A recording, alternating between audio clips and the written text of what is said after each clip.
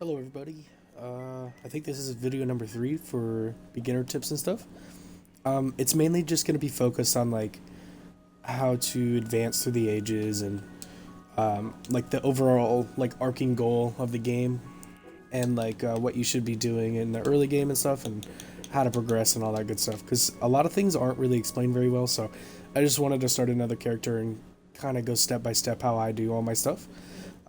So currently, if you have been watching, you know, like this is just my current wheat setup, crop setup, and then I have like a healing area, which I will expand upon today because it's not completed. So as you notice, all those eggs that were dropping, because as the green monos die, they'll drop eggs and cactuses and stuff. I need to have a way to get rid of those. So I can just have a chest absorbing them. I can have a market absorbing them. I can do a bunch of different stuff. So I'll show you what I do, and then other ways you can get handle the problem. Because on console, these eggs, eventually when there's too many of them, if I go to cut other stuff, these won't really have anything available. So you want to be able to get rid of those eggs on the ground. Plus, I need to start collecting all this wheat instead of just doing it by hand. But I think in the last video, I unlocked the absorbers and stuff. I think. So let me check. Hold on. I did. Okay, so I can start doing that next. Let me go ahead and pull up Twitch chat just in case.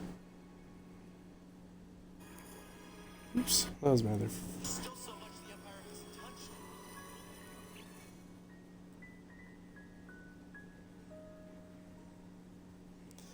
I was watching somebody else's stream earlier and they're playing Jedi Fallen Order. Alright. Chat is up. Okay, so a lot of these items that I unlocked, I think I walked through them. So we have gold now we can upgrade to. There's not any gold on this island, but other islands there will be. This is for growing trees, and you could set up like a log farm if you wanted, which I probably will show you, but I'll wait until I get to another area. These are some automated machines, so you can use these to like collect and make things if you wanted to. Without you having to press any buttons. Refineries for making your weapons stronger, but that's more for like later in the game. You don't really want to worry about it too much right now. Repair station, this will let you repair items completely, including their lost durability, because when you repair items in your inventory, it loses its overall durability. Like say I do this one, in the very bottom right where it says max durability, I can repair this from my inventory if I wanted. So it costs a tiny bit of money, and then it'll tell you like how much durability is lost. So right there it says repair completed, max durability dropped by 1. So sometimes it'll be more than that, sometimes it'll be none, sometimes, you know what I mean. And then after a long time, you'll need to use that repair station to fully restore your lost durability. But you can't like, you'll never like lose your weapons and stuff. You can always repair them, so don't worry too much. Grab the water, grab the sweet. Also, I just started getting steel chests last video, so I can start making more of those. This will be my main source of inventory storage until I unlock diamond chests. Just because these have 24 slots, that's 3 times the size of the regular chest, so it's pretty good. It's a pretty good upgrade. What else? We also unlocked the planter, which I can now start growing herbs if I'd like. So I can start making potions. But I might wait until I unlock the medium-sized planter, the next size up. That's in the next age. It'll grow 2 at a time instead of just 1, so it'll be a little bit faster. Auto cooker, same thing. So it does the same thing as a cooking pot, it just does things automatically. So if you needed a whole bunch of like, let's say bread, like if I wanted to make bread, you would just need wheat flour. So you could, there's ways to automate making wheat flour, and then you can have the auto cooker making a whole bunch of bread or whatever other food you can technically automate. But I do have sandwiches unlocked, which is the best early game food because it gives you just so many points in hunger, which is nice. Also, these things, I covered them last video. Basically, especially for console, it's super important to have them, these things right here. Because, say I went to the other side of this island, When I came back, these would get rendered back in, like my monsters and all these machines. So you need to keep them rendered so that way they don't leave their machines, because like these things could either die or run off the machine or whatever. So this will just keep them loaded in. This is the area that it works on. There's a bigger one, which I probably need anyways. But for now I don't have too much iron, so. But like potentially if I left the island and came back, like this deer could just be out, like wandering around. So that helps keep things in place. Take these batteries, fish. I mean, I'm getting the fish from the bear. I think I just used them as an example of what you could use the coconut pieces. That's good. I could use that for palm trees. Don't need that much meat. Okay. But I could put whatever monster I want in the livestock machine. I'm also out of Pokeballs. So that way I could like I can gather different resources based on what monsters in the livestock machine. So, but for now the fish is fine because I would like a good amount of scales because I use a lot of the these things, the wooden roofs that use the scales. They look nice. So I was gonna replace these up here. Okay, what else can I make in this age? I'm also trying to cover everything in the game so that way it's like as I unlock items you can see what they do and all that. This I won't be able to make yet just because the heated mineral and elemental dust are a little difficult to get early game. You need a level 5 island at least to get the heated mineral. To go to hell, there's a hell island that you can unlock that this resource drops at. Also, the Reaper tool, it's just a small version of this that it just stays in one spot and it pops up. But it takes much longer to cut. So I just don't use it. These things are for the gacha system in the game. I don't really use them too much because it's all RNG. You basically take the coins that you find, these things, you throw them into the gumball machine, and then you get a random, you get these items called prisms, and then you throw them and it'll turn into a random item. And sometimes they're good, sometimes they're not, and I don't know. I just would rather make my own stuff than rely on the game's random chance of getting items. These things as well, they'll just bring NPCs to your base, so I just don't mess with them. Because I know where the NPCs spawn anyways, on the other islands. This is all the different trees you can make so far. There'll be more as you unlock ages, but each one produces a different resource. I mean, it's mostly like logs for this one and this one and this one and stuff. But they'll all produce their own things. So it's like if you wanted to experiment, you could plant each one of every seed and just see what it gives you. Another thing you could do is make a couple seeds and then come up with a system to keep the trees from dying, so that way when they're getting chopped by whatever mechanism you use, they won't like fully die. Because you can use these green monos. So see how like when this thing dies, it healed everything around it? Even me, the machines, the floors, everything. So if you plant trees, like say if I put a floor, it wouldn't be exactly right there, but say I planted a couple trees up here and put like a reaper in the middle and it could like hit all of them, I could have a way to collect logs indefinitely, which is really nice. So like the healing area is probably the most important automation setup you can have, because then it lets you get batteries forever. It lets you collect resources from whatever monster you want. It lets you set up a breeding area. So like here, if I had another monster, like if I wanted a whole bunch of sheep's wool or something, you could just start breeding sheep directly into water, because then they die in the water. And then now that I have access to chests and absorbers, I could just throw a chest right here and absorb the items as they float, and you could just continuously collect whatever resource you want. So it's good. It's like good ways to manipulate the game.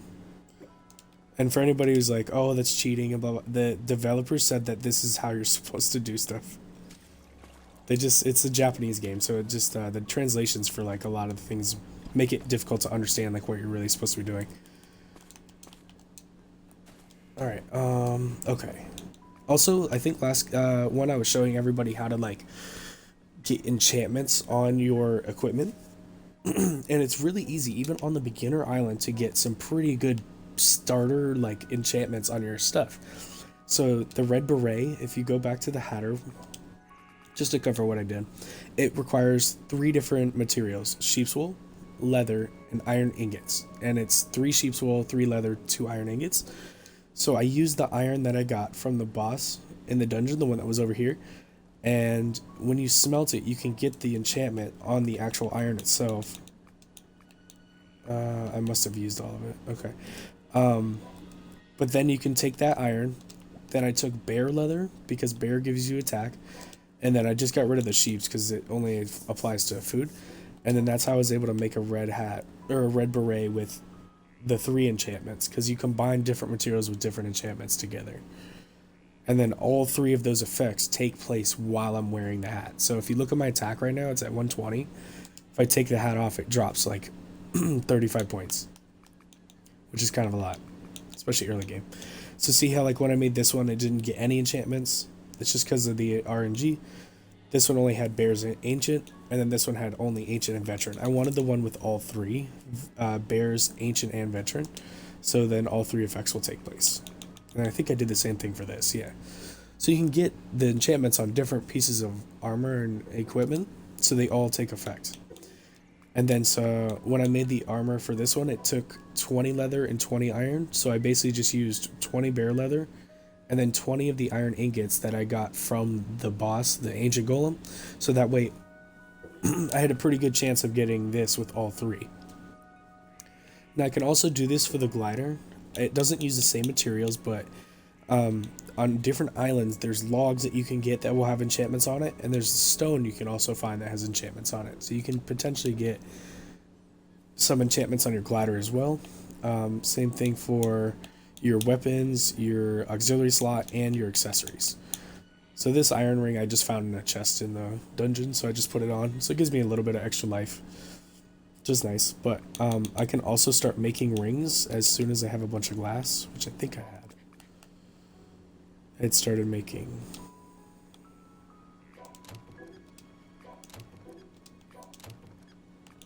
Okay, I have 10 glass, it's not terrible. I do need more iron from the boss because I think I don't have any more from him.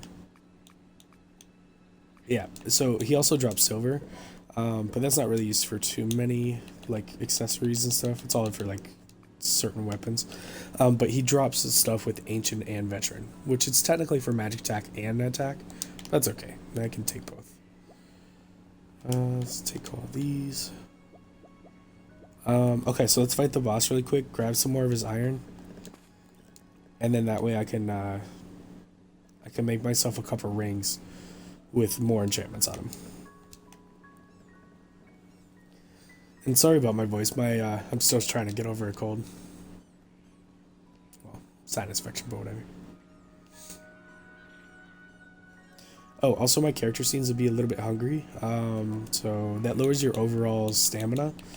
If you're too hungry, your max stamina will go down. Oh, and I did make a bunch of sandwiches for myself. Sweet. It's literally just, if you press on Xbox, I don't even know what the button's called anymore, but it's like the Windows button. On PlayStation it'd be select, the left one.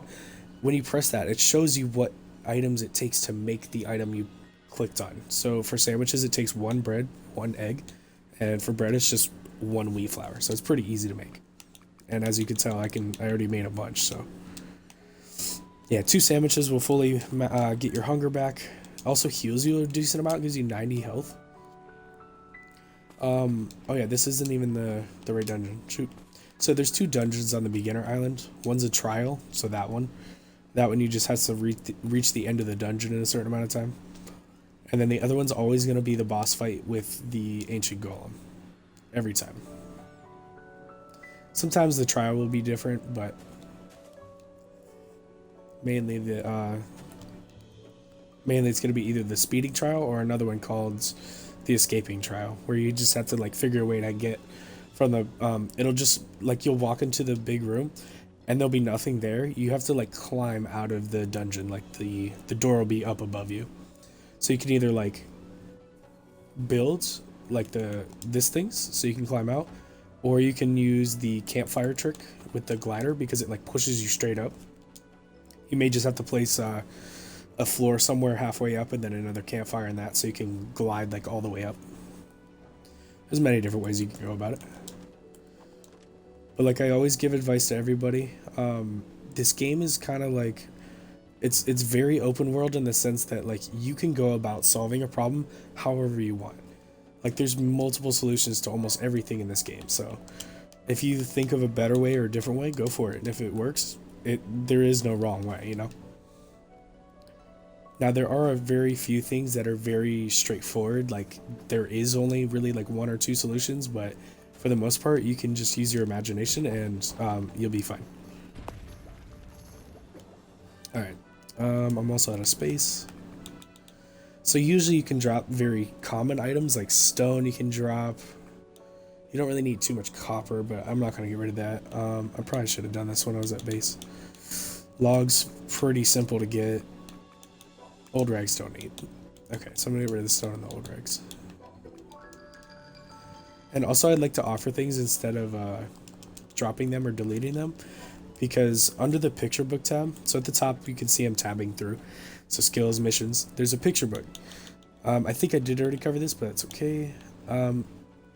Basically every item that exists in the game so far has the ability to be offered to this picture book. So you can, instead of deleting an item, selling it, or dropping it for more space, it's better to just offer to a picture book, because as you go through you can see like most of the weapons will just give you basically attack or experience. These are all the weapons. This is starting all the equipment, starts doing like different stuff, physical critical damage, all this. This gives you magic attack, armor will give you magic attack, stuff like that. Each individual item will give you something, and as you offer more items to the book, your stats will start to go up and up and up and up and up. It is a very small amount in the beginning, like extra 0.5 attack, like that's nothing. But over time, once it starts hitting like 30, 40, 50, 60, and your build starts getting better, like your enchantments, you'll start noticing your attack in all these other categories will just continuously get stronger and stronger, which is really nice, because by the time you hit endgame, you're going to need those extra boosts. Also, so I want to fight him a few more times, because I just need his armor, or his iron a bunch. So what you can do is, instead of leaving the dungeon and running all the way back through, just come to this part of the dungeon right here. See where this stair like leads up? As soon as you touch this part, you're good. He respawns. So he'll always be back, like even if it's a different boss, they'll respawn when you hit that spot on the other side. And this is a much faster way of respawning them than literally leaving the dungeon and going all the way back through those first two rooms. You can just force respawn them by going to that area.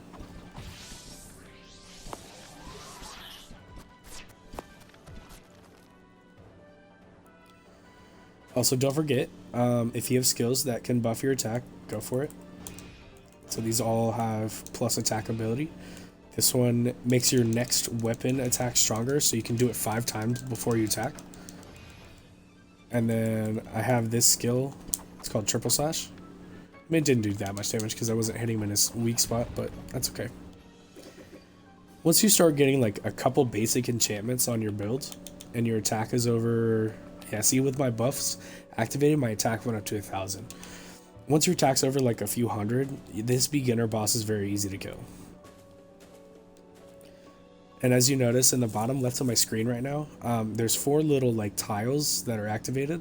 You can tell is Berserk is the far left one. That's the red one that looks like fire. The next one next to it is a backwater formation. Takes away my defense but increases attack by a lot. And then the yellowish one, that's Battle Hymn. It just gives me extra attack for like 5 minutes. And then the one next to it, it's for landing hits with dual blades. So you get a little bit extra attack for that. That's just like dual blades, little hidden talent. Like with magic staffs, you have like a ability that you can use with your right click that will make you do a very strong, it'll just increase your magic attack by a lot for your next attack. And the other ones have different abilities and stuff like that, but I don't really know exactly all of them. So okay, so here's another thing I noticed a lot of newer players don't do a lot. Which I totally understand because I did it too. When you first start playing, a lot of people will just collect every single item they find, which is totally good. But they'll hold on to a lot of weaker weapons that they will never ever use anymore. So my advice is, as soon as you get a weapon that's better than what you're holding, just equip it in the beginning until you like understand like how to where to find better stuff. Just continuously up, like keep using the next best item until you can start making yourself weapons that have like 4 enchantments on them. So see how these swords have like 2 already on there? You can get 4 on each piece of equipment. So once you start making yourself really good swords and stuff, or weapons, then you'll want to switch over. But for the meantime, just whatever the best thing you pick up is, that's what you want to use. And then everything else, you don't want to go backwards. So because these swords that I'm holding right now are better than like these iron swords, I'll never use these iron swords. So instead of wasting inventory space, I have one of like 4 things I could do. You could either offer them to the picture book, which is what I'm going to do. You could sell them. If you need the money, definitely sell them. Early game, it's a little tough to find money unless you know exactly what you're doing. So you could definitely sell them. You could just outright delete them, which is not the preferred method because then it loses all like usefulness. Like even a sword you don't need is still useful because you can still sell it, picture book, different ways and stuff. Never just delete it or drop it on the ground. That removes the purpose of having the sword. Because a lot of people I see, they'll need it. They want to pick up like this sword or something, so they'll just like drop this bow. But instead of dropping it, you could just offer to the picture book instead. So to do that, you just, in the top left, you can see where it says multi-select. Just press Y. Highlight the thing you don't need anymore. So I don't need that bow. I also have better arrows, so I don't need these branch arrows. And these swords are useless to me, so I don't need them. So you can remove from the game. The washing away just means it'll get rid of the enchantments that are on them. I could drop them if I wanted, or what I'd rather do, offer to the picture book. And then over time, those stats will add up. Alright, I think I have 80 iron, which should be totally... Oh, I have 120. Okay. Alright, yeah, that should be fine for what I'm trying to do. Same thing for any of your materials. So like before, when I was like, okay, I need to pick up like 1 or 2 more things, what can I get rid of that will give me 2 slots and it won't be as important? So you just got to think like, all right, I can easily get more bear's leather or something. Deer bones, I already have a deer caught, so I can just put them on the breeder machine and just have them die in the water, and I can collect bones that way. So like once you understand like how to collect certain materials, like they start losing their value as inventory slots. Like obviously I would never get rid of like the aluminium, the bioethanol, cogs, or batteries and stuff. But once you have automated farms going, like once I have like thousands of batteries, I can just get rid of these batteries for an inventory spot if I needed. But for now, they're pretty important. So over time, you'll like notice what things you do and don't need, and what things you can just kind of offer to the picture book for more spots while you're out in the fields. Okay, I also should probably focus on doing submissions as well, because those are very important. They give you more inventory space, which early game is hard to come by, as well as they'll give you more skill points. And skill points are very limited in the game. You only have like when you're max level and you have all the missions done that involve giving you extra skill points, you only have 74 skill points to work with. So see how all these eggs are here? I think if I do this, okay, maybe it didn't mess it up. I just know it's not good for frame rate at least, but you don't want this kind of thing happening. So let me go ahead and start collecting all this poop. Feces is also important. You need to collect it for later in the game. It's for making black gunpowder, and it's a requirement for advancing to the one of the ages. I think it's the one after the one I have now. Okay, let me go ahead and make a couple Pokeballs because I can stop the bear now. I have enough fish. This is the other thing about the game, is it's very easy to get sidetracked from what you were doing. So, you know, don't worry too much. Like, if you are doing something and you get sidetracked, like, just, it's fine. Also, sort button's great. You can sort your inventory. If you don't know how to do that, bottom left of the screen, there's an operations list button. It shows you all these different menu things you can do, like sorting it, like taking one item versus the entire stack, like half of a stack. You know what I mean? How to drop things. It just makes your inventory screen faster. So you don't have to sit here all day like, all right, I want this here, I want these. I used to do this, like organize my inventories. Like, all right, all the walls are going to be down here. Just go by how the game sorts it. It's just so much faster. Because then you can just click the sort button and work off that versus having your own system, you know, quote unquote. Like, all my hats are going to be down here. All my swords are going to be over here. All my people are going to be over here. Like, that just takes so long to do all that. It's just much easier and faster to just go by the game sorting mechanism.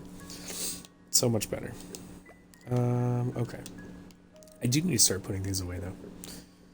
So the way I usually sort is I try to do all my animal drops. So like leather, fangs, bone, sheep's wool, if I had the space. Although I do have steel.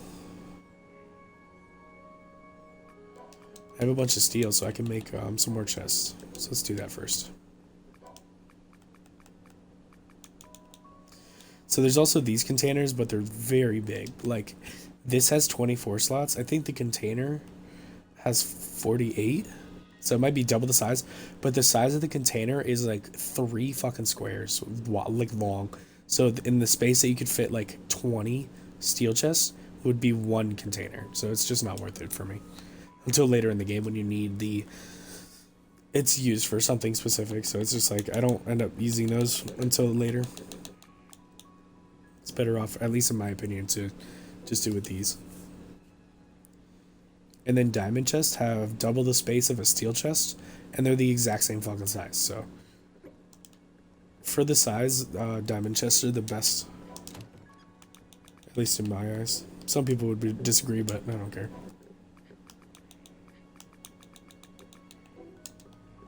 Which would you rather have, a bunch of nicely lined up chests, or if I find a container, I'll show you the difference in size. It's ridiculously big.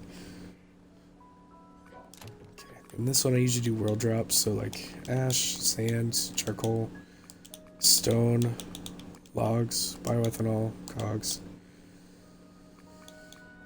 I guess batteries, glass, straw, rags, and then high-end stuff I have somewhere. Yep. I always have a chest. I just put this stuff in this chest. These are all the supply pod drops, and then my slates of growth. Slate of growth. What am I out of space? Oh, I don't need this anymore.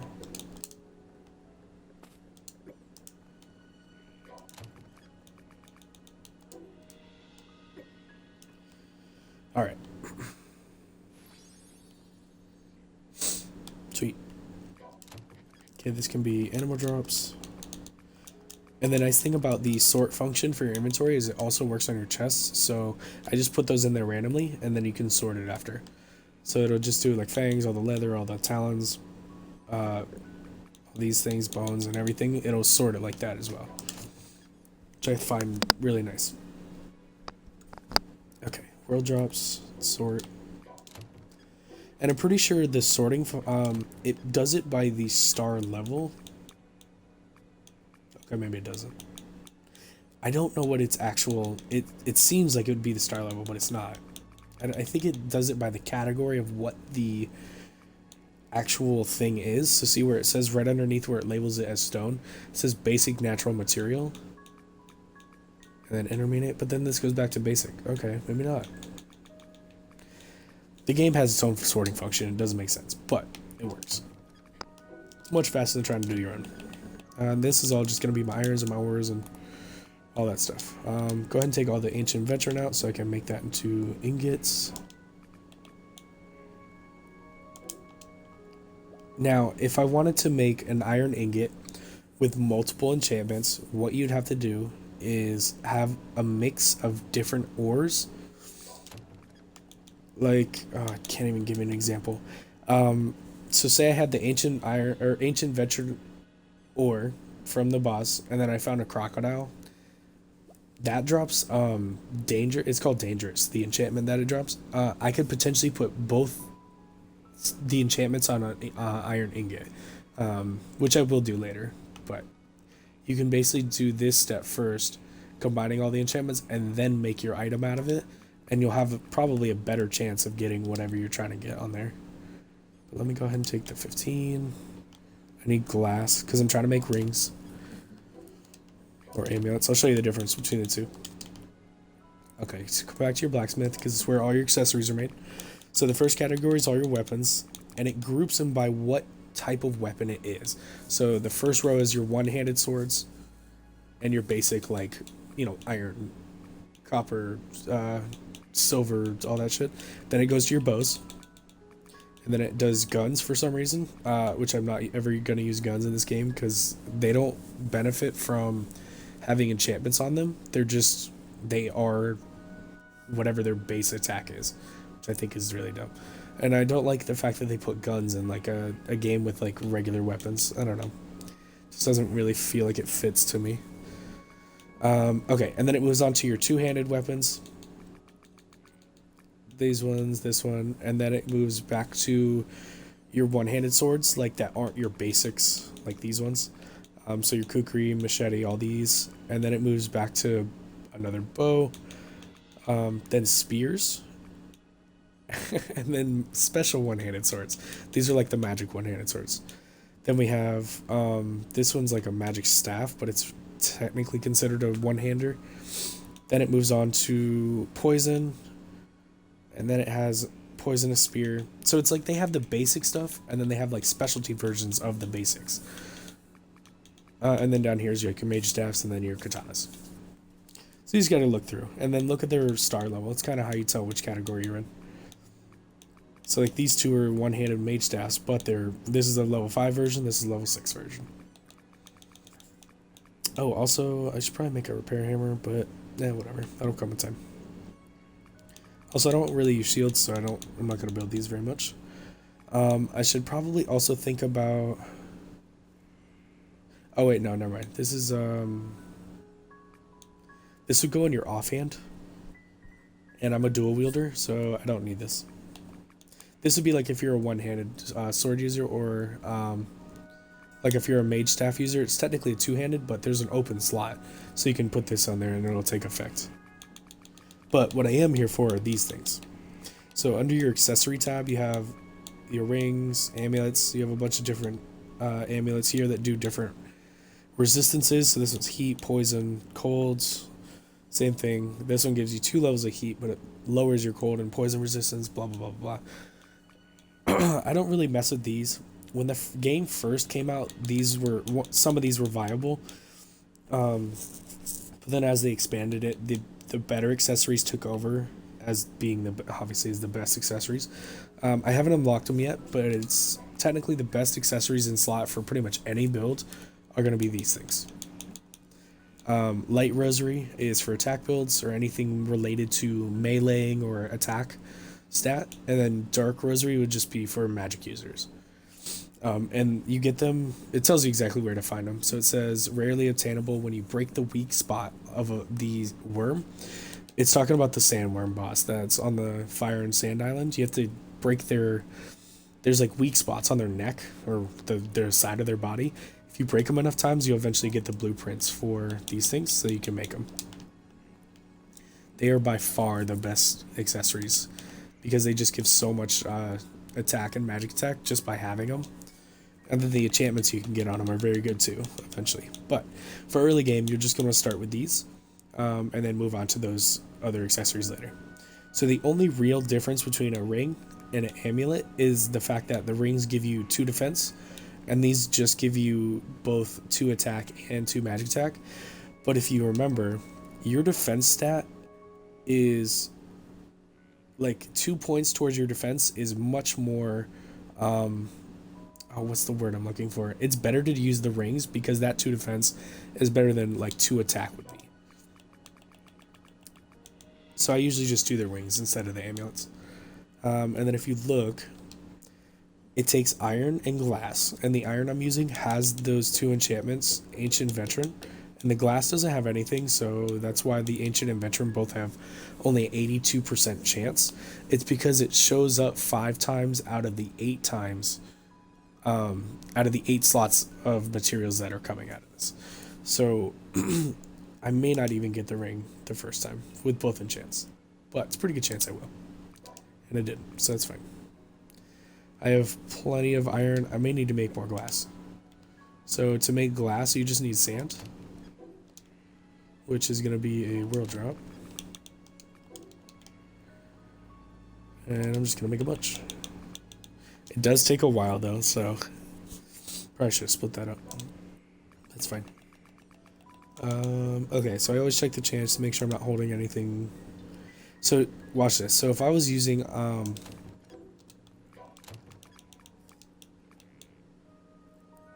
actually that works. Okay. So dried is just a stamina boost. So because it takes 5 iron, you can actually mix and match your enchantments. So if you hold the total number of iron that it takes to make the ring, it's going to take all the iron that I have. So I have a chance to get dried on here now. Now it does lower the ancient veteran because I lowered the amount of times those two appeared in the enchantments. So there's only, now it's only on there 4 times and dried is in there once. But you also, it takes into effect the rarity of the actual enchantment. So dried is a more common enchantment than ancient or veteran. So that's why it still has a pretty good chance of being on there, even though it only shows up 1 time out of the total 8 materials that I'm using. So like the light blue will just have a much better chance than any other color because it's much more common. So it kind of takes that into effect as well. And it also works in reverse as well. So like later on in the game, when you start getting the better enchantments, the ones that are purple or gold, if they only show up 1 time out of 8, they're gonna have like a 10% chance to even be on the equipment. So it's actually much harder to get the gold enchantments on your equipment. Okay, so I got dried ancient, which isn't the greatest, but I was trying to get all 3. I think, oh, that's for magic tech. Never mind. I'd rather have had dried veteran, but that's okay. Basically, just equip what's best for you right now, and then change it later as you make a better version. So I'd rather put this one on here, so I get a little bit more attack. This one gives you stamina, magic attack, and mana, so it's not bad. Make a couple more. See if I can't get. Oh yeah, I have to pick up more iron. But this is how you go about making yourself better armor. So if I could just get a couple rings with just ancient and veteran, that'd be nice. So now it goes back up to 82% because there's 5 pieces instead of 4. But I'm running out of glass, so I need to get these. Alright, there's one. Alright, and now that I don't need those rings and I don't need these hats because I have the one I wanted, just offer all of them. Grab that ring. So see how this one has both? This will be better than this one anyways because it has the exact same ones. +1. Alright, so now my attack's going up a little bit.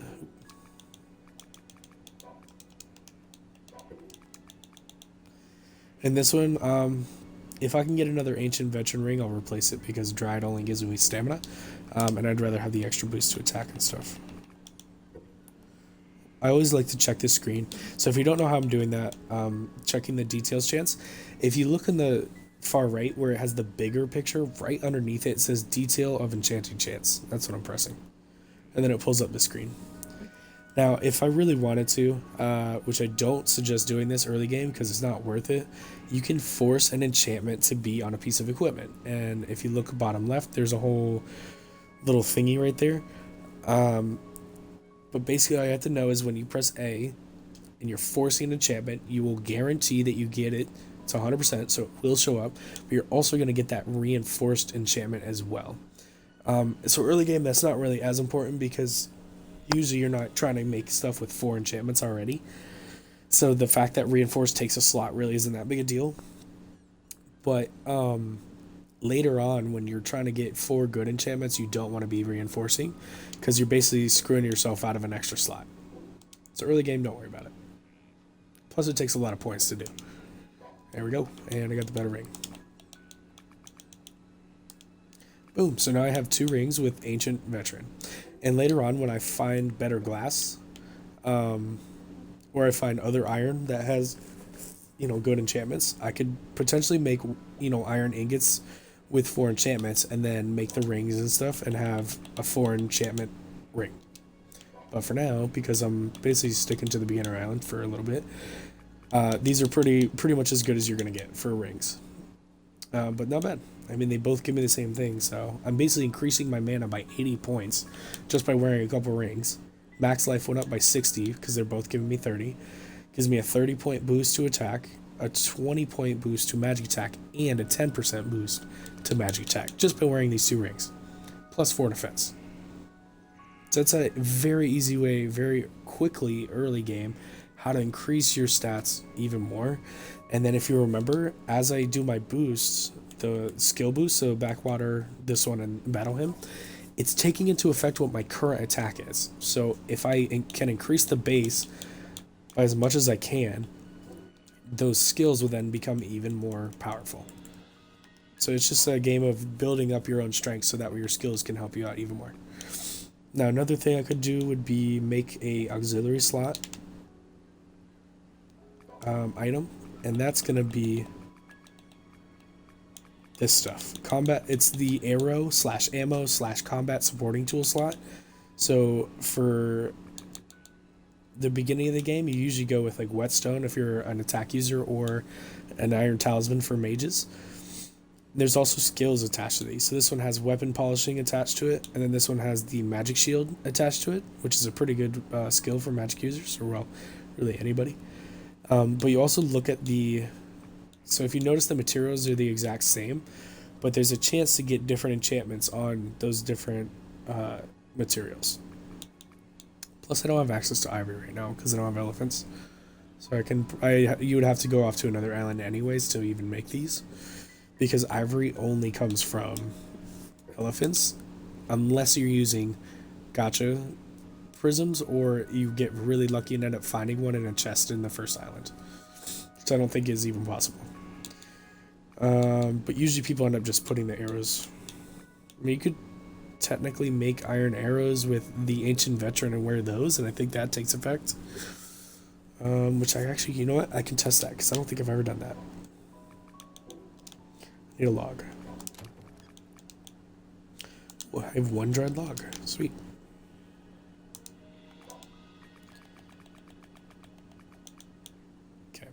So because it's 1 and 1, it only takes 1 iron and 1 log. I have a very good chance of all of these being on there because just think of the math. There's only 2 required materials, and the log has dried on there 1 out of 2 times. So that's why it's such a high % chance. And then ancient veterans also in there once out of 2 things. So it's just got a pretty good chance of getting all 3. But I don't know if when you wear the arrows, if it takes effect. I got ancient dried. That's not terrible. But I can test because right now my attack is at 153. My magic attack is at 100 flat. And so if my magic attack moves up, I know that arrows will take effect. And it did, so it doesn't. Okay. I mean, I guess I learned something. Okay, so the arrows don't take effect when you hold them. Or at least the enchantments on them don't. Good to know.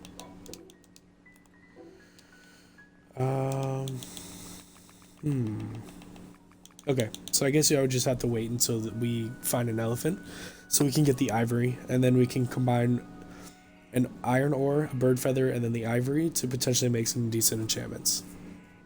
But it's only 1 iron ore and not an iron ingot, so it'll be a struggle to get a bunch of good stuff. That's okay, it's not a bad start. Plus you can see the other things. This one also takes ivory, arrows, bird feathers, wood arrows, blah blah blah. This is for making bullets. I don't even want to ever do these. Okay. Also, my armor, if you noticed before, excuse me, had the all 3 of the enchantments, ancient, veteran, bear, because the bear came from the leather. There's other options down here to make, so you have different resources to pull from. So like the very beginner ones is just all leather, so you don't have too many options. These ones you start kicking it up a notch because it has 20 iron ingots and 20 leather, so there's a few different things you can pull from that'll give you a chance to get good enchantments, and also I did hear that supply pod, so I'll go grab that. And then these are for like magic users and stuff. Alright.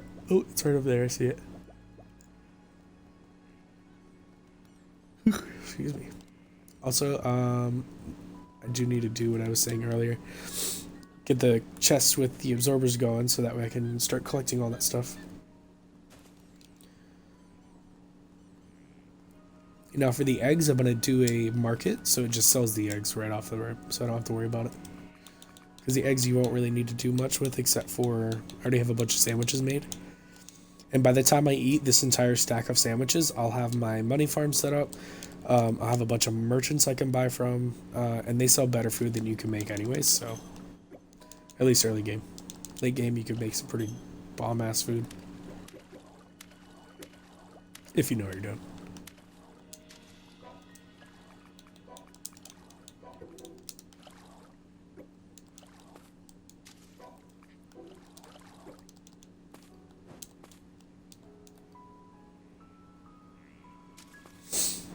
Swimming is really slow. There is a skill, I think it's called dolphin swim or something like that, to where you can like swim much faster in the water. So early game, sometimes I grab it just to make getting around the base easier, but you don't have to. Okay. Also, these people, if they get annoying, excuse me, I'm sorry, I'm tired today. I ate too big of a breakfast. Okay, if you are tired of those people, there is a way to get rid of them. So they're considered monsters, like not in the like, oh, you're a monster, not like that, but like their category is monster in the game. So you can treat them like basically like they're a mono or the sheep or a cow. They're like passive monsters. There's an item in the furniture workbench that you can create that prevents monsters from respawning. Whether they're a passive monster, aggressive monster like a werewolf, the skeletons, pretty much anything that will attack you just for being close to it. That's an aggressive spawn. And then there's the mono spawns. There's 3 different types of monsters in the game. There's this item right here. It's under decoration tab. It's called the talisman flag. There's this version and this one. This one's just much bigger and harder to make. But this one's pretty easy to make because it's just logs, leather, and bone. When you place it in a certain area, monsters will just not respawn. So if you don't like those people being there, you can place these the talisman flag and then just kill all of them, and then they'll never respawn. And the same goes for like, say you build your base. Like a lot of newer players, they end up building like, you know, somewhere over here, like in the actual island, and not out here like a crazy person like me. Sometimes at night the skeletons will just be in their base and start attacking them. If you place that talisman flag, it'll prevent the skeletons from even spawning in the first place. So it's really useful. So let me go ahead and make one. Okay, I need bones. Leather. Also, I don't want to waste too many bones. I don't remember what the last one, or last part, I think it was logs. It's probably logs.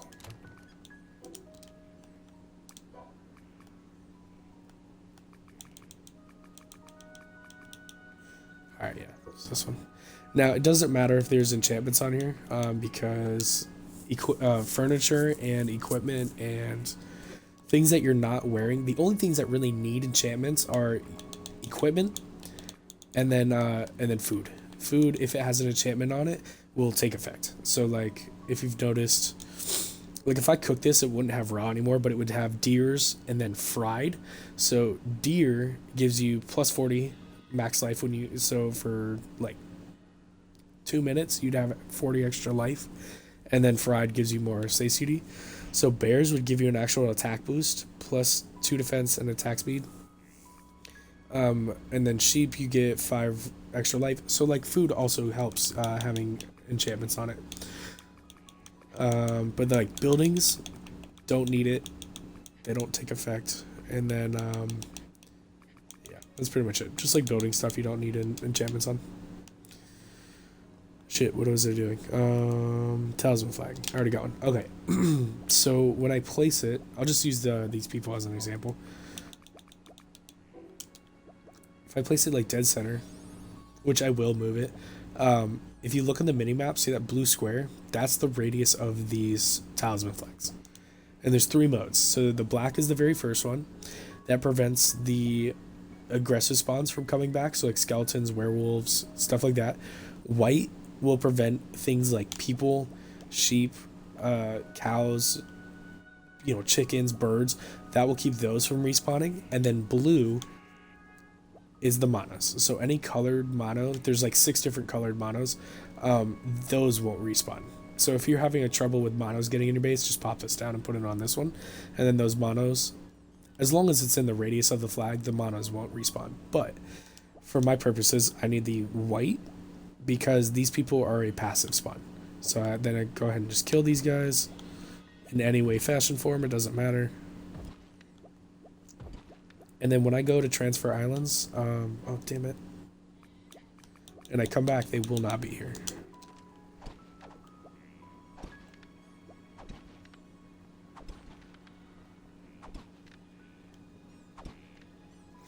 Just makes it to where you don't have all these people talking all the time, taking up your screen space and stuff. Now, if I wanted to, I could move this flag a little bit, but I think I might just put it underneath.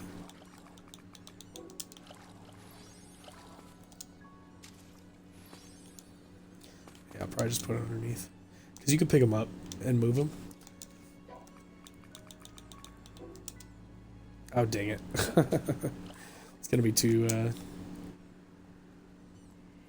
you know what, I'll just put it like right here off to the side a little bit.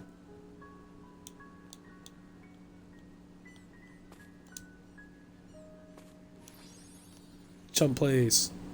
Sweet. There we go. And that should be perfect. It should be good enough to like cover, because you want it to cover from like where the end of the bridge is, and then all the way, I mean, it covers all the way up until my teleporting pad, so it's all the way back there. So if I needed to, I could actually move the flag up a little bit if like these first couple people come back. And yes, these bodies will despawn. So all you have to do is just teleport to another island. And while I'm here, oh dude, I didn't grab any Pokeballs. Dang it, I was gonna say I was gonna catch an elephant, but I don't have any Pokeballs, so I'll just go back later. Come back to this island really fast. And it should. Yep. Alright, so because this thing covered their entire spawning area, they're no longer there. Because you don't really need them for anything. Some people like to take the generators. So if you took, instead of having this all set up to be automated, what you could do is take these generators and literally place them on top of the person. Like if the person was just standing here, you literally could just place it right on top of them. And then when you traveled islands and came back, the item itself would load first. So it would actually be sitting on the floor. And then the person would load into it and they would just start running on it. So you could potentially get batteries that way. I just don't like to do that. Because I like having my actual like healing setup and throwing animals at them like they're supposed to. Oh, I did place another one over here. I didn't notice this one. Okay, so see how that one covers that specific square? Like this space, it's a 4x4? 1, 2, 3, 4. Yeah, it's a 4x4. And then this one covers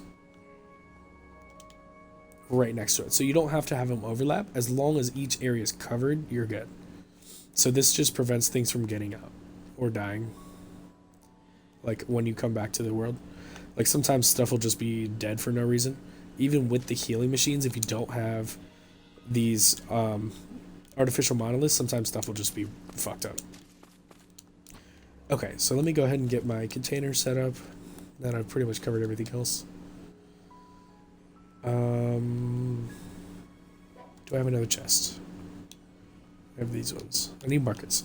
I need 1 market and then I need a steel chest. I think I need more logs. Of course. Alright, off to get logs. And I'll worry about that shrimp. It's fine. Also, character's hungry again. I should just put the sandwiches on my hotbar. Okay. So, I think I covered it in the last video, but just in case anybody's new here, So the sandwich itself gives you 90 health, 25 mana, so it's not bad. 60 hunger, and then it'll raise your max stamina by 25. And it does only last 30 seconds, but that's fine. That's a little extra boost to your stamina. Really, the main part is that 60 health, or the 60 hunger is really high for how quickly you can get to sandwiches. Oop, thought I froze. She did a somersault, and she's like, nope, no more. Shoot, what was I doing? Oh, trees. Duh. See what I mean about easily getting distracted? Okay, I can also get rid of this sword. That's really about it. Okay.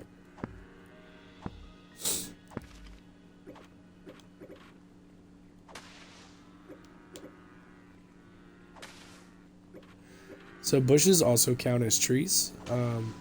So if you really wanted an easier way to do that, see where it says on the far right, cut down like 100 trees, 200, and then 500, and then 1,000. So that's one of the missions. So you'd eventually have to cut down literally 1,000 trees. Or what you could do, see how it's taking multiple hits to cut down a tree? In most shrubs, like the bushes, they take one hit. So you could just, that's a tree, that's a tree. I missed. That's a tree. So in the time it would take you to kill or chop down one tree, usually you could get 3 bushes. So I would just go to like green colored islands when you're going to teleport in that big teleporting thing. Look for islands that are green colored, and they mostly have shrubs everywhere, except for the poisonous islands. Don't travel that one early because you'll take area damage from the poison. But it's much easier to just go tree, tree, tree. You don't get as many logs, you get mostly straw, but it does make that mission a little bit easier to knock out over time. Alright, that should be enough logs for now. Yeah, that's good.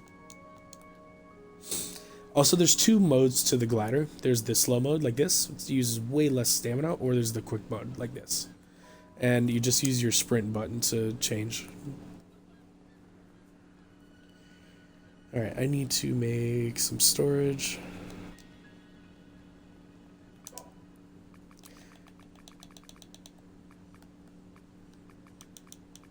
Let's make the market first. Do those. Okay, absorbers, you're going to need iron, charcoal, batteries. So for charcoal, you can either set trees on fire for pretty quick charcoal, or you can just shove a bunch of logs into a furnace.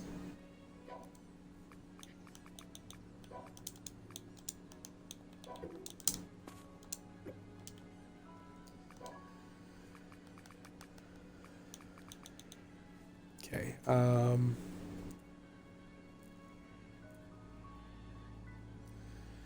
2 for there, 2 for there. I'm thinking in my head how many absorbers and droppers I'm going to need for each of my areas. I need 2 for the wheat spot. I need 2 for the crops. I need 2 for a market for above the green monos. So I'm going to need at least 6 to start. So I'm just going to start with 6 here. And I'm using the wrong iron. I'm an idiot. It's going to be ancient veteran. Okay. So once again, make sure you're double checking what type of crap you have in your inventory, because I accidentally just used my ancient veteran iron, which is okay actually in the long run because it's easy to get, but if you're in a pinch and you needed that to make better armor and stuff, you'd be pretty mad at yourself. Let me go ahead and deposit this stuff then. Okay, yeah, make sure you're not using your good stuff on accident to make like the stone walls or something. Should be fine. Let me go ahead and put away my iron stuff. There we go. Okay, I got my absorbers. I'm gonna need some droppers as well. Not as many, but I don't have many batteries. Okay, I'm gonna need to start automating batteries, which we'll use one of the droppers. Pretty easy. So basically, to automate things, you just gotta think, how do I? So here, I still have to hand collect. I already have the step of keeping the deer alive. That's already covered with the green monos. So as they die, they heal the deer. The next step would be, okay, how do I get these batteries out? So you can either hand take them 10 at a time, or if you put a dropper on the side of this spot right here, anytime a battery is made, the dropper will shoot it out. So then you have a continuous production. Your next step would be, how do I then collect those dropped batteries? You just need a chest with an absorber. So that's your final step. So it's really 3 steps to automating things. Is how do I produce something indefinitely? So in this case, you just throw a monster on and you keep it alive. And then how do I collect the resource? So you need to drop the resource and then collect it into a chest. When you really break down automations into like the different steps, most automations have the same steps. It's just producing different types of materials. So in this case, it's producing batteries. In this case, it'd be if I needed salmon or if I needed another monster to produce an item, it's the same thing. So these will take damage in the machine, so you need to heal them. Then if I take droppers and put it on the side, it shoots the product out, and then you literally just have a chest with an absorber on it. So it's literally the exact same setup, just for different materials that you're trying to collect. So anytime you need a very big number of something, like logs or meat, or in this case I was using it for sheep's wool, you just got to think in your head, how do I produce that material? So in most cases it's just a monster drop, and then you figure out, how do you produce that item? So in the sheep's case, you need it to die to produce a sheep. The bear's case, the salmon comes from the livestock machine, and then this is just batteries come from generators. So you just got to think to yourself, how do I get it? How do I collect it? And then you just go from there. Anytime you come across I call them stepping stones, but like a problem in the order of like an automation. So like a good example of the crops. If I needed to figure out a way to you can automate your crops, as well as your wheat. You just got to think, how do I do that? Now, in the very beginning of the game, the crops, you'll still have one step that isn't fully automated. You'll still have to seed it yourself. Every other part of the process you can automate, though, until you get the multi-sling blueprint, and then you can automate it fully. But for now, everything I have to do basically by hand, except for water, because I have the sprinkler. So I have to plant them, I have to harvest them, collect them, and then sell them, or turn them into food if I wanted to. But for my purposes, it's going to be for selling. So let me go ahead and show you how I set these things up. And there's multiple different ways, so I may actually do different setups as well and show you how you could also do it different ways. Hold on, somebody's trying to call me.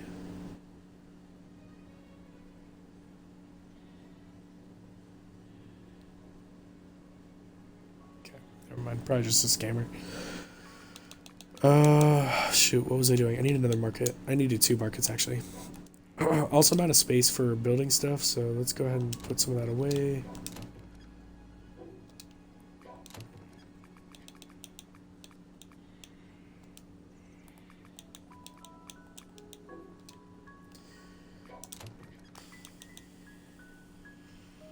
Oh, you know what? Let me show you a trick, because we're already at this point. So look at the top right. See where it says, and I will come back to what I was doing. See where it says set up 5 rotating saws and 5 extractors? I noticed I had the extractor in my inventory, so let's go ahead and just do that really fast. Oh gosh, I hate this part. You know what? Let me go ahead and just place this out. Seed extractor, I'll show you what that's for in a little bit. It's pretty self-explanatory. You basically just put a crop into it, and it gives you more seeds. That's it. That's it. It's pretty easy. Okay, so when it says set up 5 rotating saws, it doesn't mean you have to make 5 different rotating saws. You can just make one and place it 5 times. So pick it up, place it, pick it up, place it, hold to retrieve. It will damage you, but it's not very strong. And I've already done it 4 times, so let me go ahead and just drop it back in here, because this is where it needs to be. There we go. So once you set it up 5 times, it gives you the mission. So if you go back to your missions, and if you go into it, it just says craft the rotating saw, set it up 5 times. So some stuff is pretty vague. You can just use your brain a little bit and figure out how to go about doing the mission. Now, you could have made 5 rotating saws and placed 5 different rotating saws. That's fine too. But then you're going to run the risk of, like, you don't have many materials in the beginning. So you're just going to be wasting a certain amount of materials just to do the mission, unless you figure out how to do it better. Also, it gave me drone blank things for completing it, so I can just get rid of those. Also, I need to set up the excavators. Now, you can either set them on the bedrocks, like that sand bedrock over there, or you can just do it like here. So I must have already done this once. Also, to make it faster, put it on your hotbar, so that way when you pick it, place it, see how it disappeared, and then when you pick it up, it's going to go right back to that spot. You just do this faster. One more time. Should have been doing it up here so I didn't damage my floors. There we go. That's it. That's 2 super easy, super fast missions that give you material inventory. So now I just got 2 more squares in this slab right here, which is good. Okay, grab these droppers. Now, as you see, the missions have all have changed now. Those I'll get to in a little bit once I make the machine factory. Pretty easy to make, very easy. It's right here. I think I already have one placed though. Yep, it's right here. So basically, it's just I would have to make. I already did the hoverboard. I have to make a motorcycle now, but it needs cogwheels bio, so be a minute. Okay, so going back to what the automations and what I was talking about. When I was first playing the game, a lot of the times when I was trying to do my wheat automations, I was doing it like this, to where I'd have the chest like here somewhere. I'd have it like close, and then I would stick the absorbers like on top. It ended up, what it did was like, see how it like didn't pull those ones, and these ones got pulled off to the side. It's just not as accurate. So like what I started doing was putting more absorbers, thinking that it would catch them. You know what I mean? Like, oh, more absorbers would be really strong, and like it would be more wide. It doesn't. It does a little bit, but then it pulls things much harder. Every time you add another absorber to a chest or a market or whatever, it increases the pulling power. So you're potentially just throwing things further. It's actually making the problem worse instead of fixing it. See how now like multiple things are getting flown everywhere? This is what you don't want to do. Yeah, most of the stuff is still getting in there, but then you still have all this extra shit that's flying everywhere. So what you can do, a half solution, I guess you could call it. What I started doing is this. I've started placing walls, because absorbers can work through a wall. As long as there's a little bit of the absorber sticking through, you're good. But then the thing that started happening was, hold on, I gotta wait for it to grow to show you. But basically, like, some of the wheat would get stuck before it could even reach the wall. Like, it would get stuck in here, like in the little gap. Like, you know how you can like fall into it? Like, now I'm in the gap. Some of the wheat gets stuck. It doesn't always go through. The pulling power isn't hard enough, whatever. Some of the wheat isn't from far enough. So instead of this style, what I started doing is going straight up. I pull it straight upwards instead of going to the side. So the way you can do that, you just start with one floor. Also, I need this rotating saw to move.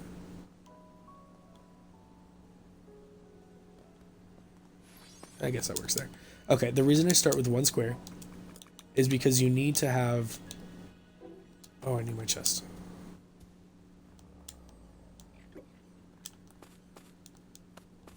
You need to have whatever your chest that you're going to be absorbing the stuff, you need this thing to be dead center, because it needs to reach all 4 corners of the wheat plots. So this is centered. So it's both center on this line and then also centered on this line. So right there. And it won't fall. I don't know why, but that will not fall. So then when you place your absorbers on it, this is why you needed the other floor, so you can actually reach up here.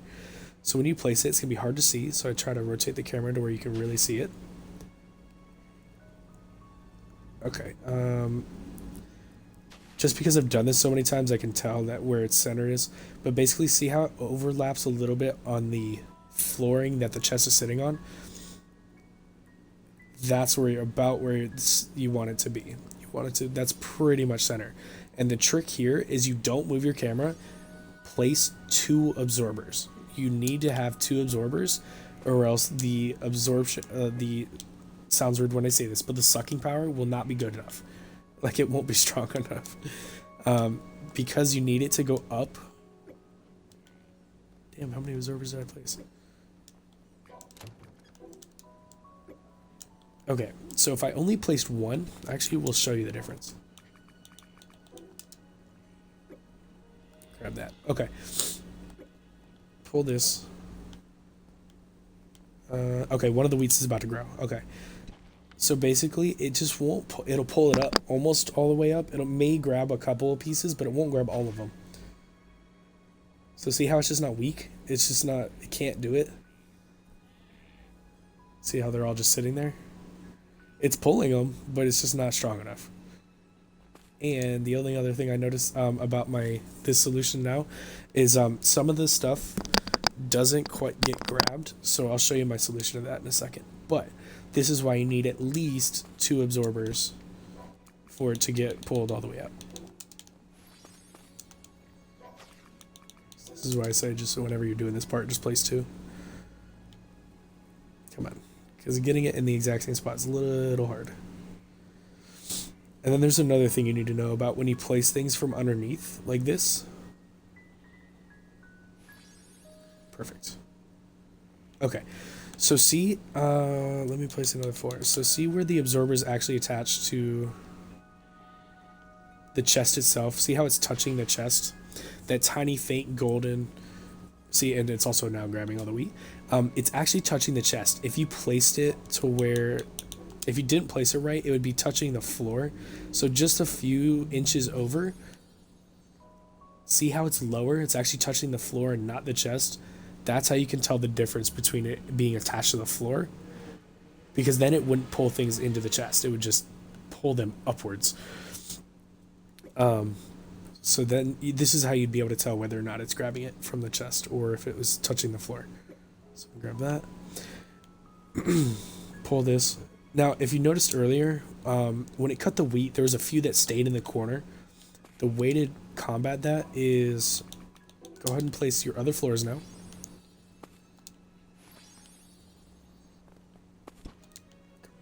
Come on. So when it cuts the wheat, some of it will not get it won't get pulled because it's like from the corner, so it doesn't have good. See how they were over here? Each one of these will do that. So what you want to do is place a couple of absorbers. In this part, it's okay to be attached to the floor. You just need a little bit more wider suction power. So I usually put like 1 or 2 on each side.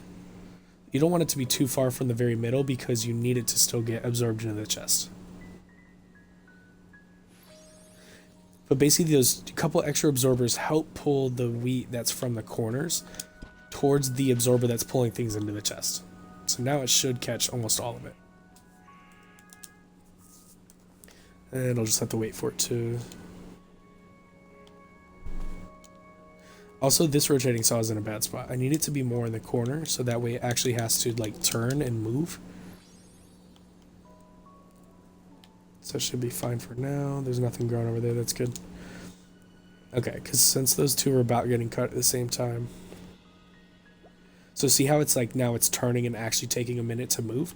That gives the first set of plots that got cut, it gives this absorber's time to absorb it before the next ones get cut. Because remember, before I was collecting it, if it cut this one and then it immediately cut this one, most of these would disappear because of this stupid limit on Xbox. So that's why I use the rotating saw versus the Reaper, because if you just put a Reaper in the dead center, it would only drop you 32 wheat, even though I have multiple crop plots. That's why I use the rotating saw, so it takes a little bit to like turn and cut something.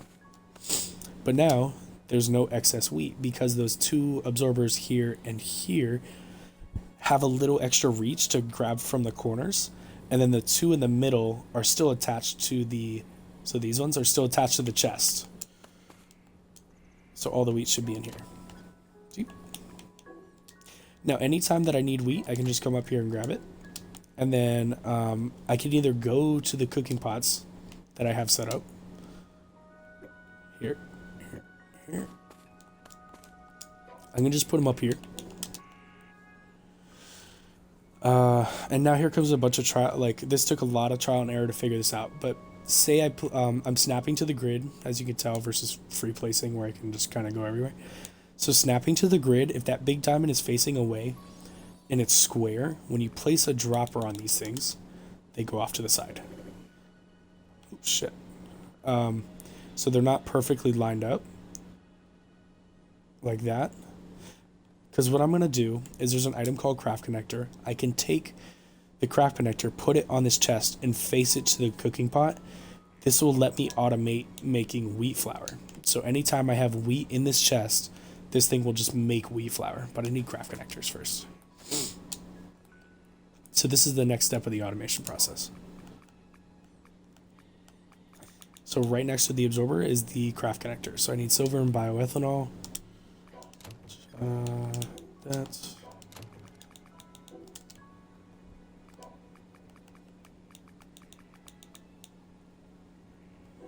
Let's make 3 for now. What was I missing? Silver? Yeah. Okay. It's okay that I'm using ancient veteran silver. It's very easy to get, and also it's a mission to make 100 silver ingots, so awesome. Out of room. I'm never going to use wood stuff anymore, so I'm just going to, now that I have access to a lot better stuff in the furniture workbench, like all these different styles, I'll never use the basic wood stuff because I don't think it looks very good. Okay. So the craft connector, the way it works is you need to attach it to a chest or anything with an inventory and face it directly at whatever item you're trying to automatic cook. So now it has a different background screen. So if you noticed before, it had just a regular black background, nothing special. When it is in the crafting screen, the automatic crafting screen, it'll then have a different background. And also in the very bottom right where it has like the craft buttons and all that, you'll notice it says Y and a little square next to it and then an infinity symbol. You have to click that for it to automatically make wheat flour every time that it has wheat in there. If you don't have that button clicked, it'll only make the number that you choose. So like if you only needed say 60 wheat flour or whatever and you just didn't want to stand here and wait, you could just click to 60 and then auto craft and it will only produce 60 and then it'll stop. But you can always just have it do auto, and then anytime there's wheat inside this chest, which there is, this thing will pull the required materials and make the wheat. The only thing is now it doesn't do anything. You would have to come up and hand take it before it starts producing something else. But what you can do is if you put a dropper, which this is just for showing you guys, I'm going to turn it. As soon as it's done making, it'll shoot the item out. So now it's a little bit faster. Come on. If you put multiple droppers, it'll drop it faster. But that's how you... So just like with the batteries that I'm about to do down there, this is auto making wheat flour. I just need to turn the actual cooking pot because I need that absorber and dropper to be lined up. Okay, cooking pot. So when I snap to the grid, it automatically makes it like want to line up like this. But just from trial and error, I know that 2 clicks on the left D-pad to rotate it that way will make it line up perfect. So now my dropper will face directly at the chest, which is what I want. You need it to be low as well, because you can place it very high. You can place the dropper pretty much all the way at the top, but that means it's going to start shooting things above the chest. You need it to be low, so when this thing does make the wheat, so autocraft's already connected. Okay, so when it shoots the wheat out, it hits the actual chest, and it doesn't go crazy. Now, if I put the dropper up top, watch this dumb shit. See, it shoots it over it. So you need it to actually be low, so it doesn't go all over the place. Then, my trick to this whole thing is I just throw an absorber on this other side of the chest. It doesn't interrupt your craft connector, so don't worry about that. So basically, it is literally shooting, stopping, and absorbing within like half a second. So you might not even see it, yeah. So it shoots and absorbs it almost right away. So now, if you look at the whole thing, I have stacked wheat plots that are getting automatically cut, automatically watered, automatically collected, and now it's automatically cooking me wheat flour as well, and being collected again. And if you wanted to be a little bit faster, you could put another dropper on here, but that's okay. So now the next step, because you, if you guys have played this game, you would know, wheat flour is then used for either making food items or, more importantly, makes bioethanol, which bioethanol is useful for a bunch of different shit. So if you needed to automate that, just think of this process. So the craft connector leading to the machine with the dropper and then an absorber. So it's the exact same setup, just the other side, and with a aging facility. So take your aging facility, go about, you can be about the same distance, it doesn't matter. Be a little bit further away. You just don't want it to get too close because then it'll mess up your craft connector. Also, for some reason, craft connectors work better towards the top of the chest. I've noticed as I played this game, if you place it too low, it sort of messes it up. So try to place it pretty high up on the chest. So aging facility, click autocraft, which is already done, and done. So anytime now that this steel chest has 10 wheat flour in it, this thing will make a bioethanol from it. And then you just throw another dropper, make sure it's low. Not too low, you don't want it to be like through the floor. And then an absorber on the chest. And because I'm OCD, I just like things to be very lined up and looking about the same. So yeah, so this is a very compact, a 2x2 square. Well, if you think about it, it's a 2x2x2 cube, a little bit extra on top. But it's pretty much a fully automated bioethanol farm. Tad slow, but you can actually increase your production. So if I needed more wheat flour because it's taking too long to produce enough, you can literally just put the exact same setup. So make sure when you're doing this, see how the arrow, when I place it over here, the yellow arrow is facing away from me. When I'm facing this direction, when I click into the snapping build mode, it is now facing to my left. So you really gotta think about which way it's facing. So you want it to do 2 rotations from this position. So 1, 2, and then your dropper will line up very nicely. Because if I didn't rotate, it would be facing like this direction. So it's just all about like knowing which way stuff faces and all that. See how that one bounced and it kind of went a little wonky? Sometimes things will just not do what you want it to do, which is fine. But then I usually do 3 cooking pots, so 1 on this side, 1 here, 1 here, and then an aging facility. And if I need more bioethanol, you can actually do this in the air as well. So if you place, I don't even have a floor. You can do it in the air because the craft connectors work upwards as well. So place your floor.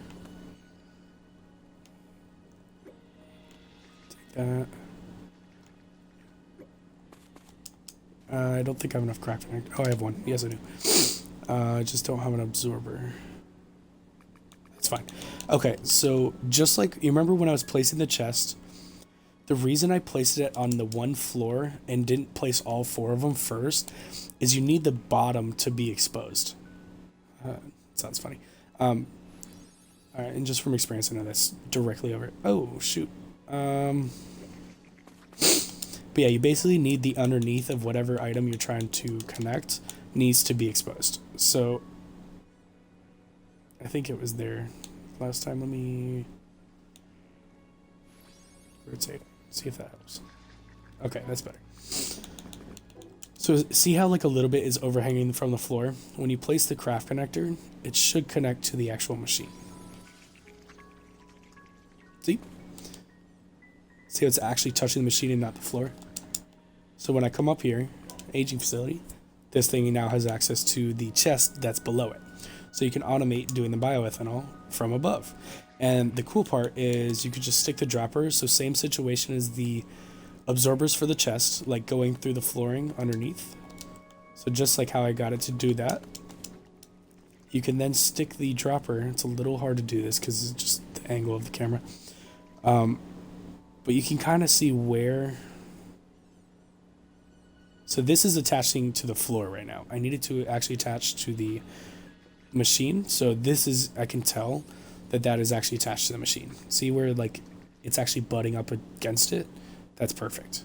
So now anytime that bioethanol machine makes, or anytime the aging facility makes bioethanol, it will now shoot it straight down. And I just need to place an absorber like right here, and it'll absorb it. So there's ways to do it sideways. You can have automations going up and down. Everything in this game is just basically limited to your imagination. And I mean, there's definitely more basic ways to do this. I just really like this idea because I was able to figure out how to get things to go through floors and save my space. Because like a lot of people will take each individual one of these wheat plots and place them on each square. So like this whole thing would be gigantic. And then they use a bunch of like conveyor belts and all this other stuff. It's very simple once you break it down to like how you can actually set things up and how to actually use your materials. So I need more absorbers though.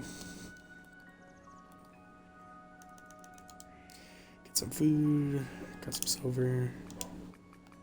Yeah, you're gonna use a lot of absorbers, so I end up making way more than them than droppers. I need more batteries too. So then I'll show you how I set up my automatic batteries. But see how there's so many eggs? This is not good. This is going to cause frame rate loss. Possible like automation messing up for other stuff just because of the item drop limit. It's just overall you need to figure out ways to get rid of those eggs, which I'll show you here in a minute. It's pretty much like instead of this chest with the absorbers, it would be I'm going to put a market above the eggs with the absorbers. So it just pulls the eggs into the market and sells them off for me automatically. And notice how the oh damn, I didn't even pick up the absorber. Notice how the bioethanol that's coming out, it's just like landing on top. That's why you need the absorber on top too.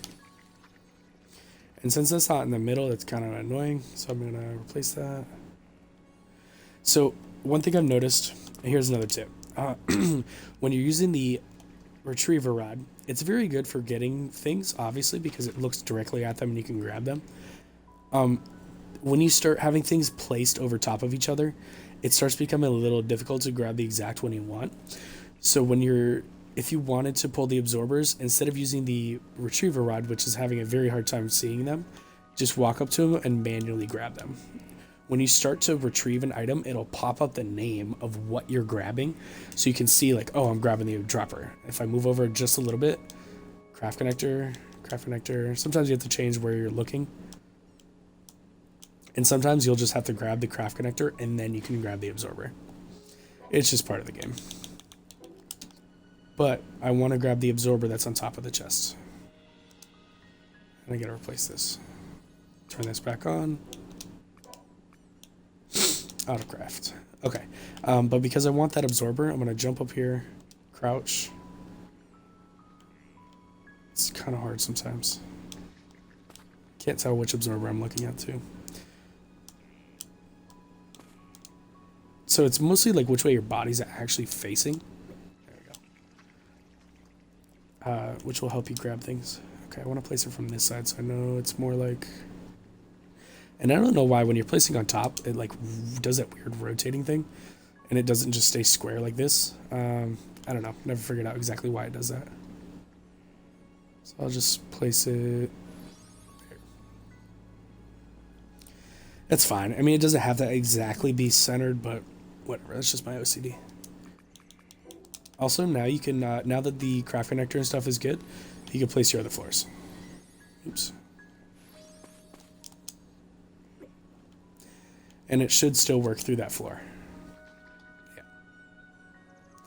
Sweet. Alright, let's finish these other ones up. Do I not have more craft connectors? What the fuck? Oh boy. Alright, let's make some more craft connectors. And I'll fully finish up the bioethanol farm. So I need 2. And droppers.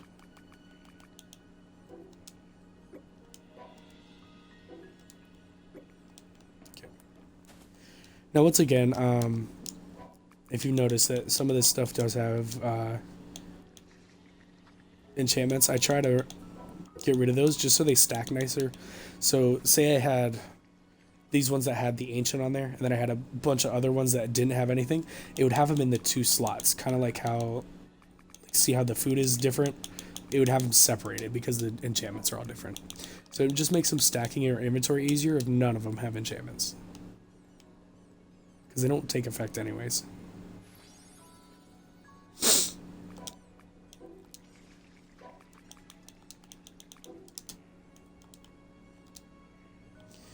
Alright, so it does help to crouch when you're trying to place minute, like small, like if I'm doing this and running, it's a little harder to get exactly where you need to be, so I just crouch so you move much slower. And I want it to be centered on the chest, so that way it can absorb easier. There we go. Throw your absorber on here. I just like to line them up because it looks nicer.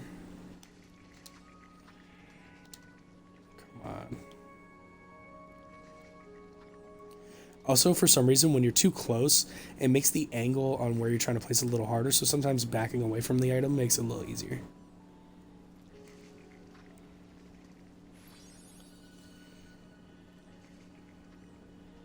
Eh, good enough. Whatever. It's not like I'm going to be staring at this all day. Okay, last side. So this is also easier to do without those floors above me, but I've done it a few times. Okay, rotate.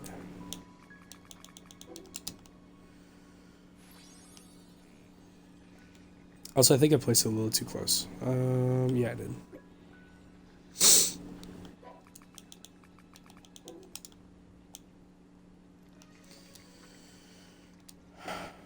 Stupid floors.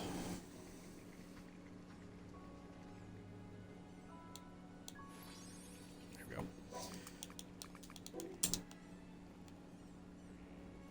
Right?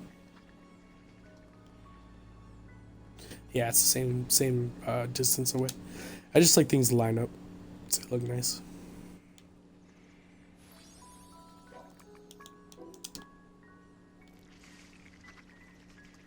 Oh shoot, my orientation was off. Okay. So remember how I said when you're placing them on the side, you have to see which way that golden arrow is facing? It was facing the wrong way. So see how it's to the right, and I rotated it 2 clicks this way? That's wrong. I need it to be here, then rotate 2 clicks. So that's going to be correct. So if you notice, the droppers were facing a different direction than I needed it to. There we go.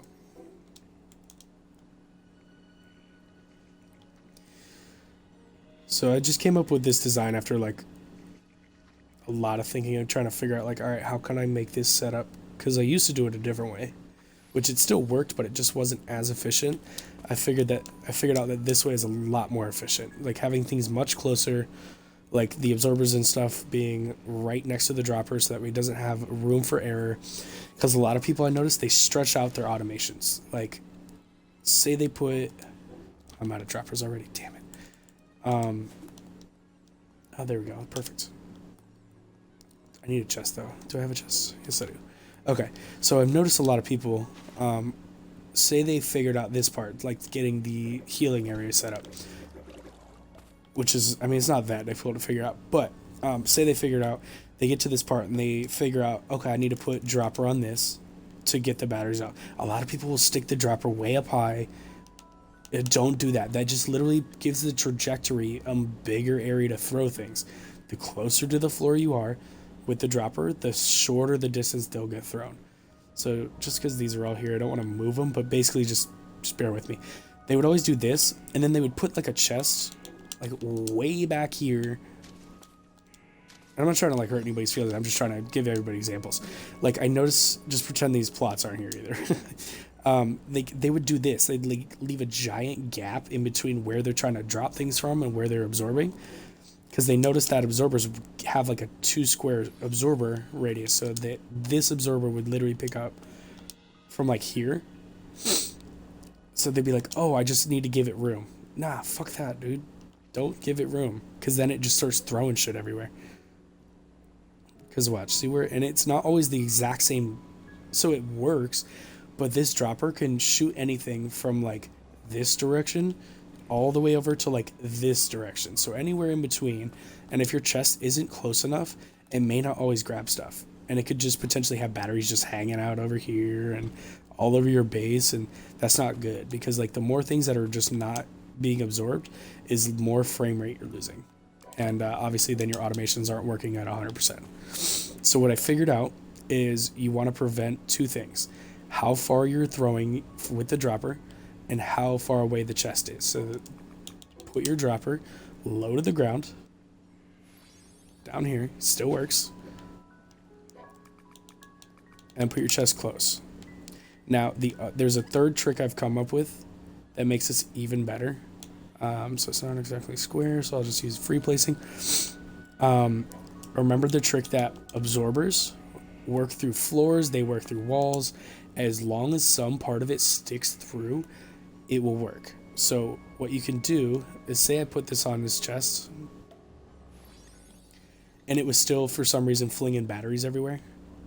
So this would probably work pretty well. Also, these eggs are probably going to start coming over here. So that would work, but every once in a while, you'd have a battery kind of fly off on its own. What you can do to prevent that is you can box in. Did I do this right? Yeah, it's enough space. Okay, so the absorber's still sticking through the wall, and this chest will still be able to grab it. But this wall prevents that battery. See how it kind of stopped it for a second? This wall will prevent the battery from flying off anywhere else than I need it to be. And if I really wanted to get crazy, I could just start walling everything in. Some out of walls. So that way, this battery will have absolutely nowhere to go but get absorbed by this chest. You're basically forcing this battery. See how it stopped it like in its tracks? It can't get out. Like an actual item cannot pass through walls unless it's going through the absorber. Let me get another wall. I can't build while I'm in the water. So if I really, really, really wanted this battery to get absorbed every time, just put walls around where the absorbers are at and the droppers. So now literally that battery can't go anywhere else. Sweet. So automatic battery farm. And every time since now it drops every time a battery's produced, it won't stop at that 10 because it'll never reach that level. So now this will just continuously give me batteries. Also, I don't like how ugly these walls are. I'm going to change to glass soon. So, also, this is another example of if I needed to collect a bunch of salmon for something, you could just stick a dropper. I'm just going to steal the ones from here for a second. Dropper.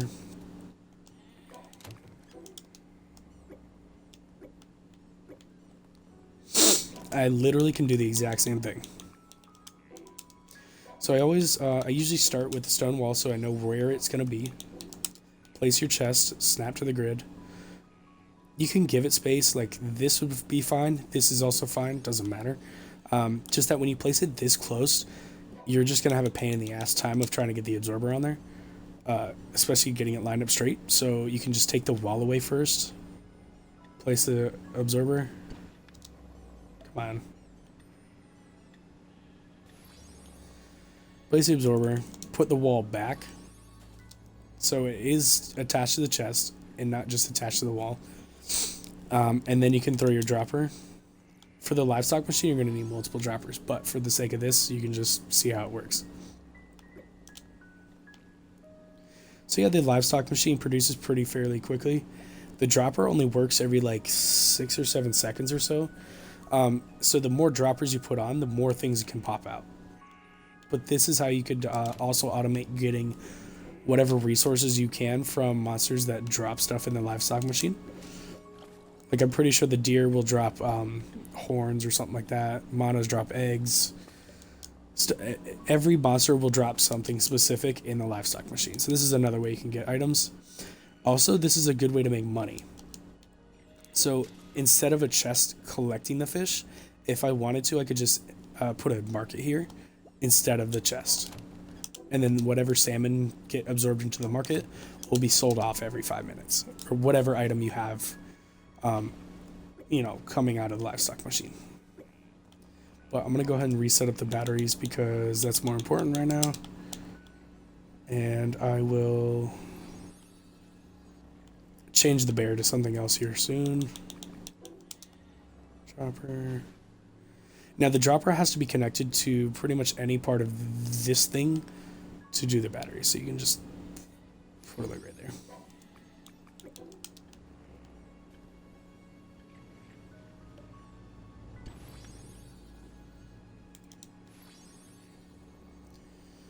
Sweet. Alright, automated batteries. Pretty soon I'll have automated money as well. There's a certain monster I use to make me money. But you can use anything, really. Because given enough time, anything will make you a lot of money. Okay, so the next problem I need to solve is the damn egg situation. So what I used to do is I would put a market to the side, like here. Well, if it could even fit, like here somewhere. Oh, that just slid over the generator. Awesome. And then I would just put absorbers on the side of the market, and it would work like that. That is a solution that works. But I found that when you place it above, like on a floor above, like you'd basically just center it, place the floor, stick the market on there. You could absorb through the floor as well, but you just gotta. I'll show you how I do it. But I also need more absorbers. So honestly, once you hit this age, I spend a lot of time in this age because it unlocks like all the automation stuff for you basically. So you can now just start automating a whole bunch of crap before you even go to the next stage. So let me go ahead and just make 5 because I use a lot. Make some more droppers. Excuse me.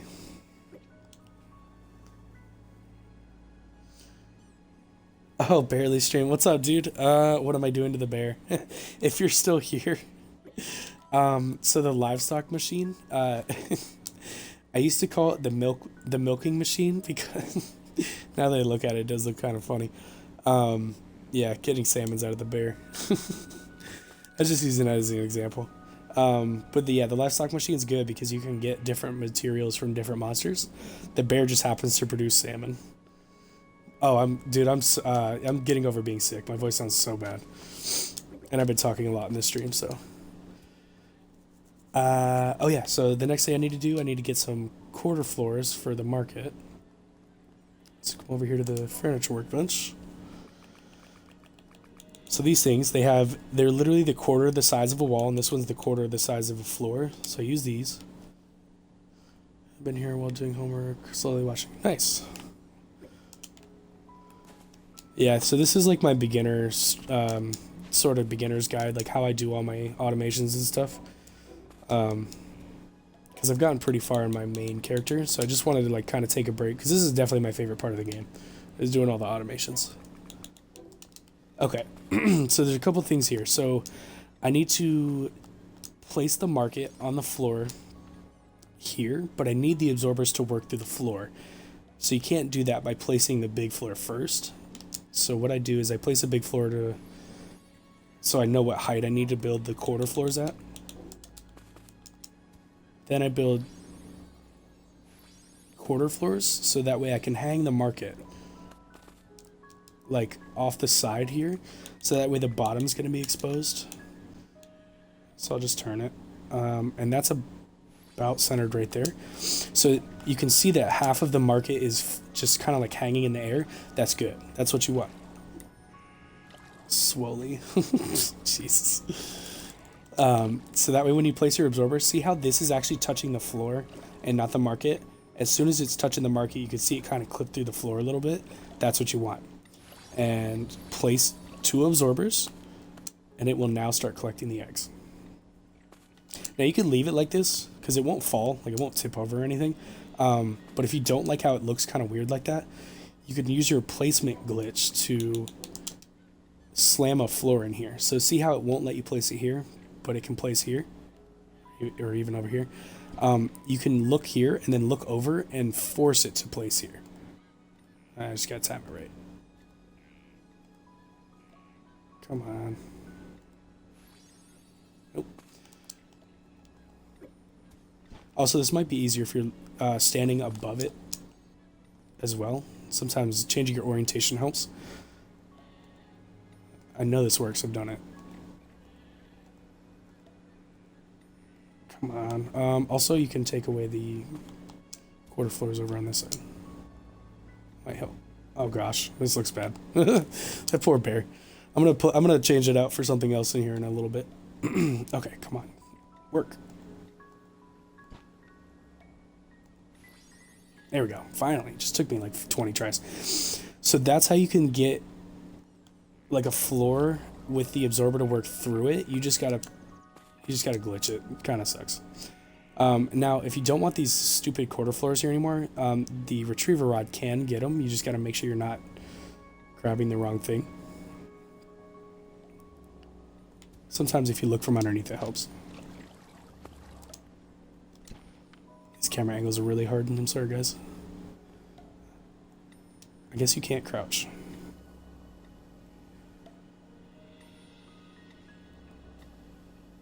Oh, come on. This is usually pretty easy. Also, it'd probably help if I didn't have all this stuff around me doing this. Fuck it. I just went for it. I said screw it. Okay. Come on. Right there. There. Got it. Okay, so now that's how you can basically trick the game into letting you place floors, and then also the absorber can work through. And then if you look, this is now grabbing all the eggs and stuff dropping. So every 5 minutes, I have a little bit of passive income now.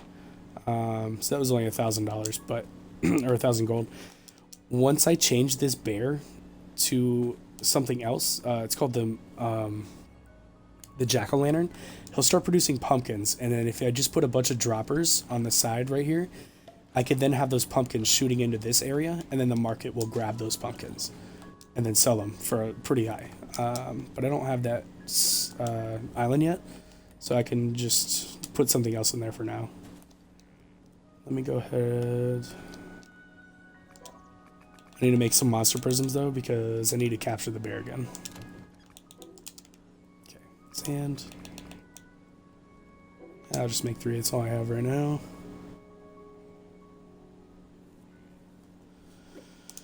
Okay.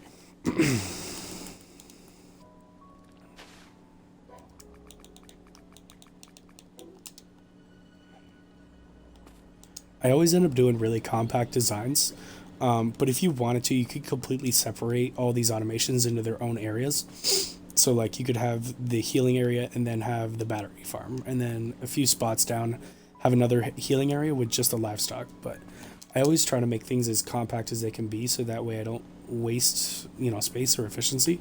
So that way I only have one healing area with 3 things benefiting from it. And if I really wanted to, I could actually make this go upwards.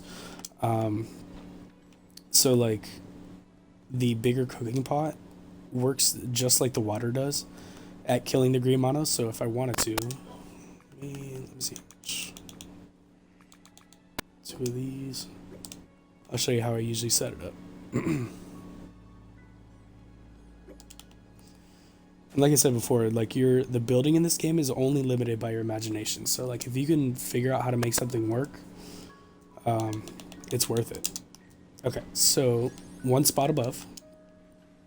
Just place a couple floors so I have somewhere to stand on. Large cooking pot. This part is a little hard to figure out where the center is. It just has taken me a lot of trial and error. But basically, look where that bottom foot is that I'm looking at. If it is 4 tiles away from the edge, so right here, 1, 2, 3, 4, 5, right there, and then it's on that center line, this is centered. So then, see where this leg is? It's on the center line here, and this is why I like using stone floors. It lets you measure things. So now when I pull these other floors,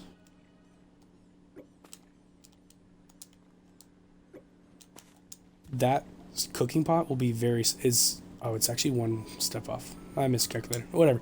But you get the idea. So you have the cooking pot way above, and then you can put a breeder on top of here. Snap to the grid, jump, place.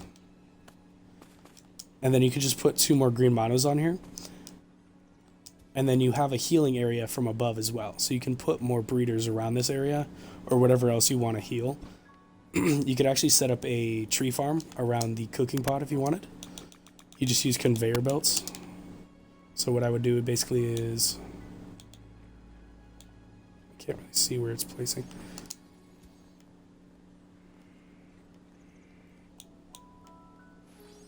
Oh shoot. Maybe it won't work this way. I'll show you guys my log farm. But basically you can figure out ways to like place things so that way you can like heal the trees or heal monsters or heal whatever you need to. And then obviously my main character uses this as well. Or this style of healing area. Okay, but for now this serves its purpose. It's getting rid of the eggs. And then once I catch the jack-o'-lantern, I'll throw him in the livestock machine and he'll start producing pumpkins that get absorbed as well. Okay.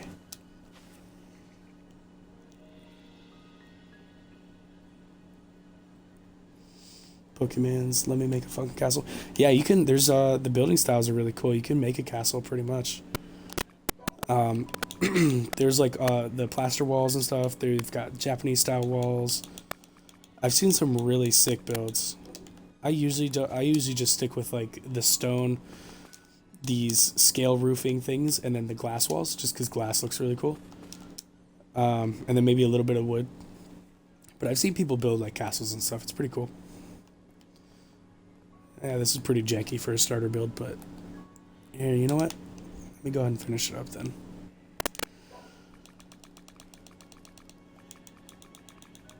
I'm missing stone.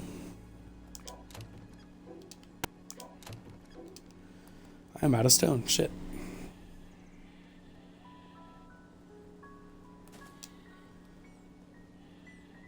Yeah, I always end up building like a few of the automations early game, and then once I have a bunch of resources, then I just move over to a different island that has more access to better things.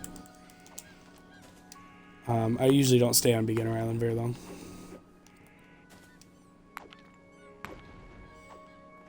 Some stone.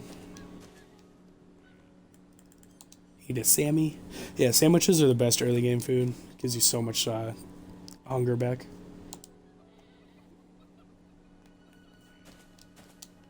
Go. Okay. Alright, but yeah, I should have a good amount of bioethanol now. Just built up from like 15 minutes of working. Yeah, 37, so not bad. And as you can tell, I have a lot more wheat than anything else. So if I really wanted to, I could figure out another way to add more cooking pots into this configuration. Or what I could do is just turn off one of the bioethanol makers, and that would let it make more wheat flour if I needed it for something. So if you needed something specific, you could still turn off one of these automations and then produce that one item. Because you need a lot of wheat flour for opening some of the islands. Because if you look, it costs 10 per...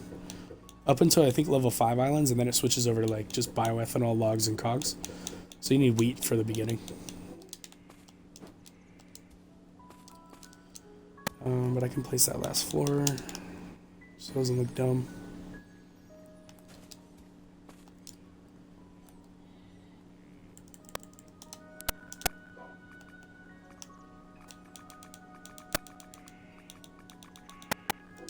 Let's make some of that. I may have actually already had some of those made somewhere.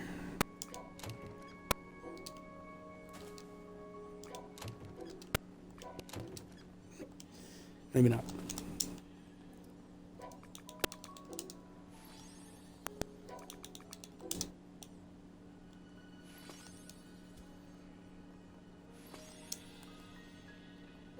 Oops, I just fell. Also, this is why the retriever rod's really important, because instead of trying to climb up there, you can just grab it from down here.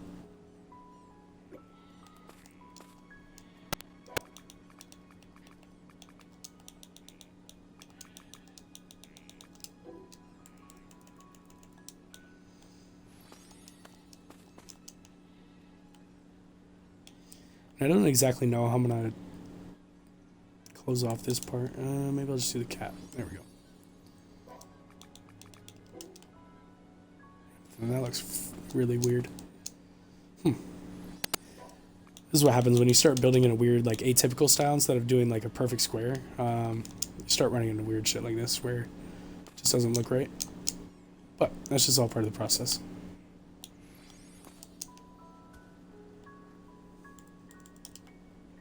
Actually, doesn't look too bad.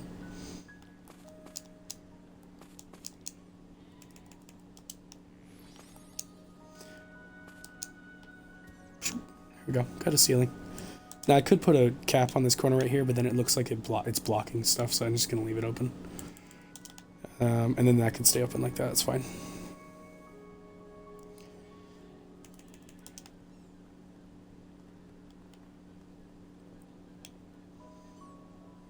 Yeah, I'll just leave it. That's fine.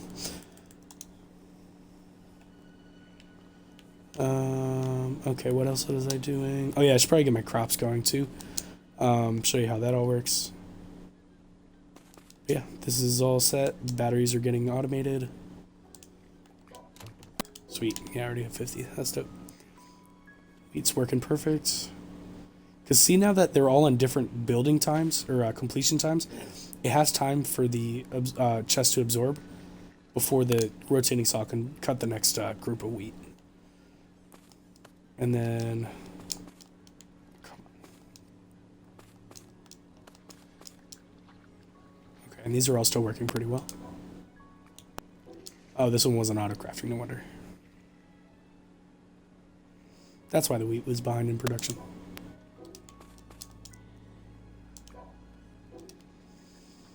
Sweet.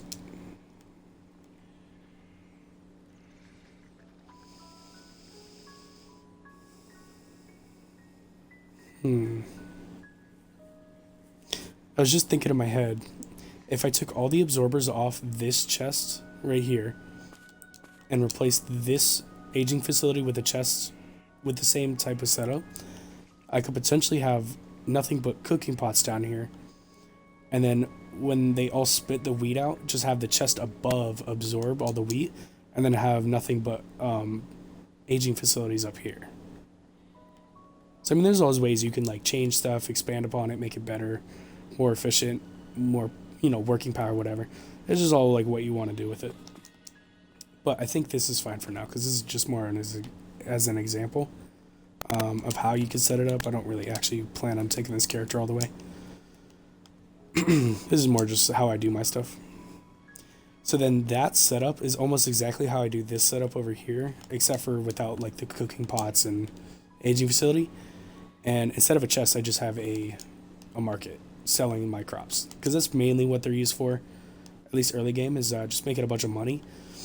Eventually you can make really good food out of some of the crops, but for now it's mainly for making money, because that's my main concern right now is I'm poor. And the reason you need like millions and millions of gold, because just to even advance to the last age itself is 30 million gold, like just to advance the age, and that doesn't even count how much money you need to buy things from merchants. Say like you buy a decent stack of food, it's usually about like 5 million gold just for 100 stack of food. So that's why money is really important to get early on. So like most of my automations early game is just figuring out how to get the basic resources and then making money. So here I'm just going to center this market right above, right above the 4 plots. Then I'm going to put 2 absorbers as close to the middle as I can get them.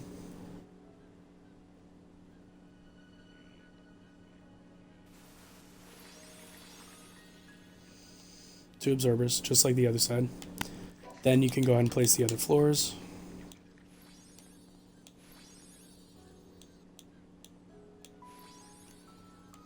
Take this one away. Now the difference between this side and this side is I'm not going to place these things here to help guide the wheat up, because it would mess up the actual... See how like a little bit of the roof sticks through the floor? It would mess up the protection. So see how it kind of bumped it up a little bit? It like physically moved the market up. That's fine. The market can be up a little bit. That the steel chest, if it gets moved up, it will tilt, and then it won't be perfect. But this, for some reason, the market doesn't tilt when you place those. I need 2 more of those anyways. So once again, that was just a whole trial and error. It took me a long time to figure that part out. Okay, but the reason I'm placing these like corner pieces, the corner roof pieces or whatever, is when the food gets cut, it'll just guide it straight to the middle, so I don't have to do the multiple absorbers like I did up here. So go ahead and put that here.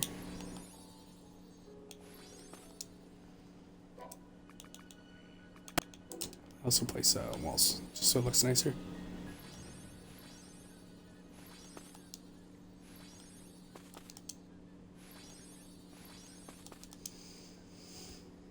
Okay.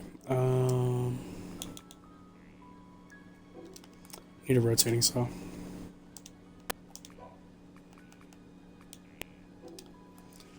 Which takes cogs, of course.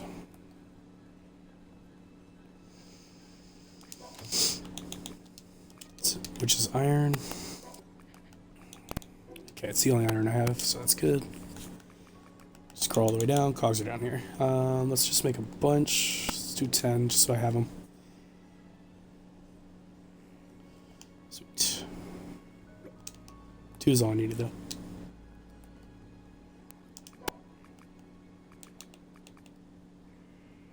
Oh, it was 5. I'm stupid.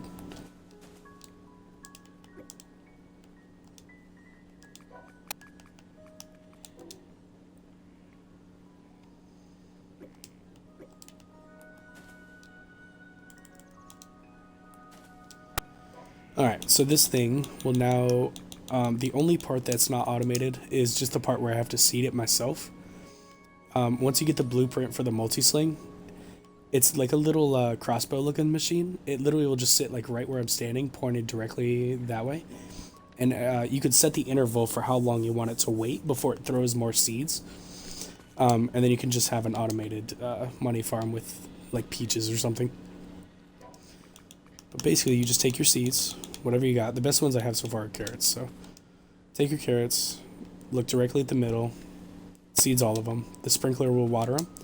Once they grow, this rotating saw will cut them down and then absorb through the ceiling into the market. And then it's basically like a semi-automatic money farm. And carrots sell for a good amount. They sell for 525 gold a piece. And since I have 12 plots growing and they each drop 9, that's going to be 12 times that. I'm terrible at math, but it's over 100. Anyways, so like every 5 minutes, it'll sell off all the carrots I'm producing. As long as I remember to come back over every time it cuts and throw more seeds at it like that, I'll have a money. But let me go ahead and just put the carrots I already have. So I only have 300 on me, and that's going to sell for 158,000 gold. So this is why crops are so easy to make money off of in the early game. Because carrots I just got as a random drop from something. Like, it's not like I even had to try to get them. They're pretty common. And if I needed more seeds of something, you just put, like, a couple carrots into the seed extractor. So let's take the 2 that are right here. Throw them in the seed extractor. Done. And per 1 carrot I put in here, I can get from 0 to 4 seeds. So you're almost guaranteed to get more back. See, I got 4 seeds out of 2 carrots. It's pretty good. And then there's a machine called the Breed Improvement Machine, or Improvement Plant. This is what you would put a bunch of carrots into to potentially get better seeds. So actually, you know what? Let me go ahead and take the carrots out. Let me do that. So when you go in here, I'm just going to put 1 in there just to show you. But when it'll produce random seeds. So I could get a random seed. It could be one of any of those from the right side. So a carrot is a level 7. So I can get anything from a level 6, so 1 step below it actually, anything up to a level 9. So and it shows you the percentage chance that you'll get. So with 1 carrot, it gave me 1 random seed of a level 7. And the random seeds will be a food item, so offer that. Take that. I don't know why, but when it's the random seed, it's a food item. You have to use it, and then it gives you the actual seed of what you got. So it actually gave me a worse seed. Stupid. But that's how you go about it. So if you want to do 100 at a time, you can. But for now, I'm just going to do like 20 because it's a pretty good chance of me getting, I'll just do 50. It's a pretty good chance of me getting the next best seed. So you just let that produce while it's going. Plant your next round. Sweet. And once this is 50, I'll grab it and see if I get better seeds. And that's how you can work your way up towards peaches. It's pretty easy. Probably won't even take that long either. The hardest part is waiting for the stuff to grow and sell. Alright, there we go. Also, these things I could probably just get rid of because I don't really use them. They just give you mostly like fish and random items. Now, if I had a bunch and you could automate these to where they get sorted and put them into chests and stuff like that. But that's later on in the game, so I'm just gonna get rid of them. Just wanted to touch on them. Since I never really use them anyways, I was like, alright, let me build them and show people what they're used for. Also, I'm running out of food space, so I'm just gonna get rid of some of this food I'll never use. Okay.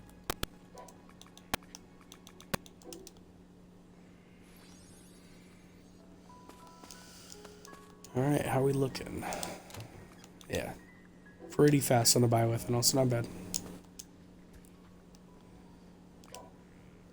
Yeah, that'll make me 50,000. Also, you can make multiple breed machine improvement things. So you can do like a bunch of seeds all at once. Have like 200 going if you wanted. So basically just rapid fire open these. I just didn't have any room, so let me go ahead. Also, this cutlass is not as good as this sword, so I'm gonna get rid of that. And these are now my two better swords. Don't need buckets. I don't use pepper because it's mainly used for cooking. Okay, grab these. Probably should have emptied my inventory first.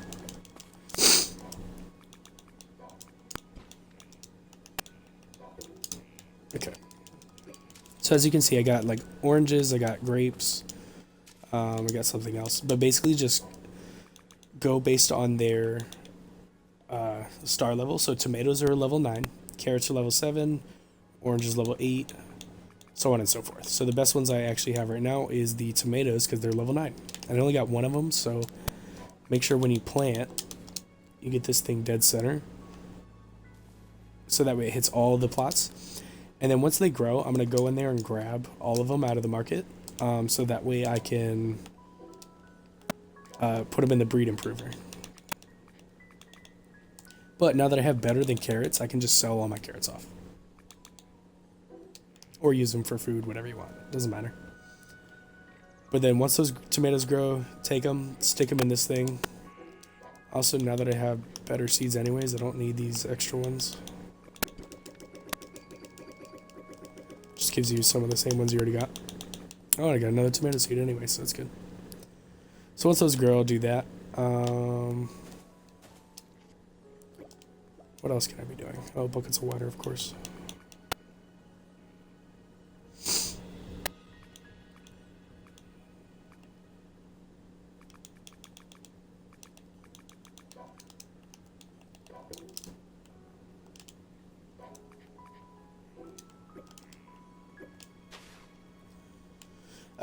Let's go ahead and do some more missions. So I have to make the motorcycle. I already made the hoverboard, so that was easy. This I just need more cogwheels, which I should have. I think I made those.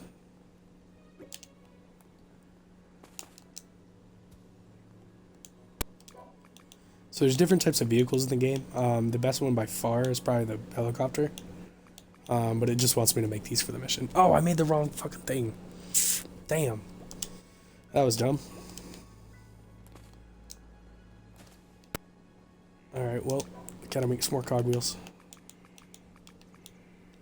I'm gonna make 10 so I can also make the helicopter as well. I also have another skill I can make or use. So I'm pretty much done with this category. I'm a dual wielder, so I needed to get my buffs, some passives. This one's good for a passive. Every time I melee attack until I I get damaged, I'm gonna do more damage to other things. So that's pretty good. Take that. Oh shoot, I haven't paid attention. Okay.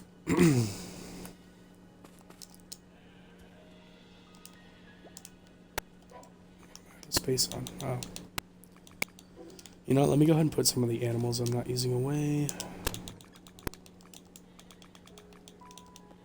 I had the foresight to grab a merchant. Nice. So because the NPCs are considered a monster, you can breed them. So you can breed yourself up a bunch of merchants so you can buy a bunch of different stuff from them. Okay, let's build the motorcycle, which is what I needed for the mission. Oh, I also need to craft a helicopter anyway, so that's perfect. Sweet. Got that mission done. Helicopters are awesome. They don't take fuel. So I'm going to list all the great things about helicopters. After I cough, hold on. Oh, excuse me. Had to mute my friggin' headphones for that. Okay, so they don't take fuel, so they will perpetually drive you around everywhere. Let me go ahead and get up here too. They protect you from area damage. So say I went to a poisonous island. If you're riding the helicopter, it will say you're taking damage, but your health does not go down. So it helps you with that. Same with the cold and the hell, or not hell, because it catches on fire in hell. So it saves you from the heat damage on desert islands, the cold damage on the frozen islands, and poison damage on poison islands. Doesn't use fuel.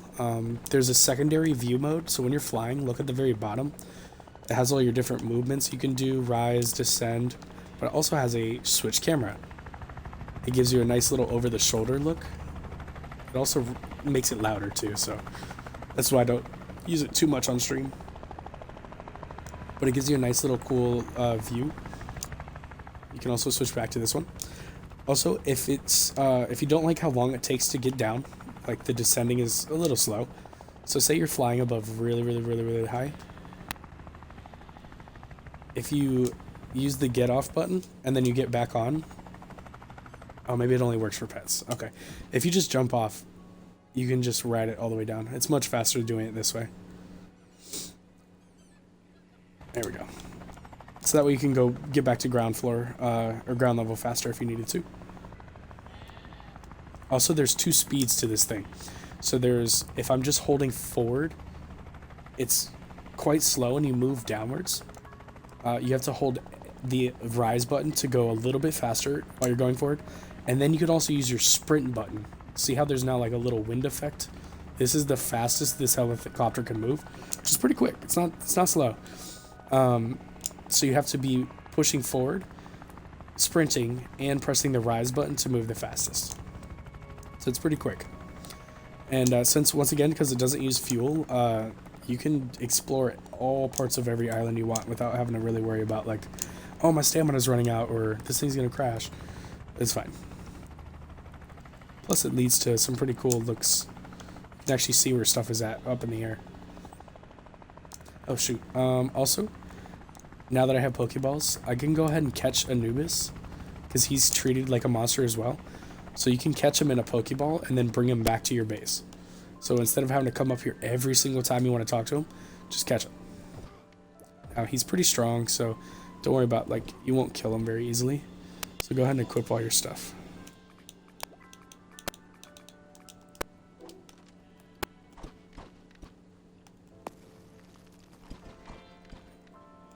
Now, don't do your buffs and stuff so you don't accidentally kill him. He respawns, but you don't want to have to do that. Oh, also, I don't want to damage my helicopter, and you could pick up your helicopter and store it again in your inventory. And another cool thing is when you make multiple helicopters, they all stack on each other in your inventory, so you don't take up too many squares. They'll say I have 10 of them, they'll all be in one spot. So the helicopters are damn useful. Until you get pets, and then it's just Pets end up becoming your best way of transportation. Alright, so with the Pokemon, or with the monster prisms, I call them Pokeballs, because they function the exact same way. So for anybody that has played, the 2 rules to catching a monster or Pokemon is you lower their health, and then you throw the Pokeball at them. And the 2 things you have to know is the color of their health will determine the catch rate. So if I left him at yellow health, it would only be a 50% catch rate, so he'd pop out half the time. Purple health, he has a 90% catch rate, so he only has a 10% chance to come out. So whenever you're catching monsters, there's always a chance that they will pop out of the Pokeball. No matter what you're catching, whether it's a regular monster, Anubis, or a boss or whatever, the percentages will always be the same for the health. So even if you're catching a boss, which requires a separate item, it's something later on, when you're catching a boss, they could still pop out as well. They still have that 10% chance at purple health. So that's why you always want to go for purple health and not yellow. It's just a much better chance of catching them. And when I say like bring them to your base and like set them up, I usually just give them like a little house.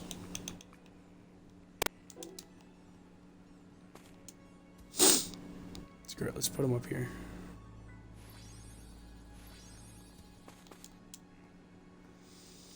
Also, this isn't gonna work. But okay, so whenever you catch a monster, and then you place them, actually, you know what, let's put them up here, that would look so funny. Just put glass walls around the top of this, and then this would be his pen. Okay, but I don't have enough stone walls. But whenever you place a caught monster back out, they'll try to wander around, so you need to make them like a little room, so he can't escape. But you know what? Let's go ahead and do it out here. And you need to literally box him in, or else he'll wander out.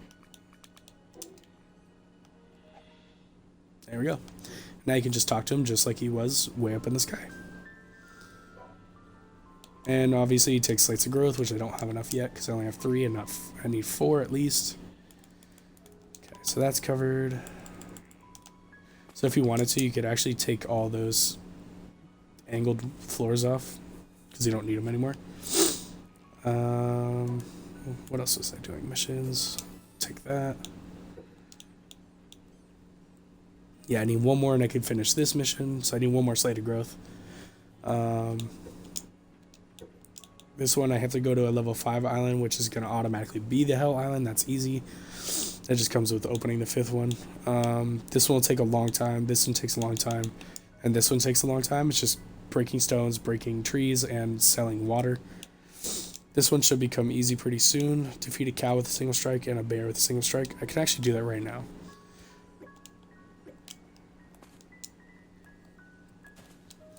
So this is where like getting your enchantments up is helpful. So like having these rings with those, and then the armor, and then my hat, and then 2 strong weapons help my attack, and then obviously all my buffs are gonna help. So what I can do is just actually, you know what? I need to take off 1 sword. So the reason I'm doing that is so I can do this attack. If I had 2 swords, I wouldn't be able to do that. So I'm just going to come over here to the cows, and I ran out of stamina. Damn it. Basically, I just need to get above, jump above him and do the slam attack. See? Wait. Missions. Defeat a cow with a single strike. I did. Defeat a bear with a single strike. I just killed a cow with 1 strike. Oh, it counted as 2. Alright, there we go. Charge strike works just as well. Let it charge up the 3 times so it does more damage. Now, if you're not doing enough damage, also you can activate your buffs. So like these ones in here. So I'm going to do that just to see how strong I can hit this bear.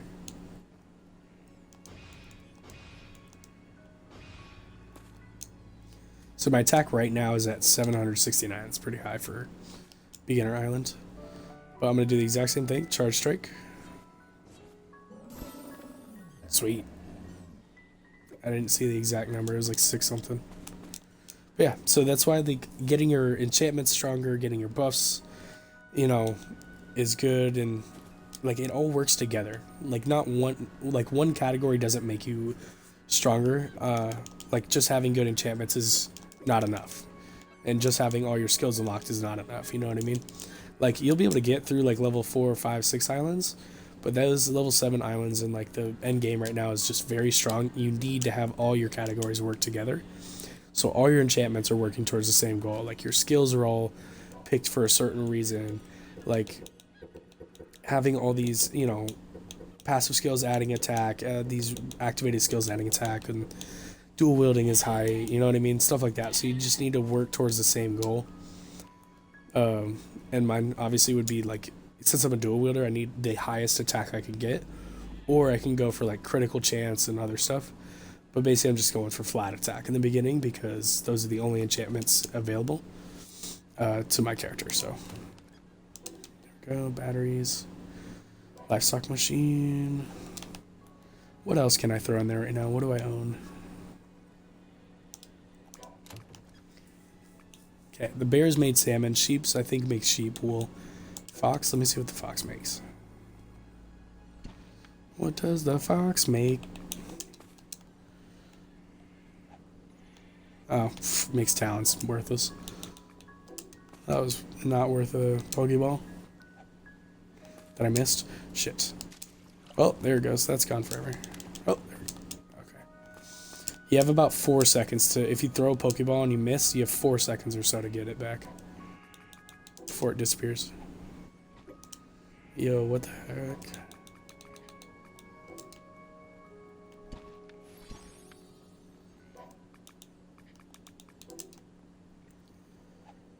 There we go. You have to like hit it from the top.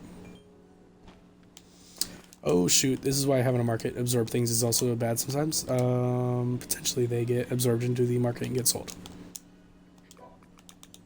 Woo, I had 3 seconds, okay. That was close. I mean, foxes are pretty easy to get, but still, don't want to lose it.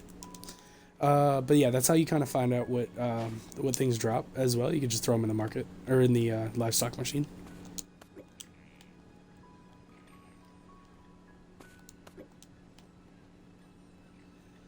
Alright, yeah, that's still working pretty good. Let's plant these. Oh yeah, I forgot about the tomatoes. Whoops. I think I had another seed. Alright, so as soon as it gets watered, in about 2 minutes I need to go grab those before they get sold.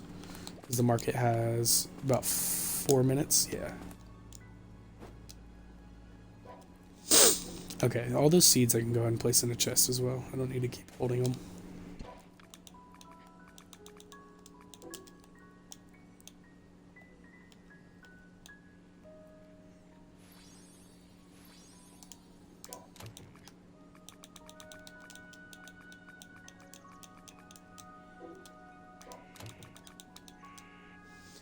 So yeah, this is a red herb, and it says you can harvest a red herb after growing it in a planter. Herbs cannot be grown in crop plots.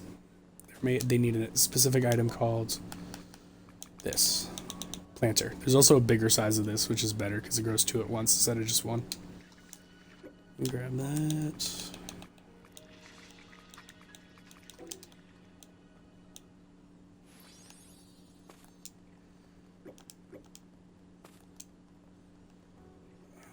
What else can I do?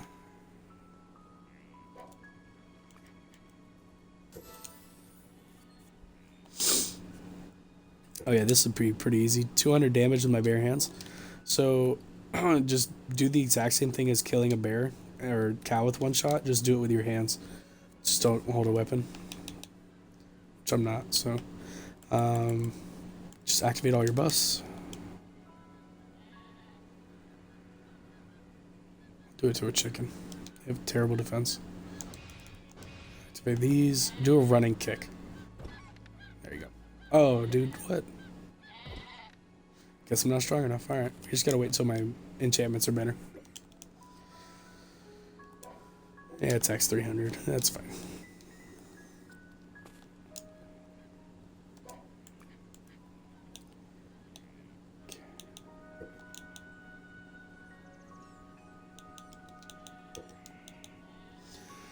So these ones, logging company and excavation, it just means you have to hold 1,000 logs. That's what it means by obtain. Same thing with this, hold 1,000 stone. This one is basically just create potion. That's easy. I think I still have the red herbs.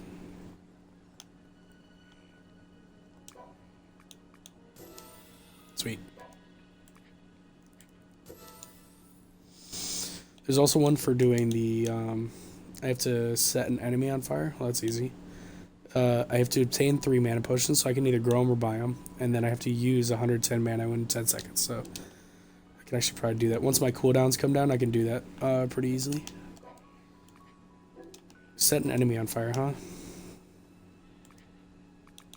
Might as well get that done.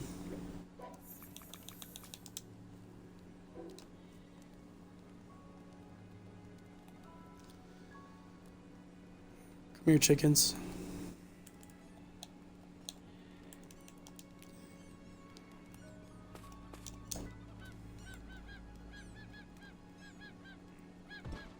There we go. And I set myself on fire. Awesome.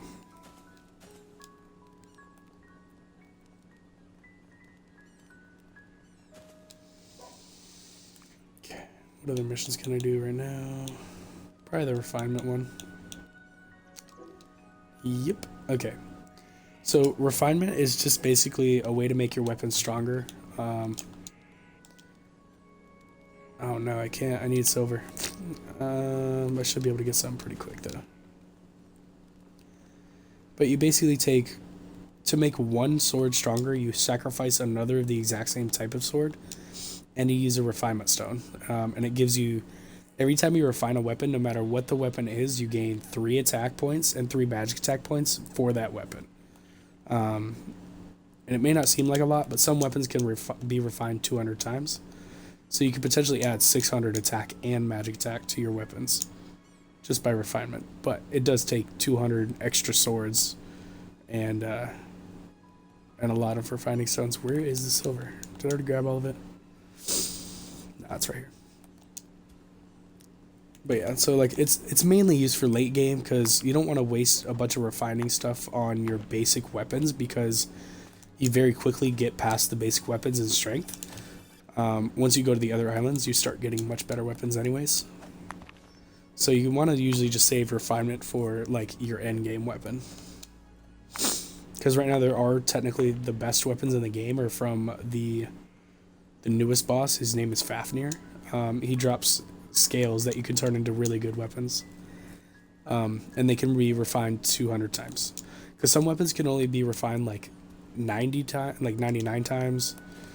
So each different weapon has its own level of refinement it can reach, and some are not going to be able to get as strong as other weapons. So currently the Fafnir weapons are the best.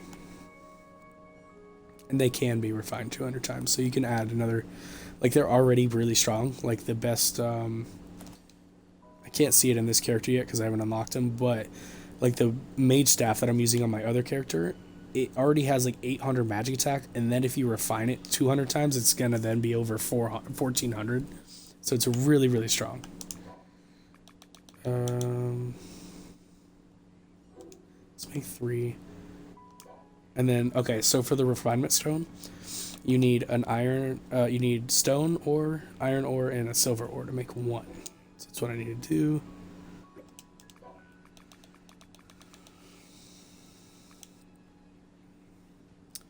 Forgot how annoying the refinement chest is to make. I'm out of charcoal, I'm out of stone, out of steel chest, and out of iron. God, it's so annoying.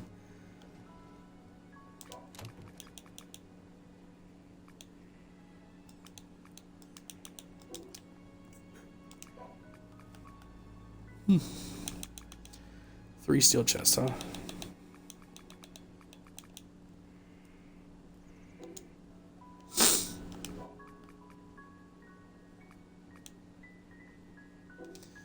Stone and charcoal. Alright, that's not the worst, but still it's annoying. Okay, let's go get this up.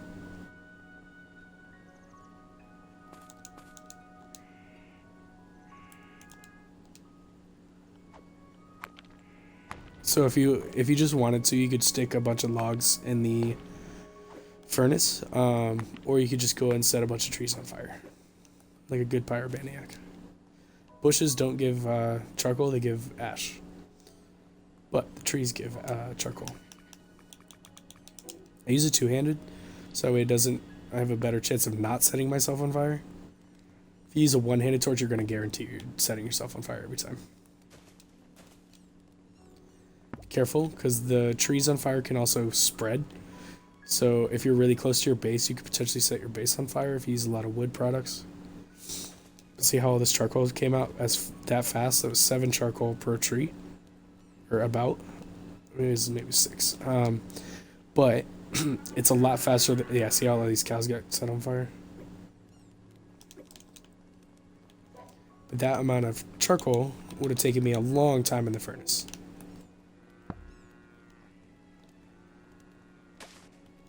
Oops. See, it'd only give me ash.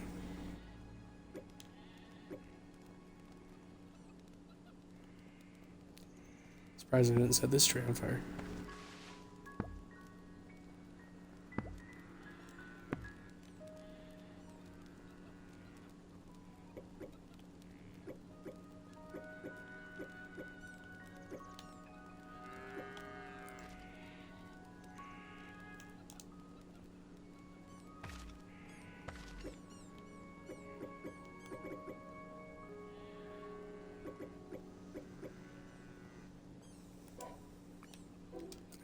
A little bit more, unfortunately. And now the bad part about me doing this to all these trees is these trees don't come back. If you needed more trees, you'd have to either change islands or you could plant your own, which is what I'm eventually going to do.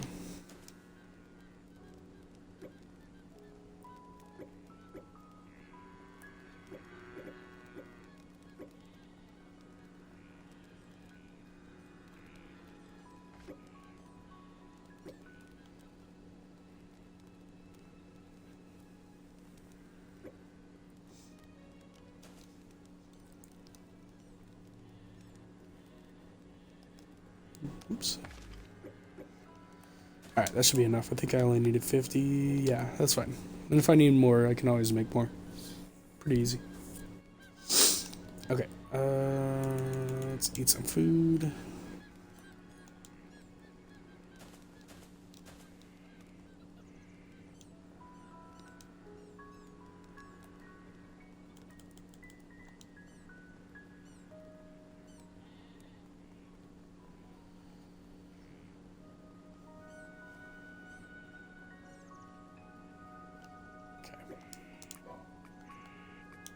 Sweet. The reason I leveled it up is not because I made the item, it's because I got 5 experience from the mission. And I must have been like right on the edge of leveling up. So that's why I got that. So that means I also get a skill point. And I think I had a skill point from somewhere else too, so that's good.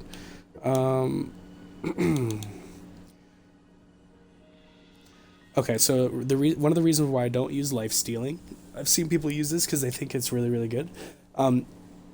It's only a 30% chance to activate when you hit something to steal literally 2 health at the lowest level. It's 6 health at the highest level. It's still not a lot. If you think about it, especially for attack builds, your health ends up being over like 1,000 pretty quick. If you only have every 3rd hit, you're only getting 6 health back. That's really not a lot. Like, there's much better ways to spend your points than maybe get a little bit of health back every time you hit an enemy.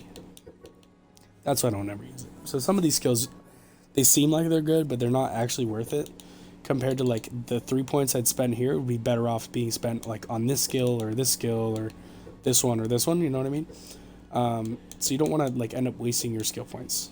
I know early game it's hard to tell which ones are good or not, but I've played enough to know like most of the ones that involve slowly healing your health or your mana aren't worth it, because you can eventually get food that's so good at healing you, both your health and your mana, it will just outpace anything else. So you won't even need to spend the skill points on recovering mana or health. You can just, except for you do need heal spell. That one is still very important. But most of your skill points are going to want to go towards just adding more damage, whether you're a magic user or attack user. Most of your points want to go towards adding more to that category. So I have 2 points. As you can tell, I don't really use too much of these other ones. There definitely are uses. Excuse me. There's definitely uses for all these individual skills, but for what I'm using, like if I'm just trying to get my attack build up, these are the skills I want to be grabbing. Backwater, grab another Berserk. I'm going to max out Battle Hymn, Backwater, Berserk for sure, and then probably at least one of these. Like I said before, you have 76 points total once you've hit max level and all the missions related to skill points are done. Oh, shoot. I forgot about the tomatoes again. Damn it. Dump these eggs. That's okay. At least I at least got 2 that stayed down here. Yeah, they almost definitely sold off. I keep forgetting. So let's go ahead, put those in there to get more seeds.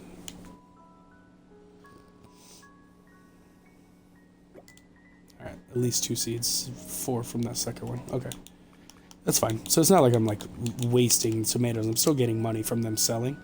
I just keep forgetting to grab them because I want to improve them so I can get peaches eventually. So that's another way to make money, is using peaches to sell or whatever crop you can. You can also use, like my idea for this, the livestock machine produces certain materials from different monsters. So you stick different, a monster that can produce a high value item a lot and then have that just absorb into the market. That's another way to make money. You could also just, sell everything that you don't need by hand to make money as well, but eventually you do need a way to automate making money because you just need so much of it to even progress to the last age. Is 30 million gold, so it's, as you can see, you probably need a lot of money. Okay, what else can I show? Yeah, so this age I've barely covered any of the new items because I just got hung up on doing all the automations, but that's just how diverse you could set up different automations with like 3 items. It's the absorbers, droppers, and craft connectors. They really are like the backbone of setting up your automations. Like all this different stuff. Alright, come on tomatoes, grow. So I don't get distracted. Also, I think this looks terrible. Let me go ahead and put walls here. Go a little better. Actually, this can go away now. Stone wall. There we go. Looks a little better.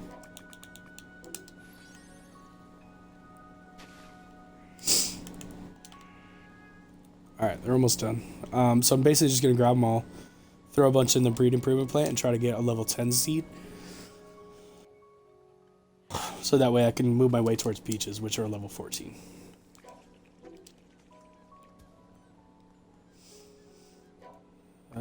What other monsters do I have? Fox? No. I don't really have anything right now that I need to be breeding up, except for maybe the merchants. I do have one merchant, but I also don't have an abundance of Pokeballs, which I need a lot to do a bunch of breeding for. Okay, so they're getting cut. And since there's 3 plots per square, that's 12 times 9, it should be... Well, 9 times 10 is 90 plus 18... So 108? Yeah. Sweet. So I'm able to produce at least 100 of whatever crop I want every time it grows. So let's just do 8 for now. Because see the percentages, I have a very small chance to get a next level up.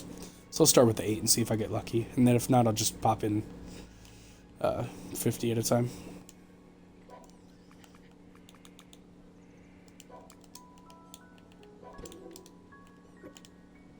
Also, if you put this on your hotbar, and then as you pick them up, you can just activate them. Alright, so I got tomato seeds back. That's mostly what I'm going to get back is tomato seeds because it was a 90% chance. Orange is a rarity level lower, so it's actually worse. I got 2 more tomato seeds, so just pop the 100 in, screw it. Notice how it costs 45,000. This is why you want to start getting money as well, because it costs money to improve the breed. Okay, pumpkin I think is lower as well. 7, yeah, much lower. That's fine. I'll let that 100 cook up. While it's going, because I'm waiting on this anyways, and it may not produce a better seed, I'm going to go ahead and plant more tomatoes. So that way, just in case these don't produce anything better, I have backups. Sweet.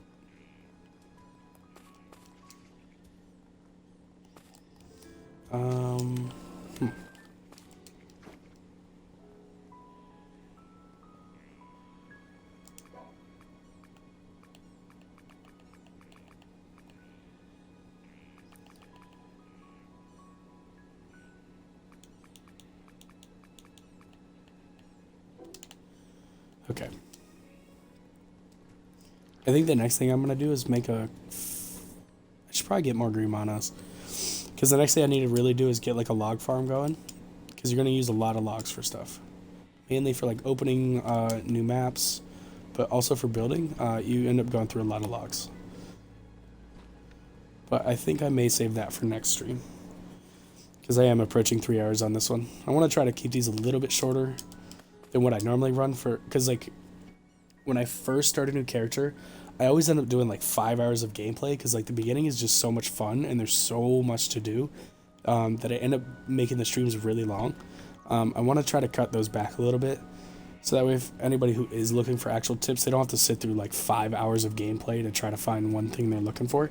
So make them a little bit shorter, like 2.5, 3 hours. It's a little bit more bearable. Oh, I got a grape seed. I think that's the better. I think that's a better one. And an eggplant is better as well. Oh no. So tomato was a 9. Eggplant. That's the better one. So it's a level 10. That's what I was looking for. So those tomatoes can all get sold. So that I actually don't care if they get lost to the market, because I found a better seed anyways. Now I have a bunch of these left over, so this is why I probably should have just done 50 at a time. That's okay. You can also do. You can make 2 of these. Oh, excuse me, make 2 of these breed improvement plants and do it that way, so you can have multiple going at once. It's fast enough as it is. So tomatoes sell for 1,350 each, so 108 of these is going to be a lot. Yeah, so it took 300 something carrots to sell for this much, and it only takes 100 tomatoes to sell for the same amount. So it's like 3 times more expensive, and then as you go up, like, the eggplant will be even more. It'll be worth even more than the tomatoes were. So we'll just have to see, because it doesn't tell you based on the seed. Seeds are a little less expensive. They're only like a few hundred each. But the actual crop itself sells for a lot, so. Alright. Oh, lemons, huh? Oh, I got another eggplant seed. That's good. Ah, lemons are also better. So these are the 2 level 10 seeds I could have gotten, and I got both. That's cool.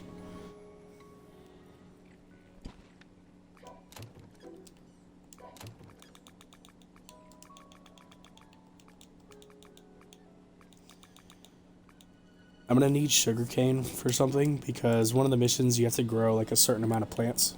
These ones. So I already got the wheat. I need to do grapes, coconut, sugarcane, chili pepper. So the sugarcane is the only low level one. Grapes I have, coconut and chili pepper are level 13. So I think I'll just grow sugarcane just to get it over with. Once these eggplants are done. And then I also need to do grapes too. So once again, like, I only have this many crops growing. You could have way more. You could have multiple setups. You could have much larger setups if you wanted. But for a single player, like, you don't have to go like crazy over the top right away. You can always increase your production later if you wanted. But for now, this serves purposes pretty well.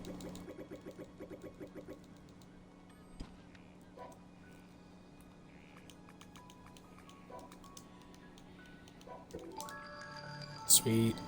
So I just offered a bunch of those buckets of water because they were just taking up an extra spot. But if you go to the picture book, I've already offered, after you offer 25 buckets of water, it's maxed out. So you can't offer any more. But if you notice, each level, like the first bucket I delivered gave me 10 experience. Once I delivered 5 buckets, it gave me 100, then 10, it was 250. After the 25th bucket, it gave me 1,000 experience. So that's why I just jumped a level, or actually jumped 2 levels, because that 1,000 experience was a lot.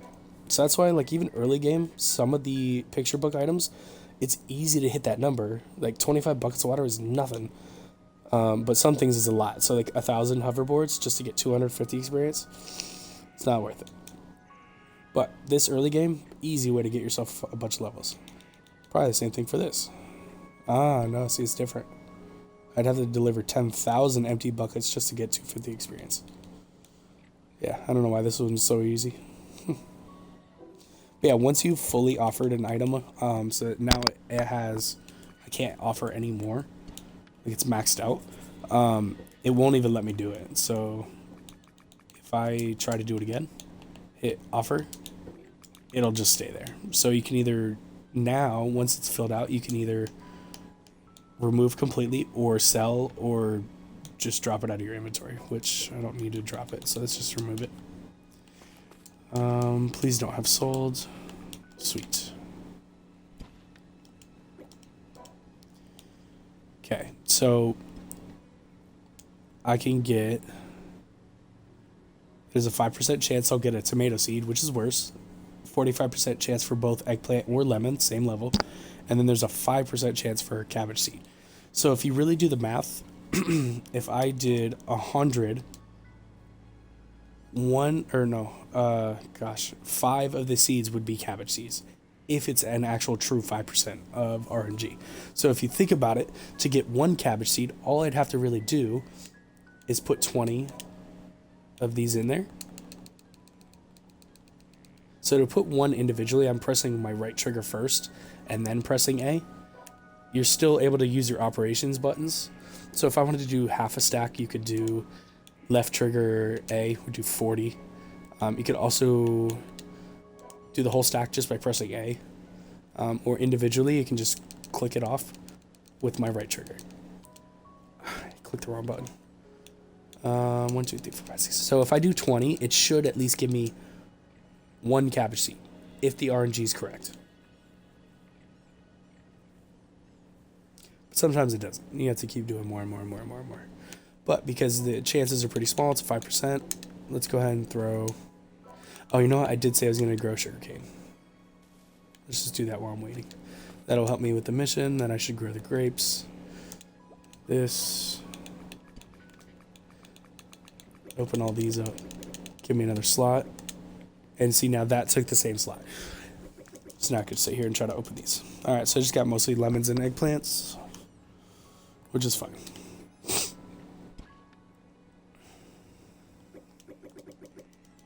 Yeah. It's alright. It's a small chance, 5%. Now, to get peaches, the last one, it's a 0.5% chance. So you'd have to send through like 200-ish of the other plant to possibly get a peach seed. Yeah, see, it's not working for me. So one of these should have been a cabbage seed, but it's just RNG. There's another 86. Hopefully it gives me at least 1.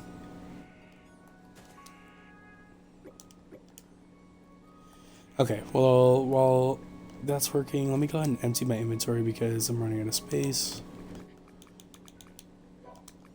Wheat, I can just offer that because I know I have a bunch automated. That's fine. You know what? Let me condense my feces because I think I have a bunch now. And I know that sounds weird, but what I mean is, like, see how they're all stacked weird like this? It's because there's different enchantments on them. If I just wash away the enchantments and then I sort, they stack much neater. And to do what I need them for is to make saltpeter. So I can then make it into gunpowder, because you need 50 gunpowder to advance, not this age, but the next one. You need 50 gunpowder. So that's why I've been collecting it. So you need 100 feces to make 50 gunpowder. So anytime you see poop, just grab it. It's weird, but you need it.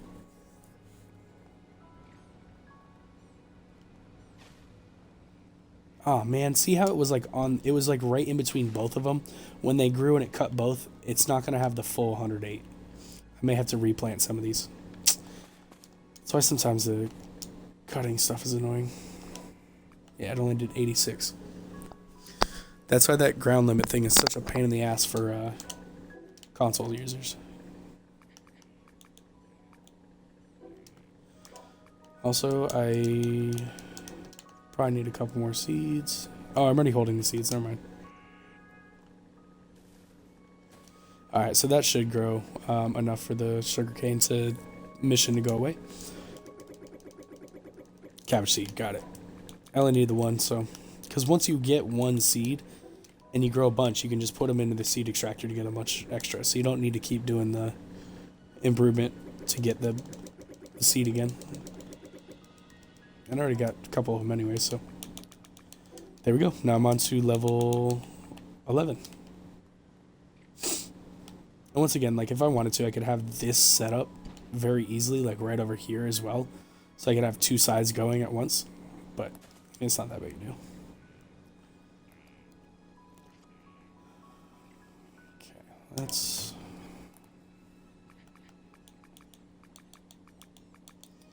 So everything I really don't need right now, I can just throw in here.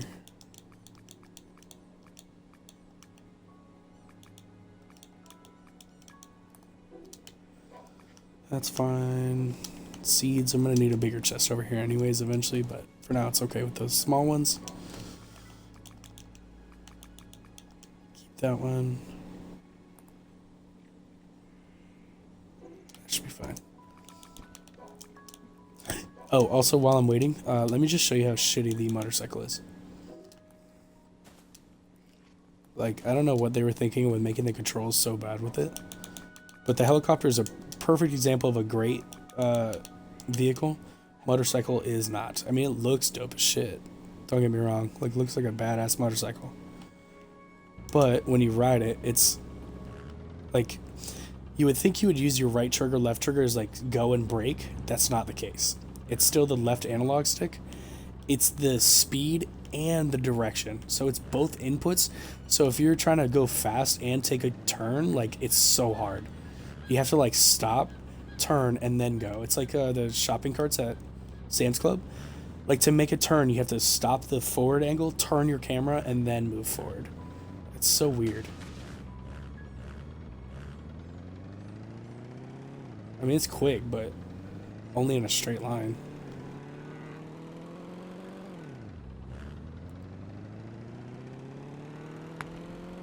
Plus, you can break the motorcycle by hitting stuff, so it's pretty easy to ruin the bike.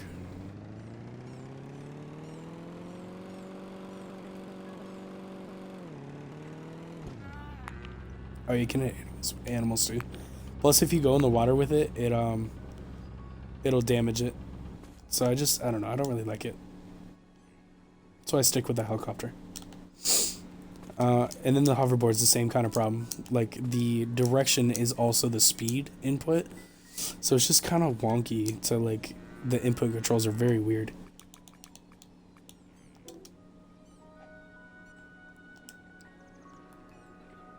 But this thing's cool because you can do a trick when you jump.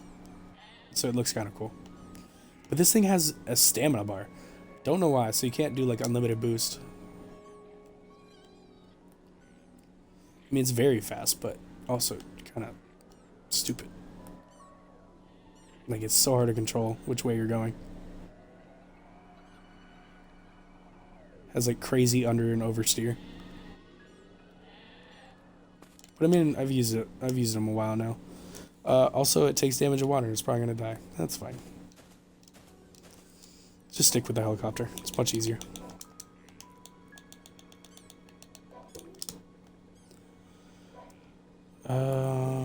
Oh yeah, those things are probably done now.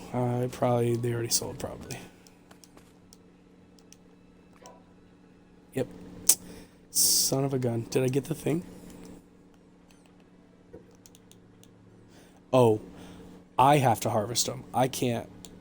Oh, gotcha. As in, like, I'm the one that has to cut them, not the machine. So let me go ahead and pull this guy. This will actually help me too, because now I can't mess this up. All right, so once those are grown, I got to come over and punch these individually and do the same thing with the grapes. Pretty easy.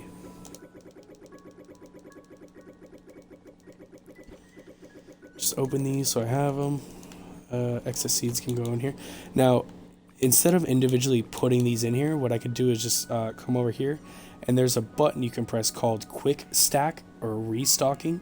It's left trigger, right trigger, and A, but it works from this side. So I left trigger, right trigger, A. Whatever, if I have any of these seeds in my inventory, it'll pull them. See how it pulled the 2 grapes? And then it pulled all the tomatoes. That's how the restocking works. So if you have a bunch of stuff over here, you can just quickly go over here, and do that restock function, and it's much faster than having to go through and find where the seeds are at over here. Also, probably want to put the lemons in there.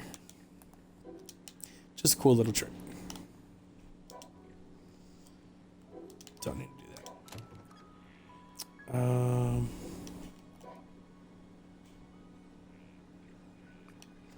Also, I don't need this anymore.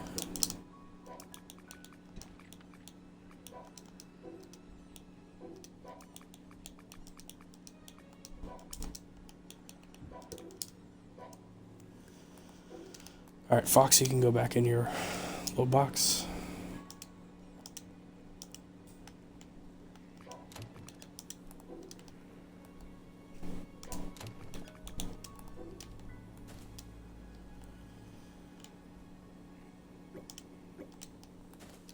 Alright, these are almost done. So yeah, just by having the green monos selling the eggs and stuff, and then the market selling the crops, I've already made almost $1 million gold. And that's only just mainly from this stream. I think I started the stream with something around like 50,000 gold or something. So it's honestly really easy to make money. You just got to know kind of what to look for and what to sell. Obviously, very early game, just sell all the bad weapons that you pick up or you don't use.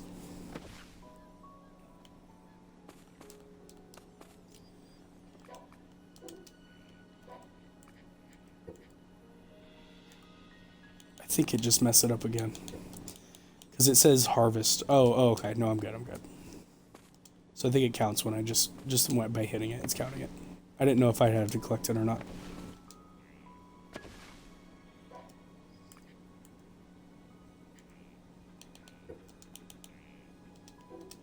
Guess I also have to pick them up.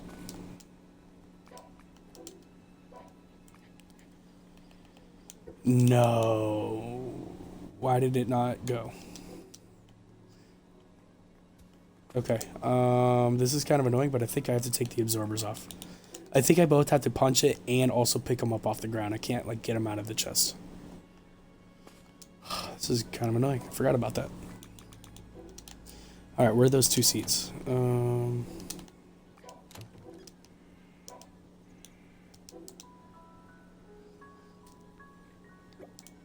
Sweet. Alright, gotta let these grow again. I guess it's good to find out. Okay, so you both have to be the one that harvests it and collects it off the ground. You can't just, like, collect it out of the chest. That is very annoying. Because for some reason, like, it showing that I've done it, I've collected over 100, but I didn't harvest the 100. Like, chop it and then pick it up immediately. It's weird.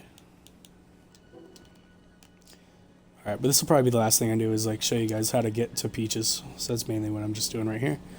You know what, it might be worth it to do this setup again. Alright, what do I need to make plots? Iron, wheat, sand. Add iron, come on.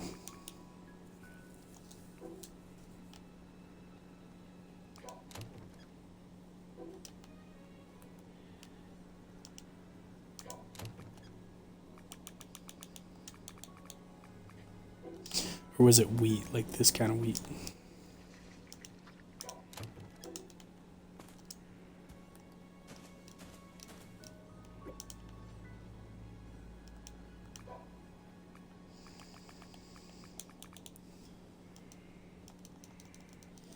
Oh, it's 5 iron per farming plot. Damn. So I need 60 iron to make the 12 total. Oof. Alright, you know what? I'm just gonna run with what I got. Screw it.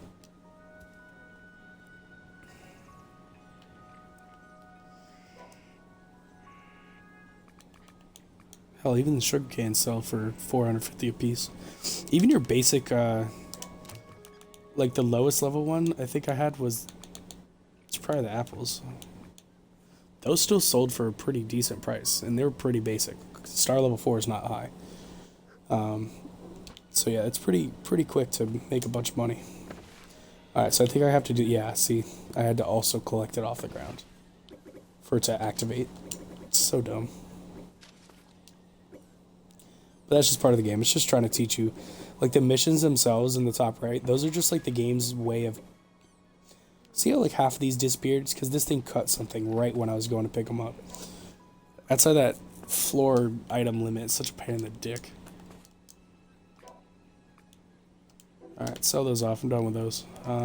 Do some grapes. Where are my grapes?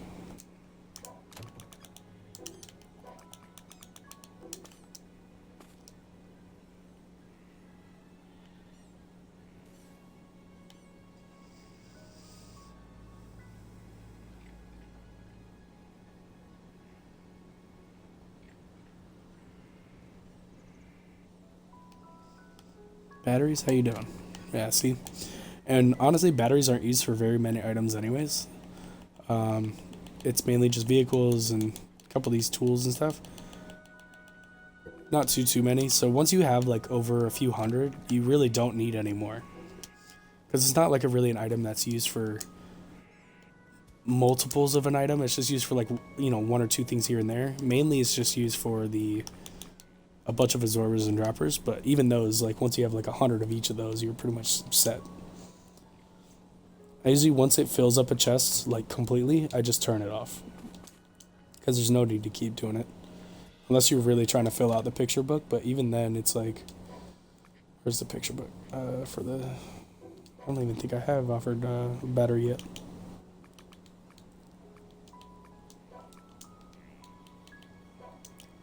Offer. Okay, I don't know what I got, but it's probably under. It's not tools, probably.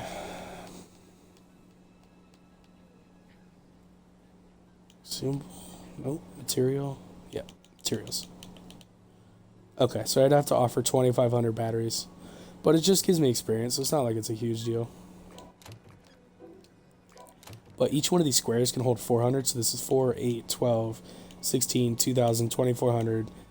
So you'd only need to offer 1, 2, 3, 4, 5, 6, 7-ish, 7 or 8 squares worth of batteries to completely fill out the picture book. And that's not a lot, honestly. But yeah, that's pretty much how all the items work for the picture book. They all have limits, how many you can actually deliver. 2,500 fangs, leather, talons. Cooking, this is only 1,000 water, shit like that. So like each one's, it varies. Yeah, let's get these grapes. Oh, these look cool. I noticed a lot of people also decorate their houses and stuff with like the plants, which some look really freaking cool.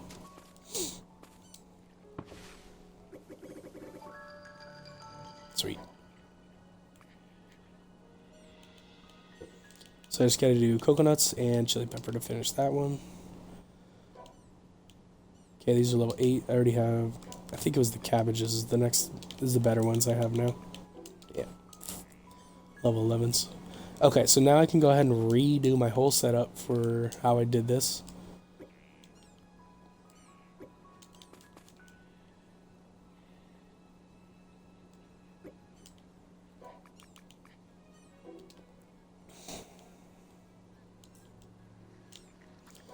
Sometimes the retriever rod just have an easier time. I was trying to pick the roof up and it wouldn't give me the spot. Okay. Put that there. Mark it. Now, it can face either way. It doesn't matter, like, this way or this way. It just happened to be that's the way I set it up last time.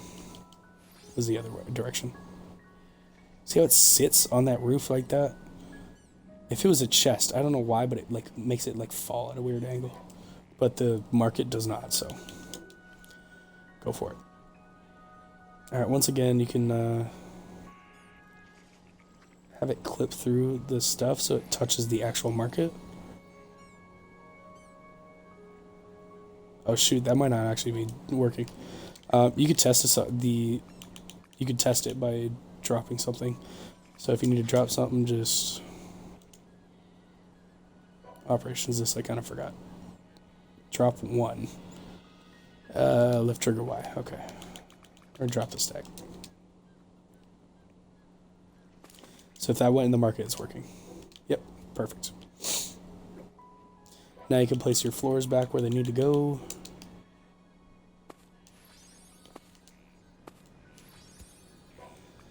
Then you can place these back. Now, when it comes time to do the 100 coconuts and 100 chili pepper, I don't know. I might just do it over on another spot, so I don't have to worry about having to reset that stuff up. But it's not very hard to do that. Like, have the absorbers work through the floors. So I may just end up just doing it again. I mean, why not? Okay, throw the rotating saw back in here. Now, this part is a little tricky, so you may have to take the angled walls first. Let me go ahead and just do this part. Hold on. So don't mess up the cabbages. Ah, shit. And let them absorb. Balls. Yeah, see how it's only 98, not 108? Oh, wait. Maybe it is the full 108. Okay, never mind. I may have to remove one of these corners. Yeah.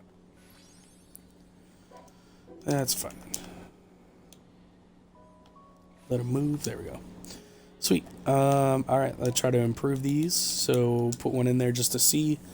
So I could potentially get zucchinis or chili peppers as the better seeds, but it is a 1.5% chance each. So I'm better off just sticking all the cabbages in except for one.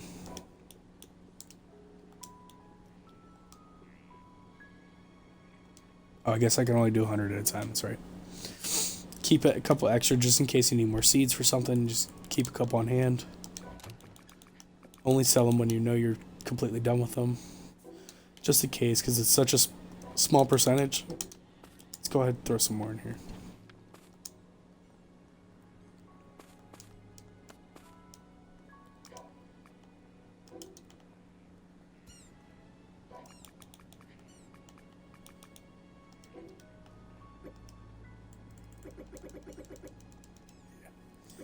Saw that coming.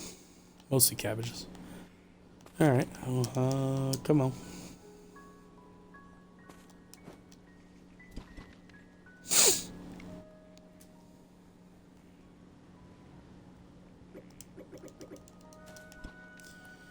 Yeah, I knew that was coming.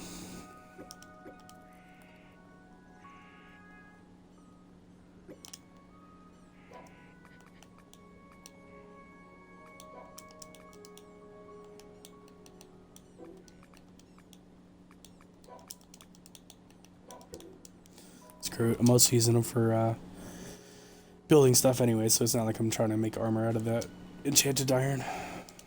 Already got that stuff. Yeah, so this level, getting to levels 12, 13, and 14 is a lot smaller chance, so it's going to take a lot more of the seeds being opened, so I may not even get them in the first set of 100. Because I could take both, one or the other, I forget what it was. Chili peppers or whatever. Alright, so while I'm waiting on these to grow, let's go ahead and make the refining bench. Refining bench can actually take the spot of the hatter. When you're placing it, face the three boxes towards you. Don't face it the other way, because these are the ones you have to like actually go into. So let's go in here. Hold on, let me get these cabbages first.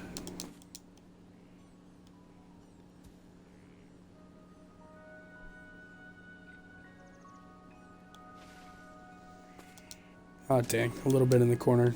Didn't make it. That's okay. It's only a couple.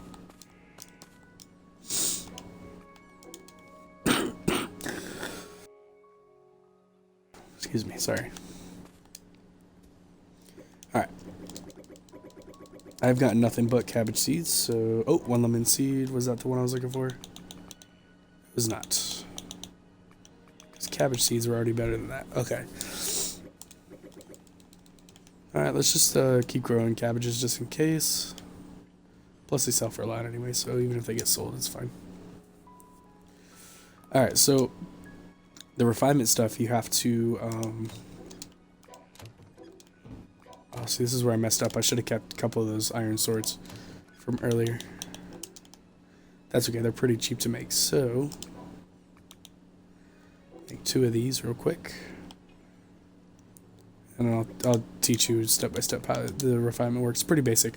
So the far left box, this green one, where it says refining material weapon, this is the weapon that's going to disappear. It's going to be used to make whatever weapon in here, the refining weapon, better. So you use 2 swords.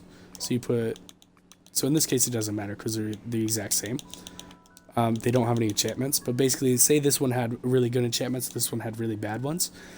You'd put the bad one over here on the left. That's what's gonna disappear. The middle, you need a refining stone. It's basically like the catalyst. Doesn't matter what the enchantments are.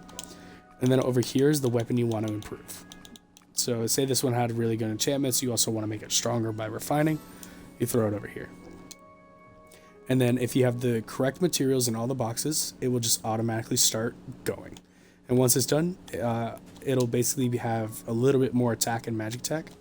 And you're good to go. That's refinement. There's other finer details to refinement, but it's pretty basic, like straightforward stuff. Once you start using higher level weapons, like star levels 8 and above, you need better refining stones. Once you hit a certain refinement level, you also need better refining stones, and then eventually you'll need the better refining bench. There's a whole nother one that can take higher level swords even higher. So basically just as you improve, you just need better stuff. Ah, there we go, I got it. Chili pepper seed. Sick. So all those cabbages can just get sold off. So I don't even worry about them anymore. Sweet. Nice little profit from the cabbages. I'm going to go ahead and stick in here all the other stuff. But I'm going to wait until these cabbages get cut. Because say I went into the inventory, if the rotating saw cut those cabbages while I was in there, it wouldn't get absorbed into the market. And then when it cut these ones, it would delete the other cabbages. So you want to make sure they're all completely in here before you go in. And sell cabbages, sell the grapes. Yeah, almost 500,000 just from a few hundred fruit, bro. Like it's nothing. Okay, and then chili pepper seeds. Remember, this is one of the ones where I have to harvest this myself. So missions. Oh, I got the refiner thing done. Okay. So chili pepper seeds. And then coconuts, which is the next one up. So let's go ahead and pull the absorbers. Chili pepper. There we go. Once that grows, I'm going to need to put the 100 in here. And then take the few that are left over and take some seeds out. So just in case, I'm going to plant them again. Because the next thing is going to be like 0.5. It's gonna, or 1% or something like that. It's gonna be really low for the getting coconuts. There we go. I am now a millionaire. I have 1.2 million gold, which isn't a bad start. Need a lot more. So it's 30 million gold to get to the last stage, and then it's 10 million to get to the second to last stage. So you really actually need at least 40 million just to get to the very final age. Plus, then you're gonna need like at least another 50 million at least to get all the food and like all the stuff you're going to want to buy from all the merchants. You need a lot of money for that, so that's why getting yourself set up to make a bunch of money easily is very good. Because as you can see, let me grab the merchant that I do have. And now we're on the merchants. What they sell is just purely based on what island level they're on. So since we're on the beginner island, the very basic one. This is a level 0 island. It's literally called a level 0 island. So if I come here, where it says right on the far left, where it says the picture, right underneath it, it says island level 0. This is actually a level 1. These first ones you can travel to. A lot of people mistake this for a level 1. These ones are level 1. This is a level 0. And then 2, 3, 4, 5, 6, and then 7 is the highest. There's 4 rows of level 7 islands. So there's those 4, and then 6, 7, 8, 0, all the way back up to 1, 2, 3, 4, 5, 6, level 7, 7, 7, 7. So all these are level 7s. And these are all just the lower levels. I actually got really bad luck with opening the islands because I got all these same ones over and over. That's pretty bad. I wanted to get different ones because there's like 7 or 8, actually maybe a little more than that, different types of islands. So each island has access to its own set of like materials, monsters, enchantments, all that stuff. So stuff I find on this island, I won't be able to find on this island. You know what I mean? And vice versa. Monster-wise, material-wise, all that stuff. Okay, and then so the merchant themselves will change what they sell based on what island level they're existing on currently. So since we're on an island level 1, he's not gonna, or island level 0, he's not gonna sell the best stuff. He'll sell useful shit, but it won't be the best stuff in the game. Let me just go ahead and make it so another area. This is all, I'm just not really thinking exactly how things are looking. I'm just trying to get stuff laid out so that way I can show you guys. These guys will also wander around when you put them on the ground. So once again, just like Anubis, you have to box them in. This is a very crude setup that I usually set this up a lot better, but this is all just beginner tips. Oops. So with the merchants, you just equip them and then throw them out, and then you can access them for their inventory. Like you can buy stuff from them. So some things they only sell 1 of, like swords, they just sell in a stack of 1. Materials, they will sell in stacks of 100, so you can buy the whole stack, or you can individually buy like 5, 6, whatever you want. Or you can just hit max and buy the whole stack. And then as you need like more better stuff, like higher level stuff, they're gonna cost more per item. So 1 leather costs 600 gold. This sword costs 7,500. This silver shield is 13,000 gold. Once you start buying stuff that's like star level like 10 or above, it starts being like 100,000 gold just for like a piece of equipment or something. So this is why money is very important. If I needed a bunch of leather for something, and instead of using my breeding station like that to possibly get some, I could just also buy them from the merchant. However, when you buy from merchants, their items that they sell will have random enchantments based on the island level they're on. So they're not always good. So the fact that fried, it's a food enchantment, but it's on leather, it's not going to help. So this leather probably wouldn't be very good. This just raises your max hunger by 30. So like the lower level islands don't sell the best stuff. But it's still important because like say I needed a bunch of feathers for something. Instead of killing like 100 chickens, I could just buy a stack of 100 feathers for pretty cheap. 60,000 gold is not much. And then freezing is actually not bad for magic users. So it's actually, early game you can just buy a bunch of feathers and make some hats out of them and shit. Also, I could get lucky and buy ivory from the merchant. I just don't remember if it's on this island or not. You could buy some pretty basic weapons. The fossil is for an NPC quest. There's some NPCs that you can just bring certain items to. One will request the fossils, some ask for scrolls, stuff like that. You'll notice that as you play. Also, if you don't like his inventory, you can just recapture him and throw him back out.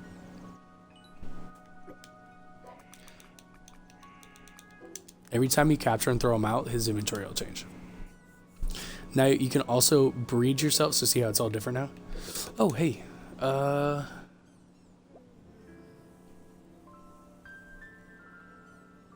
just buy it now. The enchantment's crappy, recently revived. But by just holding that whetstone, I'll increase my attack. So notice on the far right where it goes. See how it's in the arrow slot? It's an auxiliary equipment. So this is the spot it goes to.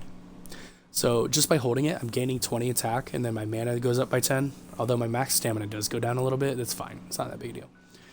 Now, if I didn't already have the skill weapon polishing unlocked, like say I didn't have this skill, by holding the weapon, the whetstone, I could then put this onto my hotbar and then use that as its skill. Oh, I need to be holding a sword when I do it.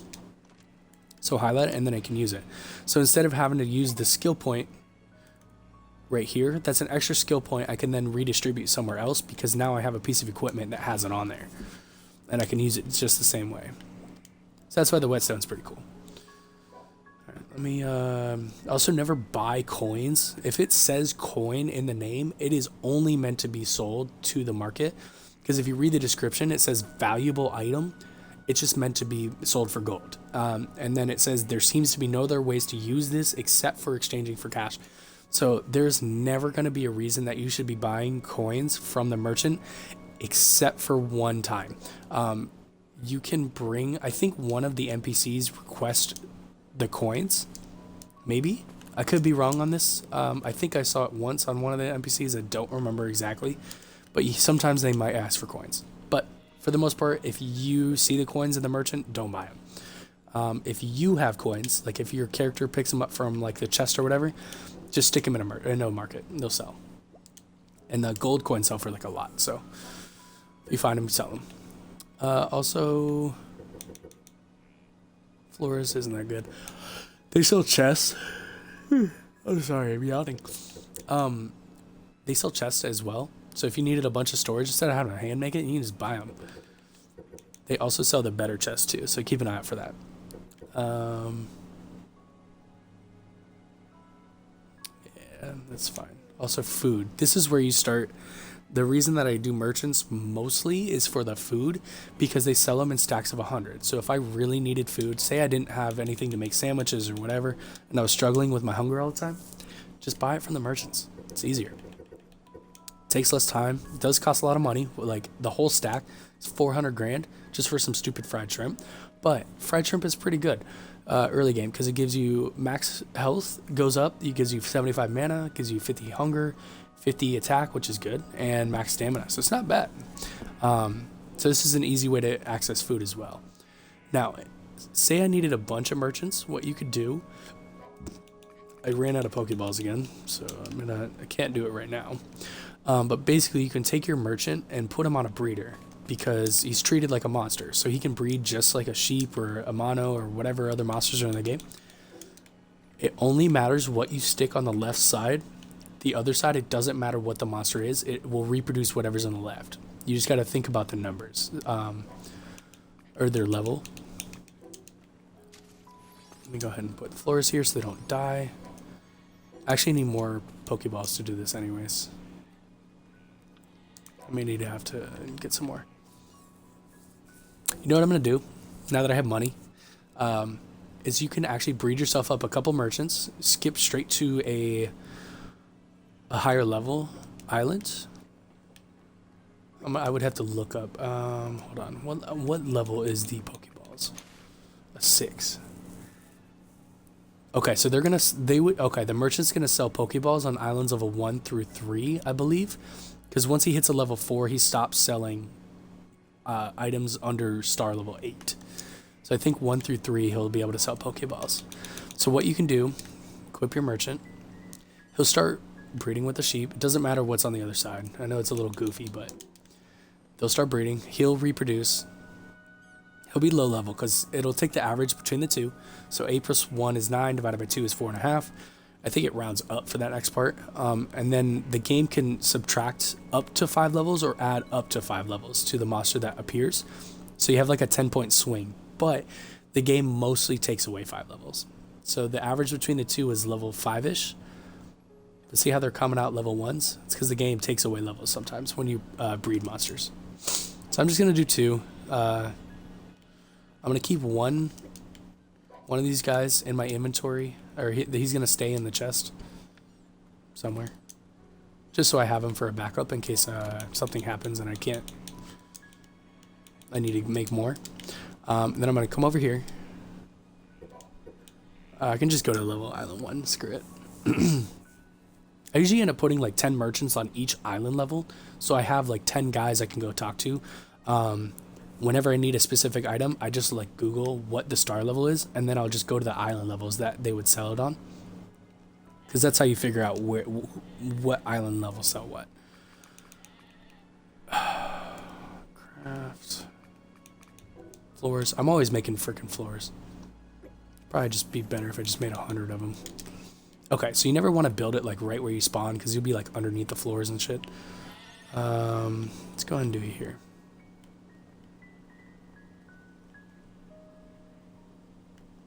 You know what? I can do this better. Hold on.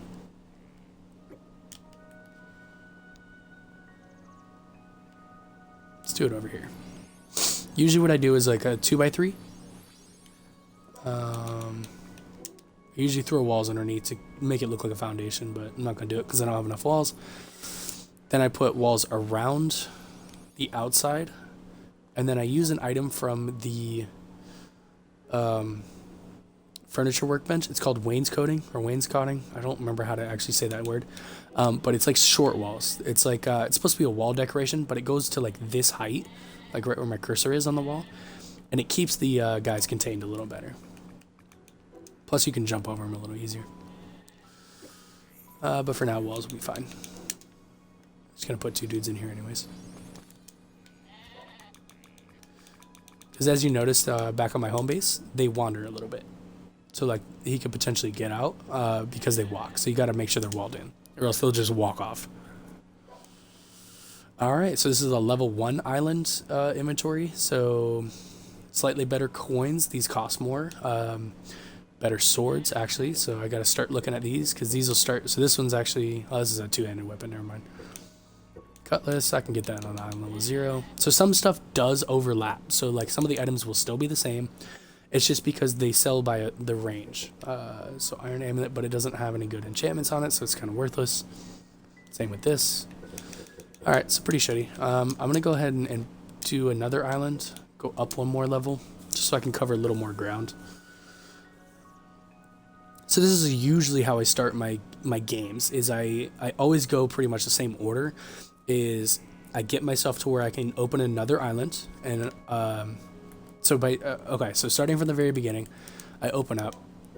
We're on a beginner island. I do a bunch of those easy missions. I fight the boss a couple times so I can get some better armor. I start opening islands. If I happen to get one that I know green monos spawn on, that's perfect because I go catch myself a couple. And then I start setting up my automation. So like my bioethanol gets going. I get my crops going. I get a breeding station going, auto batteries, and then I do the livestock machine. So that way if I open up an island of fallen leaves, which I haven't yet, I can go catch myself the jack-o'-lantern monster, which I use for my money farm. And then as soon as I have any kind of decent money going, like I do right now, this is when I start setting up my merchants. Also, annoying part is skeletons and werewolves spawn in this area, so I'm going to need to make the talisman flag so I can prevent them from showing up. That's why that's really another good thing about those talisman flags, is it can prevent like evil spawns from coming into your area, or aggressive spawns, so you don't have to worry about them killing anything. Once again, it's in this furniture workbench. It's a little hard to find, but it's under the decorations tab, I think. Yeah, it's right here. Just gonna make 2 of them, 1 for each of those islands I just built. But yeah, these things are great. That's how you also, like I did earlier, I was able to get rid of these stupid, annoying people that talk over you. Just place the flag and put it on the white flag because it prevents passive spawns from coming back. So that's how you can get those people to stop bugging you. And then on this island where I just put my merchant, I need those stupid skeletons and werewolves to not spawn so they don't, A, I don't die, and B, they won't kill my merchants. So I'm going to go ahead and just place a flag. For now, it's just going to be dead center. And now they are going to be spawned in. Once they die, they won't come back. So let me go ahead and get my swords on. I need to kill werewolves anyway, so. But if you look on the mini-map, see that blue square? That's the radius of that flag. Of the, this thing. It's really annoying because they can damage my freaking floors. So this will prevent them from ever coming back. So anytime now that I travel here at nighttime, these guys won't even be here. I mean, there might still be a couple that are like, they spawn a little bit further away and they run up to you, but the majority of the ones that spawn in this area will not be here. Come on, there we go. Okay, so now this guy should be safe from predators. And then let's go ahead and do it on this one as well. And then hopefully this guy will be selling Pokeballs, because then I can just buy a stack of 100 of them instead of making them by hand, which costs a decent amount of iron, especially early game. You don't want to use much iron for that. This could help me. You know what? Let's. Also, if you're trying to escape these guys, jump on the side. Like, jump up here. If you need to rest or do something in your inventory, just jump on top of this thing. Floors. Wall. This. I'm going to place the flag first. And kill these guys.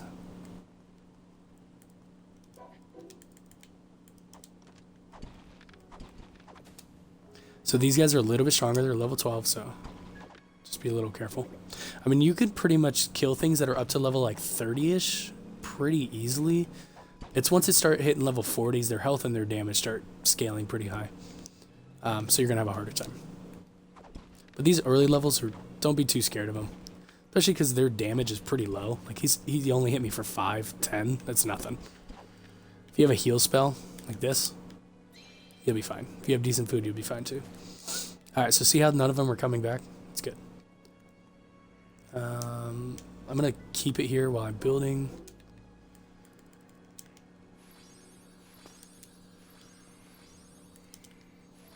I also only have one merchant left, so I'm just going to square him in. I usually build a nicer space for them, but this is just to show you guys what I'm doing. Alright, so once you throw him out, you can talk to him, and hopefully he will be selling Pokeballs. If not, what you can do is you can actually change islands and come back, and his inventory will also be changed. So that's another way to reset his... Yeah, he's not even selling anything good.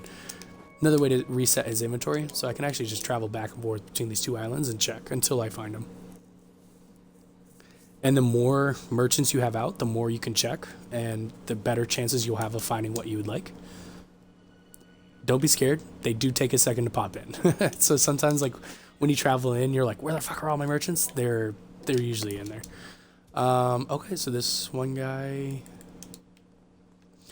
I may have to move the flag a little bit over this way, because he spawned, like, over here somewhere. And then he just came up and attacked. But as soon as the sun comes up, the bad spawns from the nighttime go away, so you don't have to worry about them too much.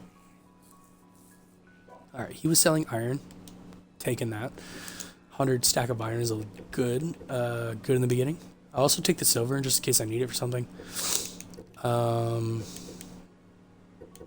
Swords he's selling is not great.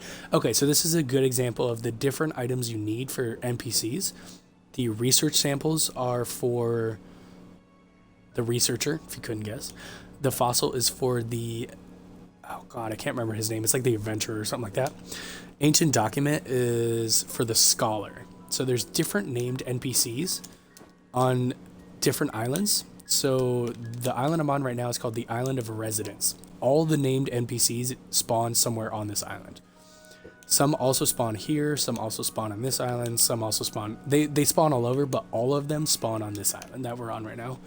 And if you look at the map, see all these like houses and shit up here? This is where they start spawning. It's like their own little like village area. But there's only a specific few that are named that you need to talk to. The ones that have the word villager in the name are completely worthless. They don't do anything. They're considered a passive monster spawn. You can capture them and then put them on machines, but past that, they don't do anything. Like, you can talk to them, but they don't say anything.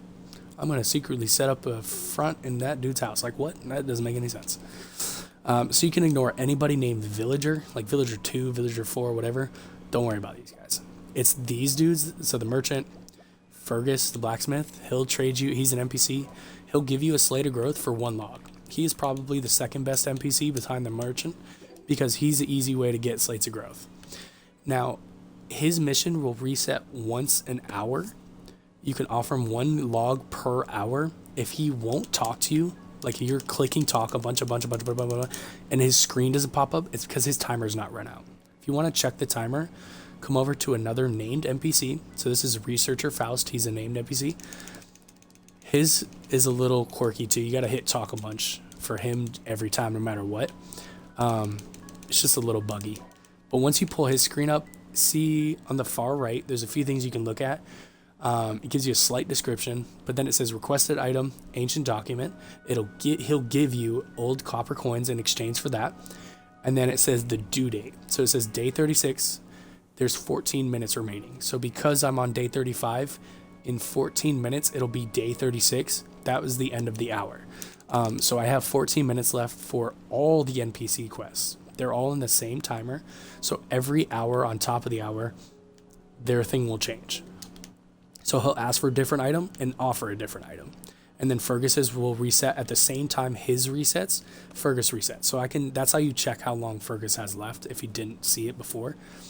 So in 15-ish minutes, I can come back and get another Slate of Growth. It's really good. Also, there's another merchant here, so you can still talk to him. You can capture him, whatever. Nope. Cutlass, dolphin fish. Also, you can buy fish for merchants. Pretty good. If you need a bunch for something. Wizard staff. This one, see, this is what I usually start with if I'm a mage user. This is usually my first weapon that I pick up for magic because it's so strong. 360 magic attack right off the rip for a star level 6. Very good.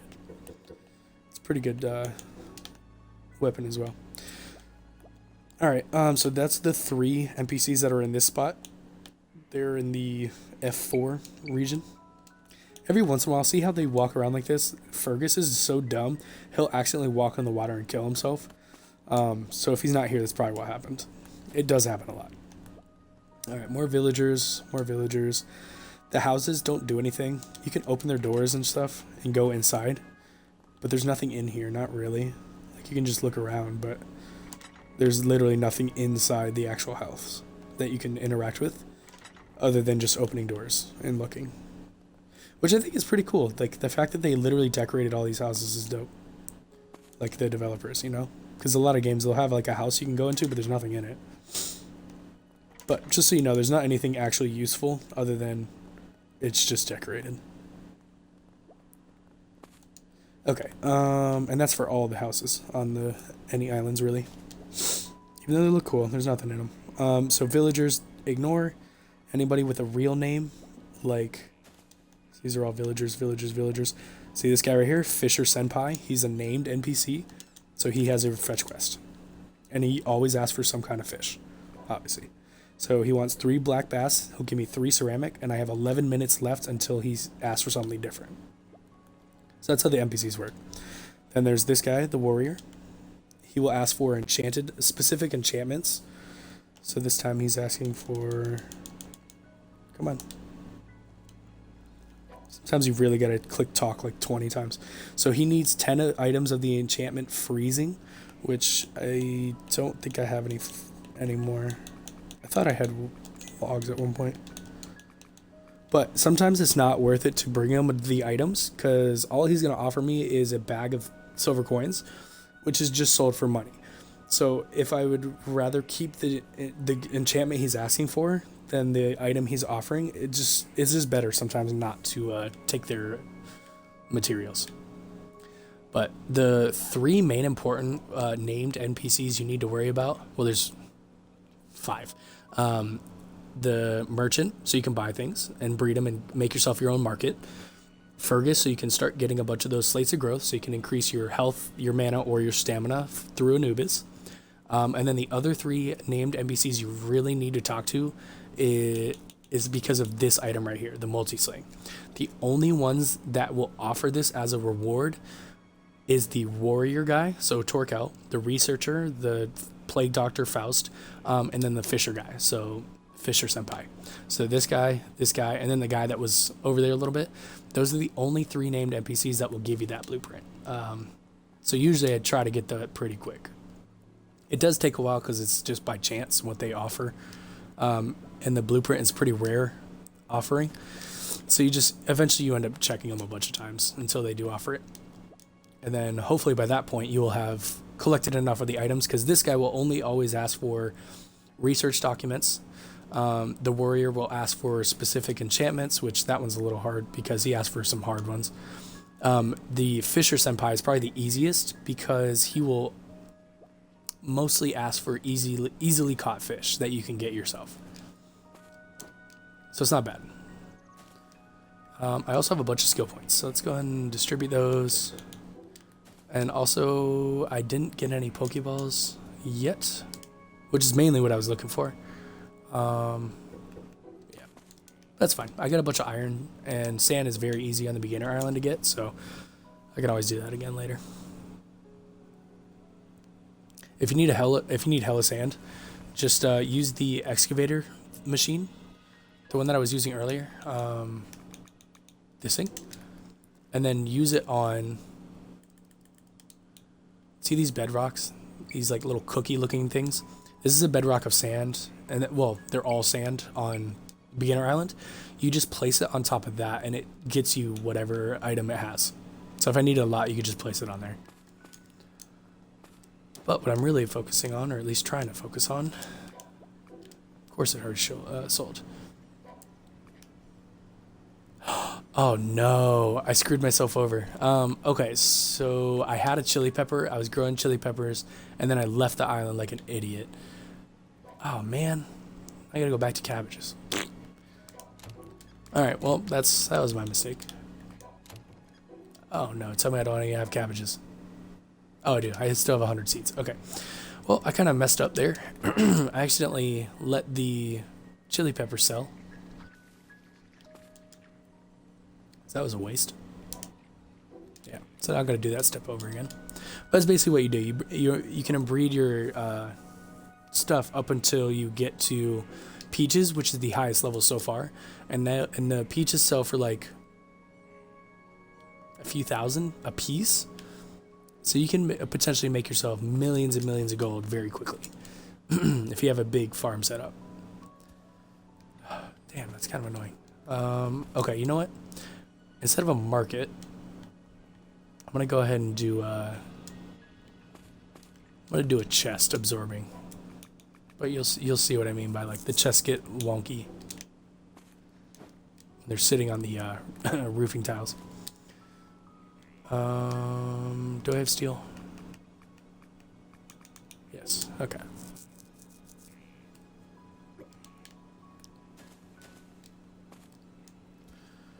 All right, so I'm gonna have to do these steps over again.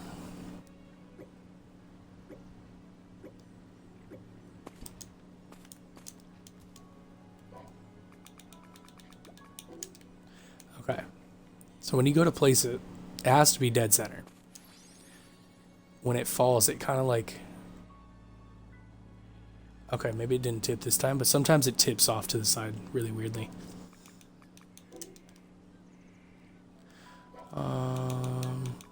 Place the floor first. There we go.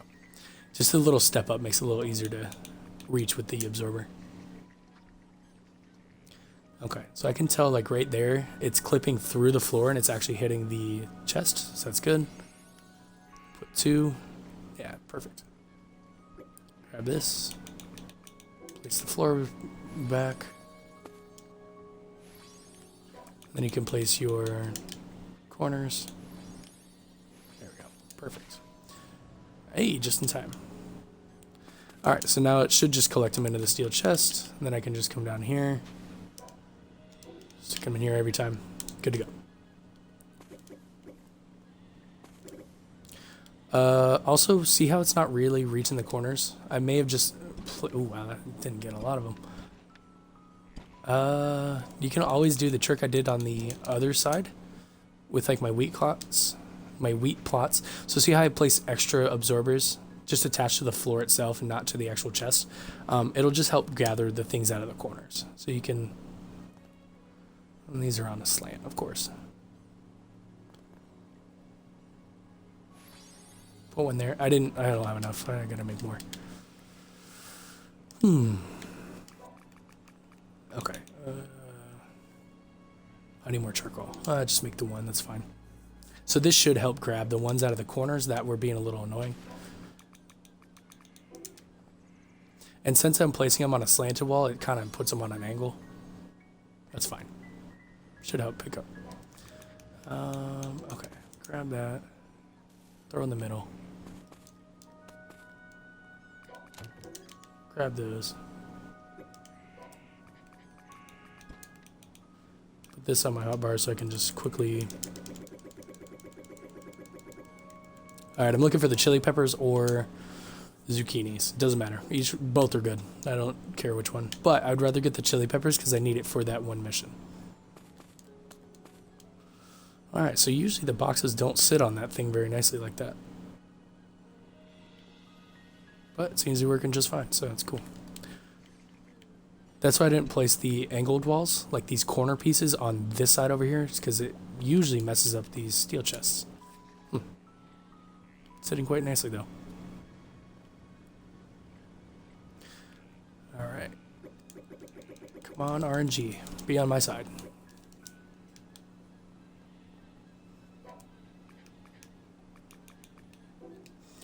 See, I like this setup because like I can quickly convert this from a breeding station, which it is now. So if I need a bunch of merchants, to then a killing station, you just pull the floors. Because I had it already set up to where it's now it's a killing zone. So if I needed to like, say I needed to kill a bunch of like deer for like the bones or something, you just throw a deer on here and they just fall in the water and die. Seems really mean, but it's the whole point of the game. Okay. As soon as these grow, you know, I have a bunch of iron now. I think I will make another setup for 12, just to speed this process up. Also gonna need another rotating saw, more absorbers, another chests, more walls. Always more. I need more stone too.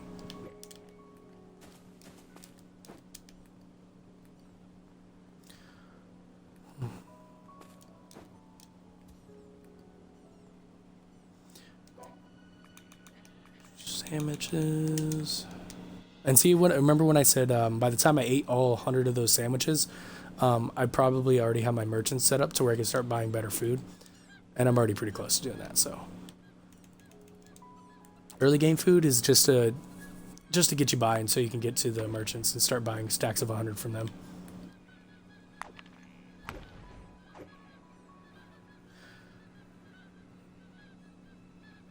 When will you be my dad?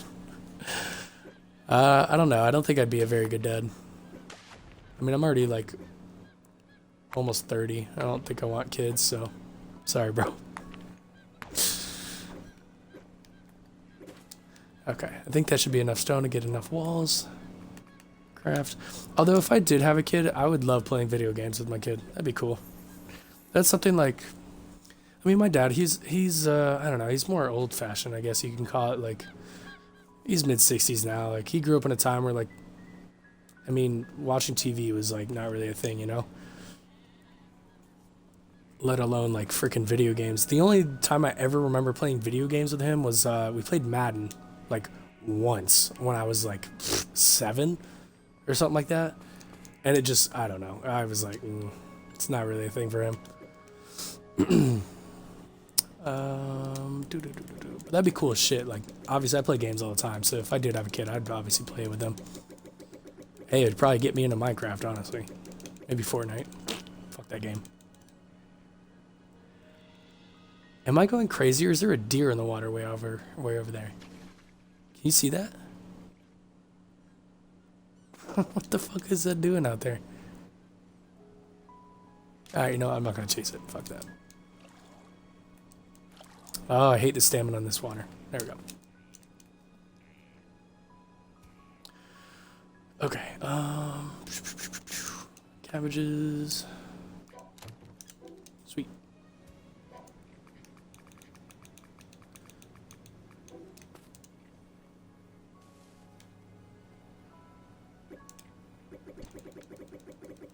Come on, give me one freaking seed. Dang it. I wish I hadn't squandered that one seed I had. Oh well. It happens. Part of the game. Okay, so while that's running, let's go ahead and set up another one of these areas. Excuse me. Oh, I'm getting hungry. Had a big breakfast. Made like eggs and sausage and stuff like that, and toast. And meal fit for kings, because apparently eggs are $1 billion now. And everybody's freaking out. They're like, it's like $4 for a dozen. I'm like, okay, it's not that much. I know that it basically means that it doubled in price, but still, it's like, come on, it's not that much. As long as everything else doesn't follow suit. Alright, so once again, here's the trick for, I call it the placement glitch, just because you're placing it where it can't technically go. Like, I can't normally just stack these, but if you look to the spot next to it and then look over, for that split second, you can see that it's placeable. So you can trick the game into letting you do what you're not technically supposed to. It just helps if you have a retriever rod, so you can pick it up faster if it goes in the spot that you don't want it. I'm eventually going to place something there, but for now I need it to be empty. Sometimes it's really annoying. There's other ways to do this as well. So another solid way, place a floor above. Then you can place your farming plot. Then from underneath, you can grab the stone floor. You can't use your retriever rod because it'll get the farming plot. If you use it by hand, you can grab the stone floor. And then it'll fall. Also an easy way. It just takes a little bit longer because you have to constantly be placing something and then jump place, pull the floor. I mean, you can still be pretty quick with it, but overall I end up using the placement glitch just because after practicing it a lot of times you just get it a little bit quicker. And of course right now it's being annoying and not doing it just to prove me wrong. It should be as simple as just clicking it like right when you look over. Almost a little bit before it should place it. Jesus Christ. Then the third way you could do this, although I don't really suggest doing it this way because it actually won't line up correctly, but you can do a conveyor belt in the air. Take your farming plot, place it on there. It'll push it. But if you look, see how it's off by half a step like that? It's because it pushes it a little bit too far. Now, I've seen videos where somebody did a wall like here and here. And that, I think that keeps it from going that half step.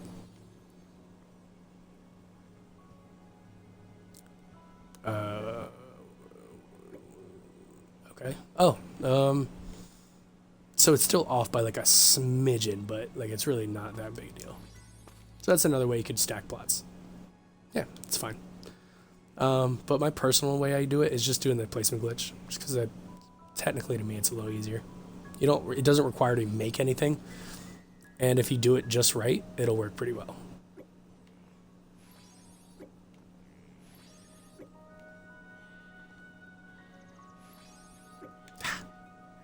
As soon as I say something, sometimes it's like life proves me wrong. I was playing Warzone with a couple friends, and I was like, man, there don't really seem to be too many teams, like real teams. And then as soon as they said that, a team rolled up on us and killed us.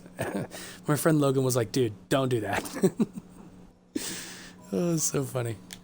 All right, so that one's stacked. I only stick with 3 high, because once you start going 4 and 5, you don't get any more diminishing returns, just because of the Xbox floor item limit. Each one of these plots will give me 9 of whatever I plant in it.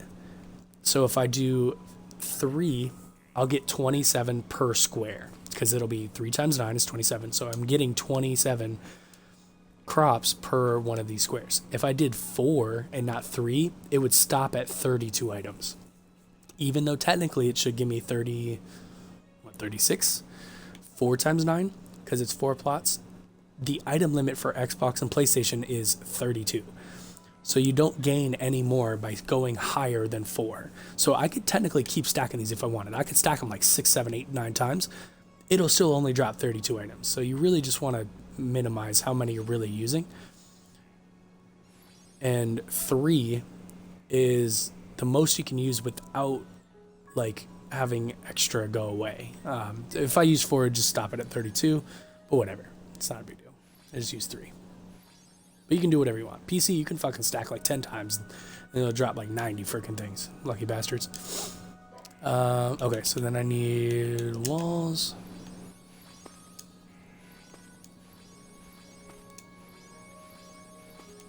Also, I need another sprinkler because that one sprinkler will not reach all the way over here.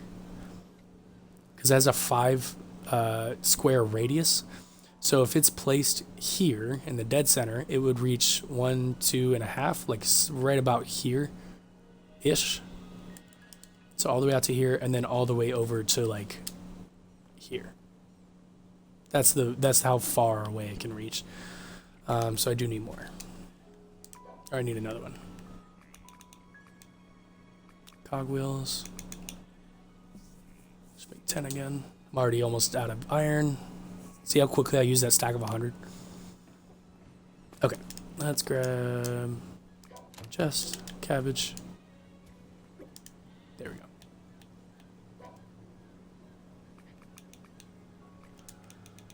Stick them on the hotbar, just makes it faster. You can just power press 100 times. Ah, chili pepper, doesn't matter. There we go.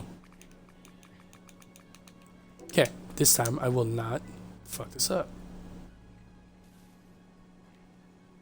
I'm an idiot. I should have planted them over here because I need to not... Oh, God. You know what? Maybe I'll get another seed. Yes. Okay, cool. I need to do it on this side because I need to get it, the 100 chili peppers harvested, which means I have to hand punch it and then collect it. And this side has all the absorbers and shit going, so that wouldn't help. Let's just open the rest of these. Just in, oh, I got a zucchini as well. That's cool. Alright, that's cool. That's done.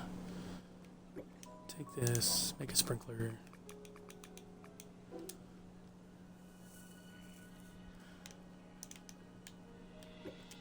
I love how I said I was trying to make these streams shorter for these like beginner tips, and this thing is still like over almost 4 hours long. Oh, well, it's not a big deal. Okay, set your sprinkler, take your seeds. Where the fuck is my seed?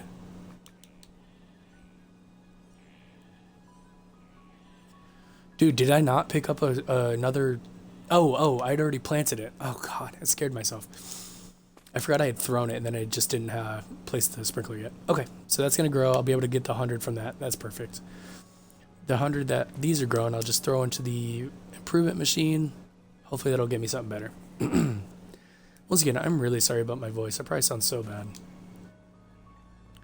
But I've basically been out of work for like over a week just because I would just bronchitis or whatever the fuck I got. Super fun. I feel a lot better today than I did yesterday, though. Okay, these are almost done. I also have 4 new skills. Let me go ahead and put those somewhere. Basically trying to unlock that last tier. Second to last tier. You know what? Battle him lasts the longest. Let's crank this all the way to max. Dual wield, I'll max out. Oh, can't yet. Don't have enough points. Basically, each level of dual wield I take, I get more attack points. And my skill damage goes up. Oh, nice. That actually works a lot better now with the angled absorbers. Catches all the corners now. Sweet. Oh. Oh, okay. So I guess the harvesting part just was being weird earlier. Because that just gave me that part of the mission just for holding them. Where is it? Right here. Yeah. Now I just need coconuts. And as you can see, like within like 10 hours, 15-ish hours of gameplay, not even that much, I've completed most of these regular missions. They're very easy to get through. It's really just like the rookie merchant, lumberjack, and miner. Those 3 will just take long because they're just meant to be, you have to cut down 1,000 stones, trees, and sell like a fuck ton of water. The other ones are meant to be done quickly. Because they're just like the game tutorial, basically. Alright, let's see what these sell for.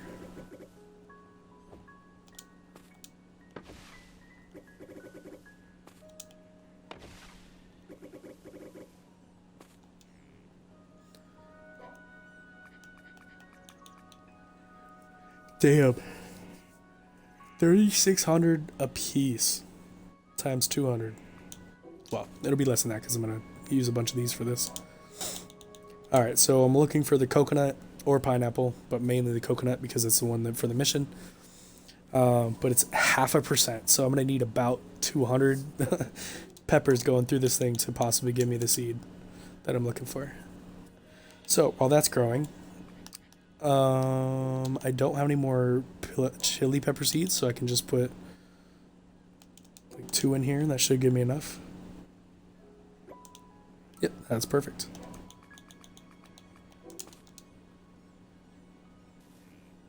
Sweet. Sweet, sweet, sweet. Just in case I need them. Ah, I got 0 seeds, fuck. That's okay. That's why I always keep a couple extra just in case.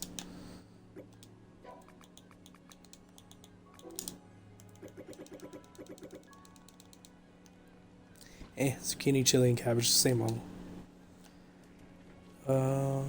What else can I be doing right now? I'm waiting on that stuff. Oh yeah, I can get my water automated now. Now that I have droppers and absorbers and stuff. Let's go ahead and make a couple more wells. I'll just do 4 total, it's fine. Yeah, because it takes iron. I don't have much left.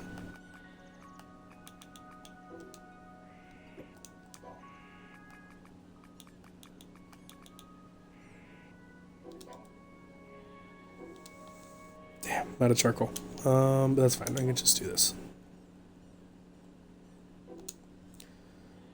Does take a little bit, but that's fine.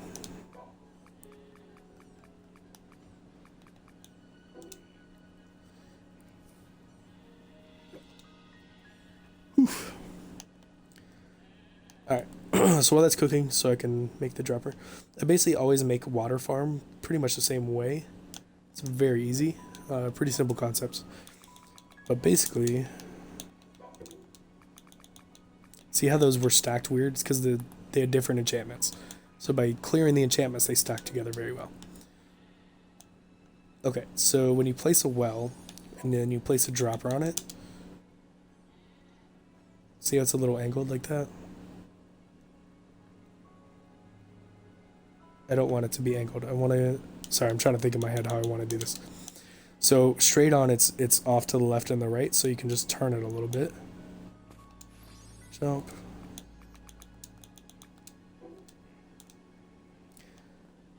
Now it's pretty much straight.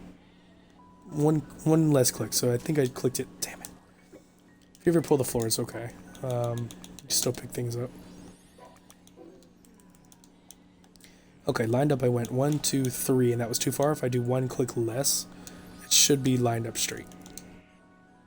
Yeah, pretty much how I want it. And then what you can do with the wells, so line it up. So it'd be right here and right here. You can stack them just by jumping.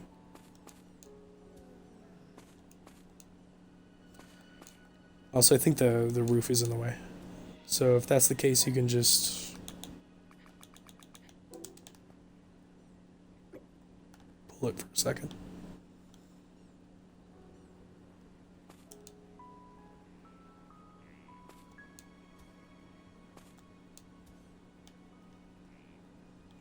This would be a lot easier if I just did these all in the same spot without moving around. But, alright, those are all stacked nicely. When you place the droppers, make sure they're touching the actual separate wells. And I like to make them lined up. Okay, so then they're shooting out water. So what you do is you just place a wall. So that it stops the water.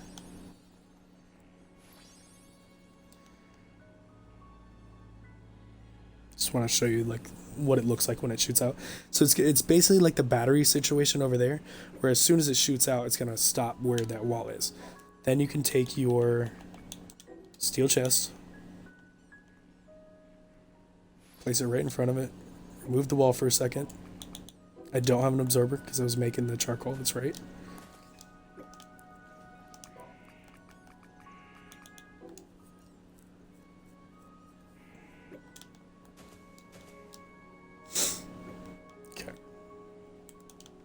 Place your absorber.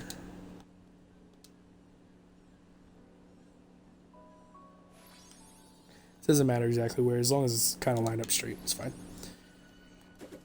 There you go. Now this thing will continuously collect as much water as it can hold over time.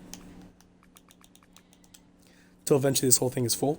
And if you really wanted to automate the glasses of water, which is what you need to sell for that one mission, you need to sell 5,000 gold worth of water cups. So these things. But these only sell for 10 gold each. So that means you need to sell 500 cups of water, which is 30 times 500 is 15,000. No, sorry. Is it? 30 times 500. Yeah, it's 15,000. So you need 15,000 buckets of water just to make enough cups of water to then do this mission right here, the rookie merchant. Because it says make over 5,000 gold with the water. And it can't be done in multiplayer, so you can't just like join somebody's world and then take theirs. So you have to do this in a single player. Now you could do this whole process, like this part in multiplayer, but then you'd have to go over to single player to then sell it for it to count. But this is what you have to do, is you basically, early game you can set up the wells to produce buckets, and then later on there's an item called a water purifier. Instead of pulling buckets, it just pulls water itself, so it's a little bit faster. But for early game, you can just literally set that up in your base somewhere, just off in a corner somewhere, and let this run on its own. Like, because you spend so much time at your base anyways, that will eventually add up. And you can add more wells if you want. Like, you don't have to stop at 3. You can do like 100 wells going and getting collected if you really want to speed it up. But I just like to make 3, 4, maybe 6 or 7, whatever, and just let them run. Do their own thing as I'm doing mine. All right, now I have a bunch of chilies. Grab these.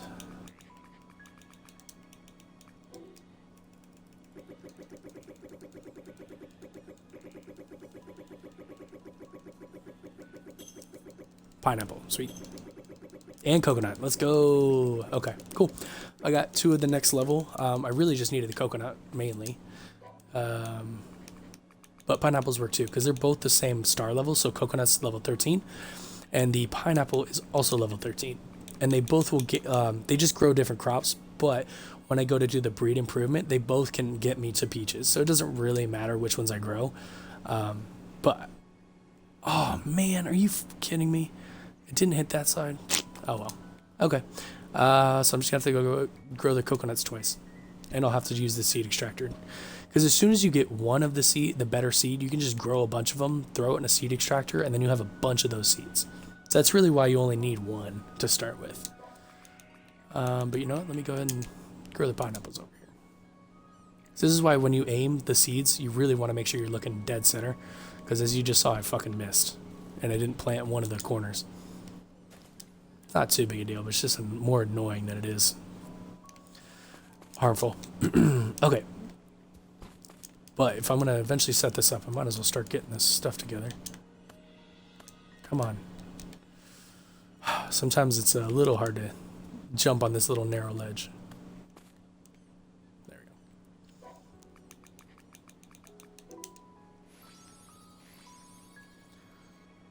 This can be a market too. I'm just not going to attach anything yet. I'm just going to get this part set up. This is the center line right here.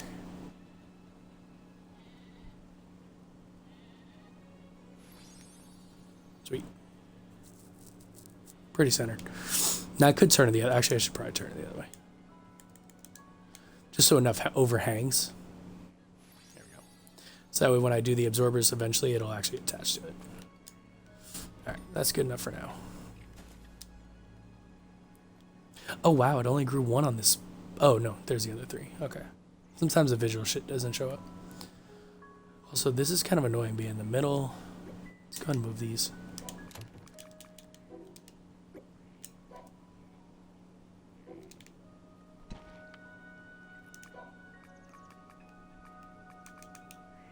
Shit, I need more steel. Oh damn, I never put the roof back. Whoops. There we go.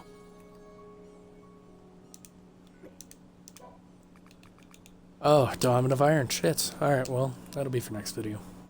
I'm already over 4 hours. Time is it? 5. Oh my god, no wonder I'm hungry. It's almost 6 o'clock. All I've eaten today was a Nutri-Grain bar. Plus the breakfast I had way long ago now. Okay, let's get these coconuts. I love the look of the coconuts when they're on the ground. That purple color looks so cool.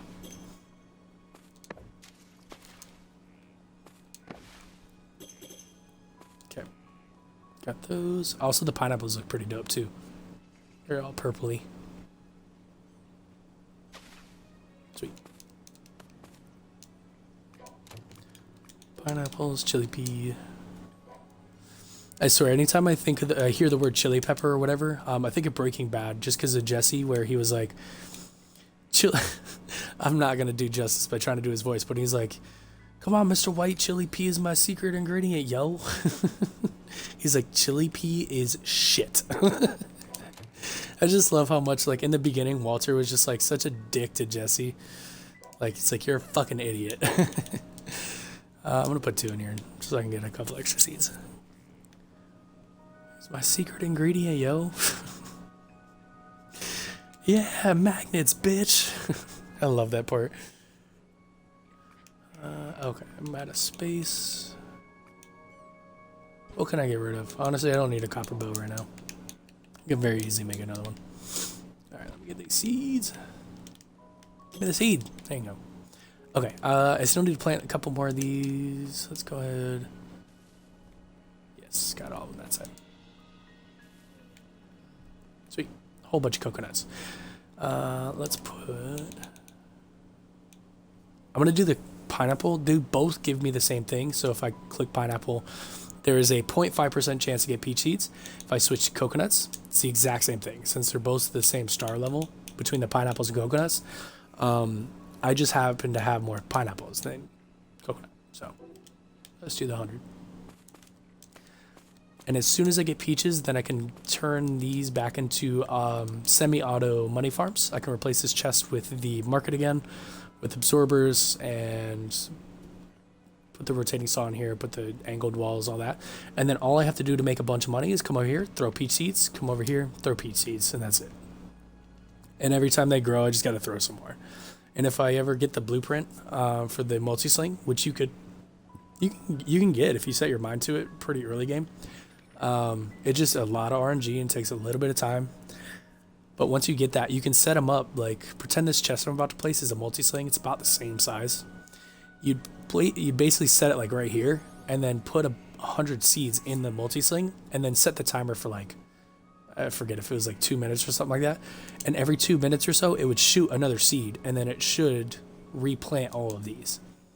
And then that's how you, even then, it's not technically a fully automated money farm, because you would, every little bit, you'd still have to replace the seeds that get thrown, but it's such a long interval that you pretty much call it an automated money farm. Okay, I'm almost out of space. I need to make steel chests, which I'm out of steel because I'm out of iron. I'm really hoping this gives me a really quick peach seed so I can just call the stream here. Because I am really starting to get hungry. Oh crap. Don't need pepper seeds.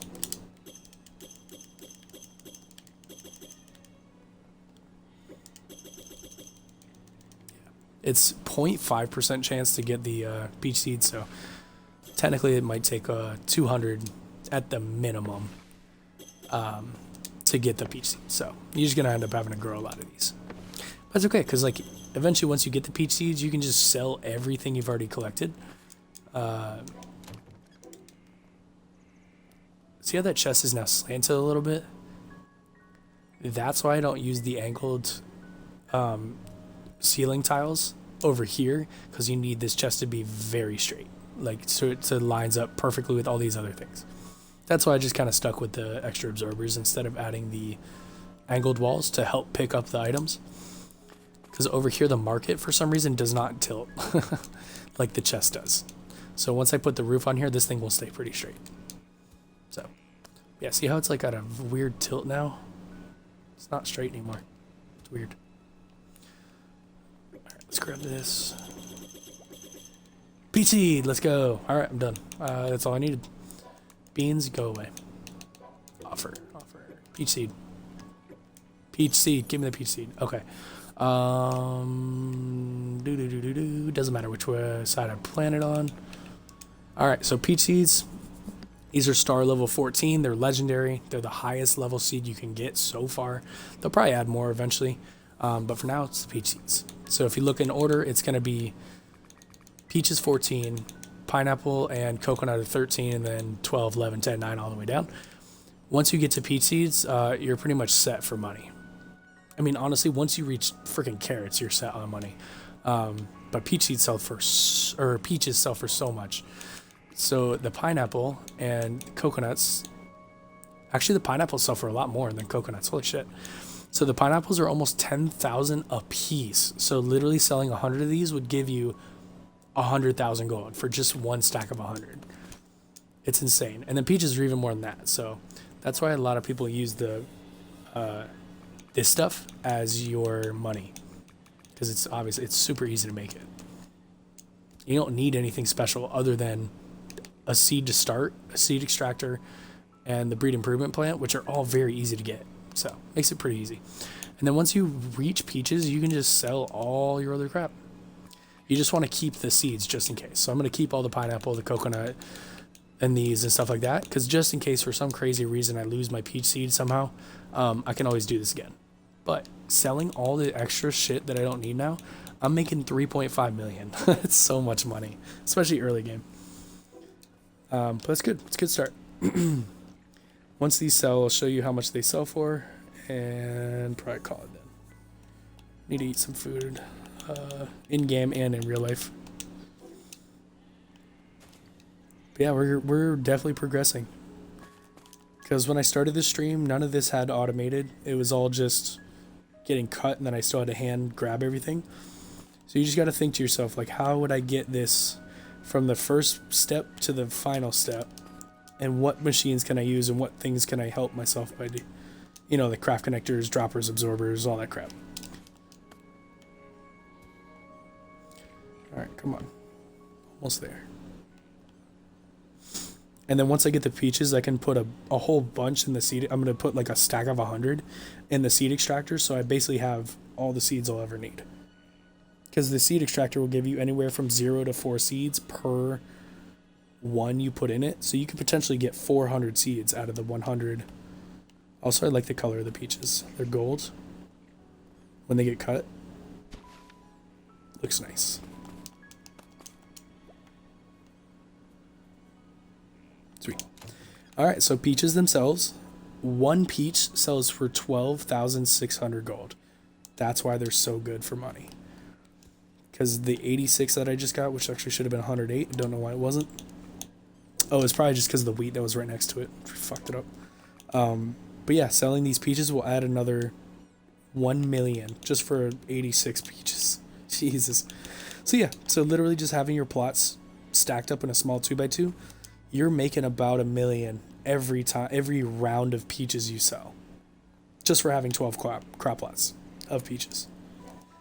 Oh, also I need, oh fuck, I need that not to sell. Oh, I almost just messed up. I said I was gonna seed extractor them. Duh. That was really scary. I almost fucked that up. Alright, so 1 seed gave me no seeds, or 1 crop, no seeds. 3 seeds. 1 seed, so it's just random, 0 to 4. But now that I have them, I can just jerk.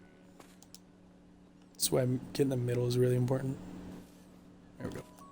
So you don't waste seeds. There we go. Now I have pretty much semi-auto peach farm. Once you get the multi-sling, it's pretty much a fully auto. And if I ever needed for some reason to turn off this automation because it keeps messing up my peaches or something, you can just pull the rotating saw. And then it won't be able to cut anything.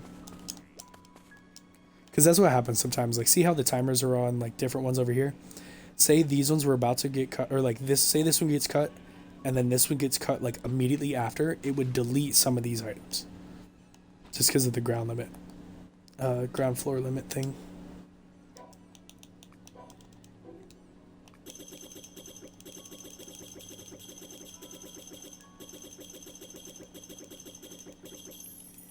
Sweet. I actually had gotten another peach seed off of that. Cool. Alright, well, I actually don't need this in town anymore, so I can just place this somewhere out of the way. Just in case for some reason I needed to show somebody. Just leave this up here.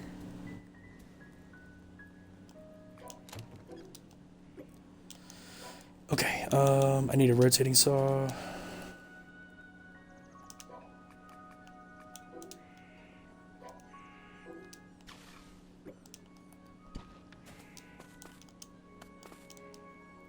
Because I'm basically going to do what I have on the other side, just over here.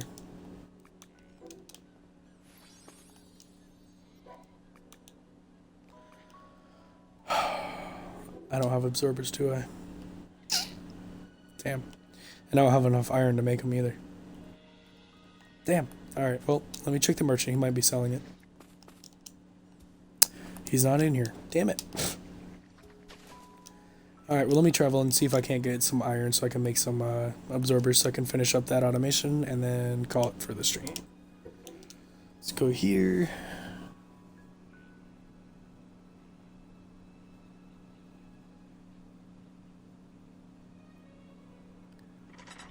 If anybody's in my Twitch right now, throw me some ideas of what food I should go get. I'm hungry.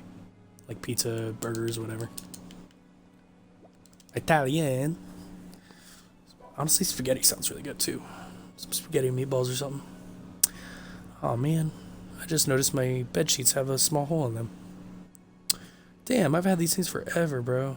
I guess it's time to get new ones. I was thinking about getting some like bamboo sheets. Like, they're like really fucking expensive, but they're really nice. Oh, sweet. Iron. Awesome. Yeah, like I was looking at this one set of sheets that is like from a really good company, but it's like $400 for the set of sheets, bro. I was like, what? But then the more I read up about them, like the more like that I realized like it's worth it. It's pretty much worth it to spend that kind of money, especially on like your bed. You know, they say you spend a third of your life sleeping, so you might as well fucking spend the money on it. Plus, I've had the same sheets since I was in like high school, and I'm almost 30, so. My sister got me these like silk kind of sheets that were really comfortable, and I've had them forever. It's party time. Okay, iron. I have iron, so I can make absorbers. 2, perfect amount of charcoal. I'm a genius. Also, notice how the iron had blooming Holstein, so when I made an item, it ended up on it. It doesn't matter if building materials or these, like any kind of building stuff, these don't benefit from enchantments. So I just wash them away. You can also highlight everything. Just do it all at once. There we go. Alright, let's build this last little bit and let's get out of here. Maybe we'll get barbecue. That sounds good too. Okay, with 83 peaches in here, I got 161 seeds, so not bad. So I'll have those for a long time. Let's go ahead and place this bad boy. Oh no, I gotta absorbers first. Okay.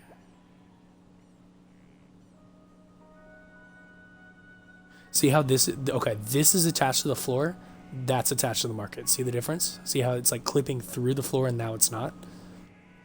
That's what you want. You need it to clip through the floor so it actually connects to the market. Do 2 of them, and that is not even centered. That's gonna annoy me. That's important both for aesthetics and also, see how it's off-centered like that? It's not actually in the middle. Stuff from that side will not get collected very well. So you need to actually be as close to the middle as you can get it. And if you look, the middle line, if you follow the line from the walls up, see that one? It's that line right there. So it's that spot I need to cover. This is why I like using the stone floors. It helps you measure things. So follow that line, then follow... it's hard to see which one I'm looking at. Also, these quarter floors are a pain in the ass to use, but whatever. It's all I got so far. Make it work. Okay. You could also do it this way.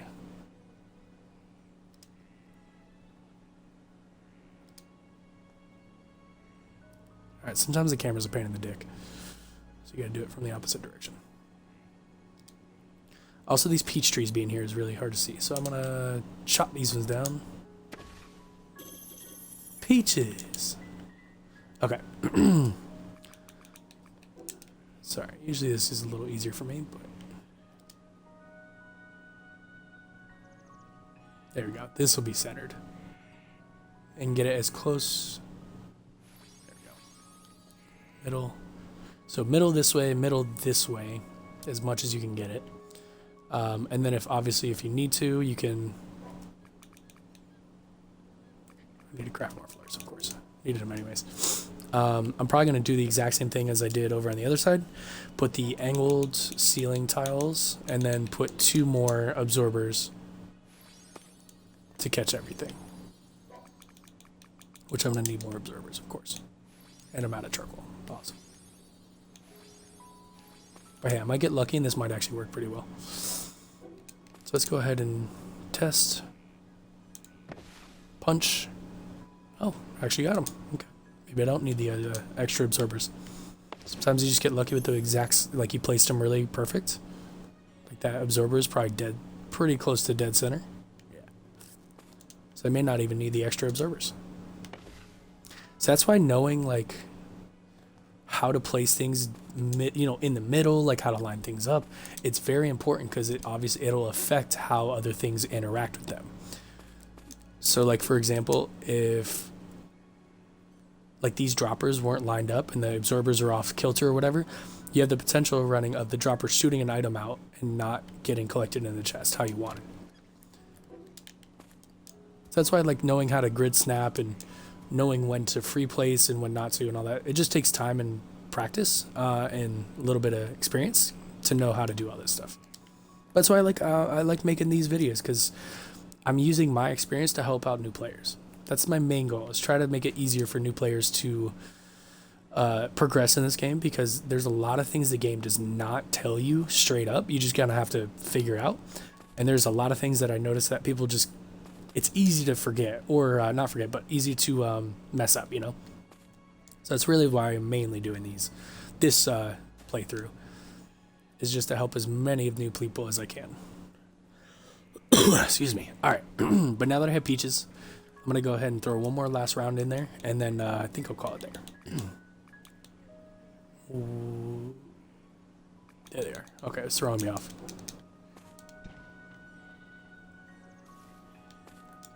There we go. And now I'm a multi-millionaire from these farms.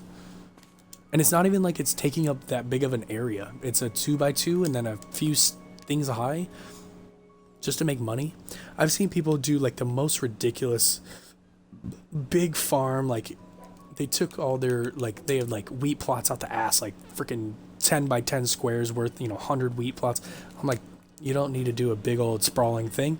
You can just condense it and you're all set. Like this is a fully automated bioethanol farm that I don't have to touch. All I have to do now is come over here and bioethanol out the ass. If I need more wheat flour, I can just turn off one of these bioethanol things. I can just turn this one off, and then it'll slow down the production of bio, but it'll let the wheat flour build up. Same thing. If I am having too much wheat, I can just add a couple more cooking pots somehow. You know what I mean? So it's all just like trial and error and figuring things out. But once you get them going, you never really have to touch them anymore.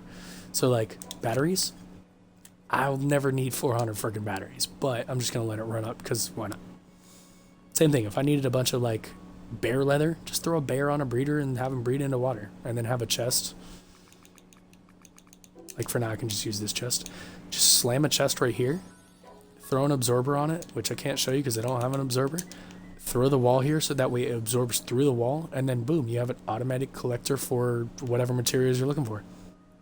Pretty simple. You just got to think to yourself, like, how do I, each step of the process, how do you automate it?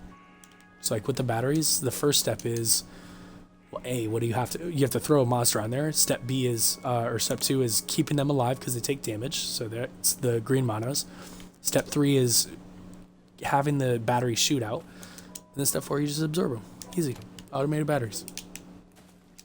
And you can pretty much think, like have that thought process for pretty much any material in the game. Like if I scroll down here and I needed automated talons, there's a way to do it. Automated feathers, way to do it. Bones, stone, silver, anything. The only ones you really can't fully automate would be something like this, where you have to like trade from an NPC, stuff like that. But like dropped items, like ash, there's a way to do that. And it comes from, oh, it actually drops from an enemy as well. I thought it was only from burning bushes, but there's a way to do that. So it's like anything, you're just limited by your imagination. That's it. Super fun. That's why I really like this game. It's kind of like Minecraft. Even though I've never played it, I've seen gameplay. It's similar to that in the sense of like the automations. You just got to figure out how to do things. That's all. And I haven't taken a screenshot yet, so probably do something like this. Oh, I didn't put my rotating saws in there.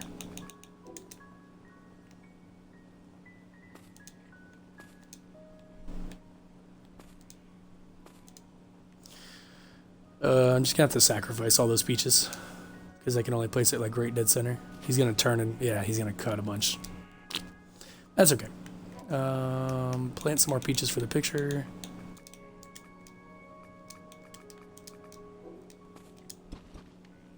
Stop trying to hurt me. Also, don't be scared of the rotating saws. They don't hit very hard. I know at first when you're like this and it's like bam, bam, bam, bam, it's like, oh my god, but it hits you for 2 health. It's something crazy. But it's good to know because when you go to do your log farm, it's good to know that the rotating saw doesn't hit very hard because you can keep the trees alive by using the green mono healing system. Pretty easy. But yeah, I think that's it. I'm gonna go ahead and take a screenshot right here. This is just for my thumbnails for the video, so they look cool. You know what? I'm gonna throw a monster on the breeder so it looks like it's working.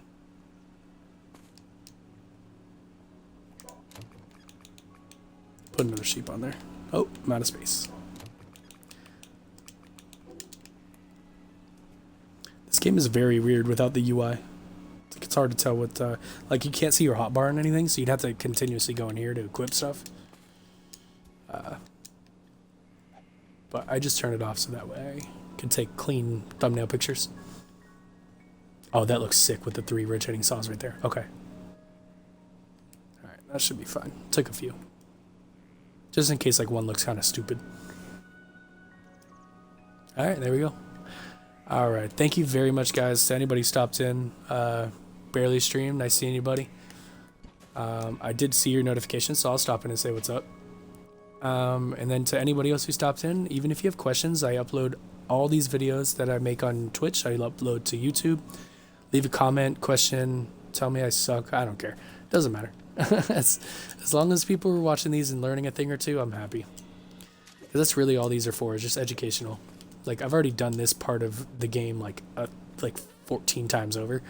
So I don't really need to keep doing it. I just like doing it just so I can show new people just some tips and tricks and how I kind of go about doing things. And I hope you guys enjoy, and I will see you next time. Always save manually before returning to, because saving and returning doesn't always work very well. So I always save manually first, and then I delete, or then I go back to the home page. But all right, guys, till next time. See you later.